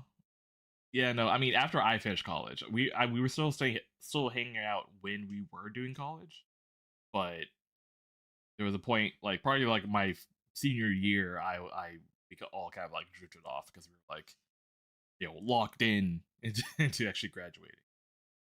But and then I moved, so it's I don't know. I kind of did with because like it would have been interesting for me and him to like explore that together to be like, hey, when did you know? Or like, you know, do you have any like or short tips or something like, oh, that's a bad phrase there. Share advice for it's like, hey, are you going through this? I think I'm going through this too, or whatever. I don't know. Because it's like, sure, I'm demi, but I'm also kind of, you know, I was gay leaning at the very start of like when I was younger, but as I got older, I think I'm more bi leaning. Like I don't know. Now I look at pussy and I'm like, okay. I'm hungry, you know, like you know that kind of thing. So now looking back, it's like I do wish that you know me and him knew that we were both like not that, but you know, kind of too late. It's yeah. So back to the sentiment of like it's best to know before you know that you know the person is gone because it's like now I'm looking back and now I'm like doing the whole what if game. There's no point in doing the what if game, like they're gone, but you know it happens. I don't know why you saying suddenly I'm hungry and not and got me laughing. Well, I mean, anyway. OP said, I think this, whether it's for 1 year or 50, doesn't matter. He is with pure kindness and care. Think of what it would do to him to only find out after. You both deserve to be happy. Whether it's for 1 year or 50, doesn't matter. You both deserve it. OP said, I think this comment really hit me for some reason. Thank you. I'm going to tell him when he visits me tomorrow. Yeah, tell him. That comment did it? That's the comment that did it. I mean, that's a... No, but I agree. That's it was to the point. That we can comment on a Reddit post and change someone's behavior. But I also think she was looking for permission. Like, sorry for fully... Totally. You know, but like, and I think that person put it in perspective. Yeah. All she needed was a few people to be like, do it. Yeah. I'm bracing for impact. I'm ready for the update. Can I tell you something as a friend with all the love in my heart? There's a part of your hair that looks crazy. I don't care. Right now. I'm just letting you know. Just letting you know. I'm intentionally listening. You're looking like how I look a lot of times in these Reddit stories episodes. Oh, no. You need to read. I don't know why we're talking about anything else but James and OP. Just a lot of times people post photos of me here and my hair looks ridiculous. Yeah. I understand it looks different every episode. Guys, he's tired. He doesn't Guys, go home. I'm tired. I'm reading. Okay, let's go. When he's done with this, he has to power the little hamster wheel that keeps the lights on. Yeah. You don't have to read the update. they're gonna. Let's talk about dinosaurs some more. I mean, do Okay, that so too. shortcake. I mean, All right, update. Okay, here we go. So tonight I told James. I told him everything. Gosh, I just wish I could relive this night over and over again. I've never been so happy. Oh. He came into my room this evening like he always does, greeted me, hello, how's my Amumu doing today? I told him I was doing well. He told me I looked beautiful, which is not true, but it still felt so sincere. Then he started unpacking the stuff he brought me today. I asked him to stop and just come sit with me because I wanted to talk to him. He nodded and came and sat next to me. What's up, he asked. It took me a bit to gather myself. I kept getting distracted by his eyes, how he looks at me sometimes. I don't know how to describe it. I told him, I love you. And he just kind of laughed and touched my hand before casually responding, oh, I know that. I love you too. In retrospect, this wasn't the best way to start, I guess, since we've said that enough with a different understanding that he didn't get what was happening. Possibly. He started to get up again to unpack the snacks, and I grabbed his arm and asked him to let me finish. He looked confused, but he nodded and sat back down. And then I did it. I told him everything. I told him about all the times in the past I'd thought about just marrying him despite my sexuality. I told him my favorite memories of him and how they make me feel. I told him he'd always been my best friend and the person I trusted the most. I told him I made a mistake and I should have chosen him. I then basically devolved into reciting the last paragraph of my first post to him. He's the face I see when I think about feeling loved, the embrace I feel when I think about being safe. It doesn't matter what we do. If we're together, I'm happy, and he's the only thing I want for the rest of my life. He basically froze. He said nothing, just looked at me as I spilled everything. I'm not sure he even blinked. When I finished and looked up at him, he was sitting there like a statue with his mouth slightly open. Still enough, it was like he forgot to breathe. James always knows what to say, so this was a little unnerving to me. I started to ask him if everything was all right, but before I could finish, his expression broke. He exhaled into a weak but incredibly tender, quivering smile, and he just reached out and pulled me into a hug. I buried my head in his chest, and his arms just wrapped around me. I just melted into him. He was so gentle, it felt so easy, it felt so right. Then he started crying, and then I started crying.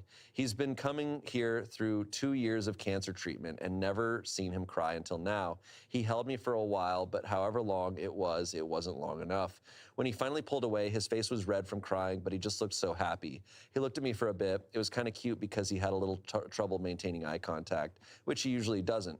He was like a little boy again. Then he finally looked right at me, and he just said, "You're the only thing I've ever wanted." Then I started crying again, and he started crying again, and he pulled me to him, and he held me again. I wish it never ended.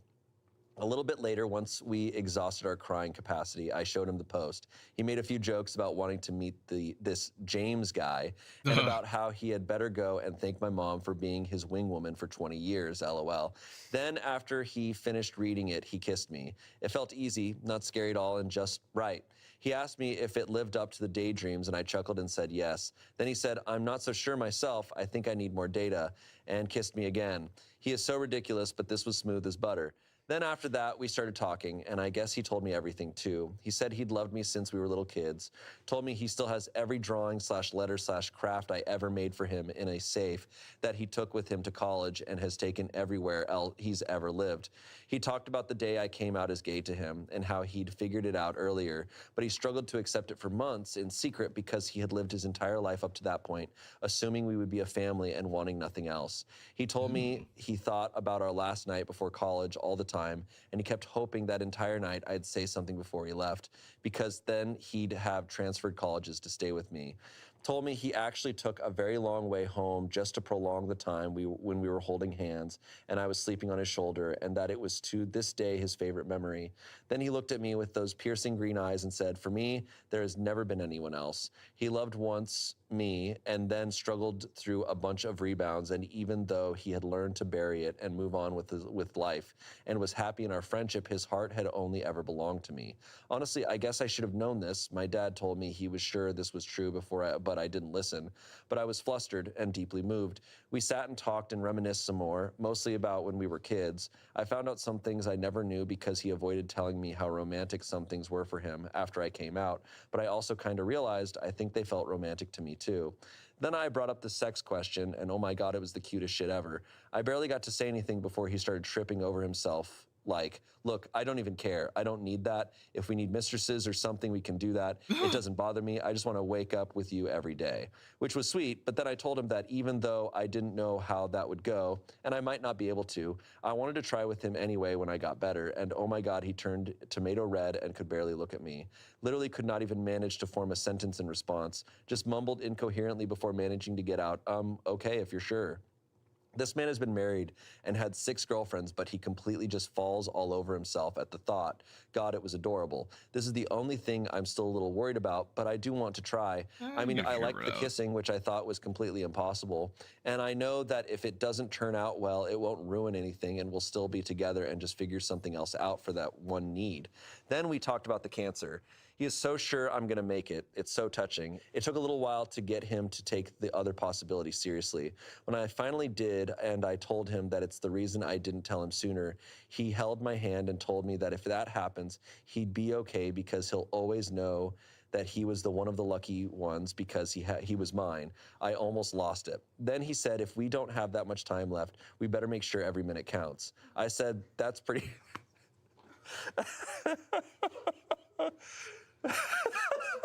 Sorry, I'm only laughing because I'm hearing everyone in this room.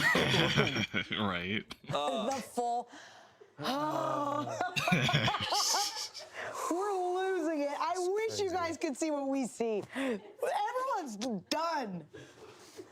I think I'm only not crying because I am driving this truck and my eyes are on the road. I need you to keep reading.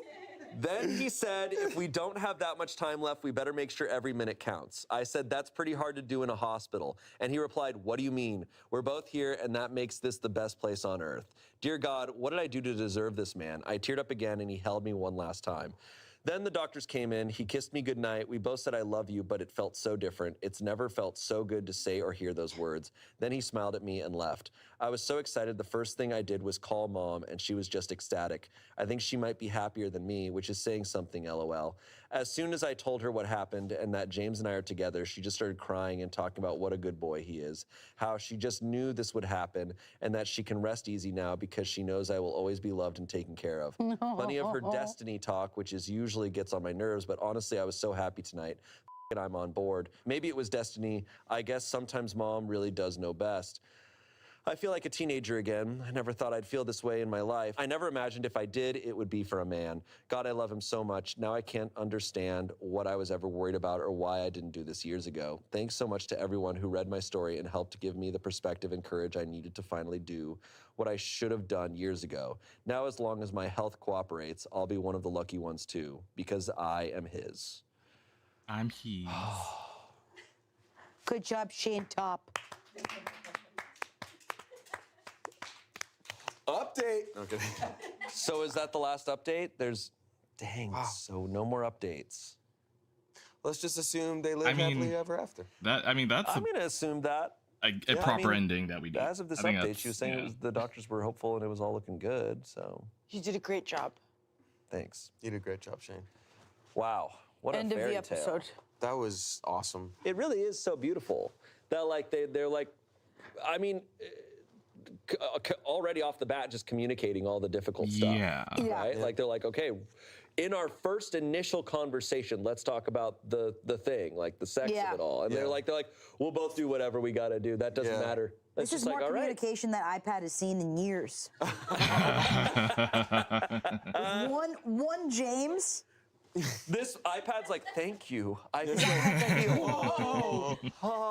Angela, tell me if you specifically agree with this. This felt like a one-act play that you would have to read in a scene study class. Oh yeah. Like they'd be like, all right, you're being assigned to a Mumu, and you're being assigned to James, and you guys are and gonna the good actors get the good act actors 3. get this one, yeah. Whew. Whew. James is unreal. James is just a giant peach. Sorry. I feel like emotionally drained from that in a good way, but I'm just like, I am toast. How do we get this to James? We're a YouTube channel. We can try. Yeah. James, but- if you're out there, we love you. Please come on DNTL. yeah, you were really slick with some of James, those one-liners. You pick a show, man, and we will make it work. James, we'll make you a rat on Bit City. James will bring you on for Assumption's Party Goers. Just please. James, have you ever played Flip 7? Where you are today, buddy. Yeah, we're doing it now. And we're all James, just like not cool. James, Spencer has to show you Resident Evil. And he comes in, we're all, so here's the second chance card. And We're all like so starstruck. It really touched me that someone in the face of that much uncertainty felt like she could finally understand the destiny comments that her mom would make a lot.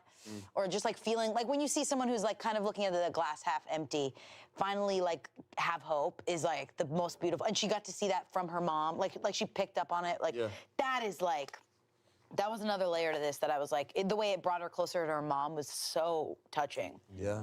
It's very The whole thing is flippin' sweet. Just so sweet. It's wild. Well, that's the end. What an ep, eh? When I think about how long that story was, though, when I think about like, oh, there were kids and she was reading a book and where they talked about space, like that seems like last week. That was 5 other episodes. That was 5 other episodes ago. Yeah, that's true. Which planet would you guys want to visit? Whatever when James is on. Probably. Can we Yeah. do moons? There you go. Can we do moons? What's that one moon of Jupiter that's got ice? Oh, Europa? Europa. There we go. Europa. What? There are names of moons? There's one that's got an ocean, and I'm just curious if there's some shit down there. Yeah. There might be some shit down there. There might be some shit down I there. think there's some shit down there. All right. Thank you guys for joining me today for this wholesome episode. Thank you for hanging through that.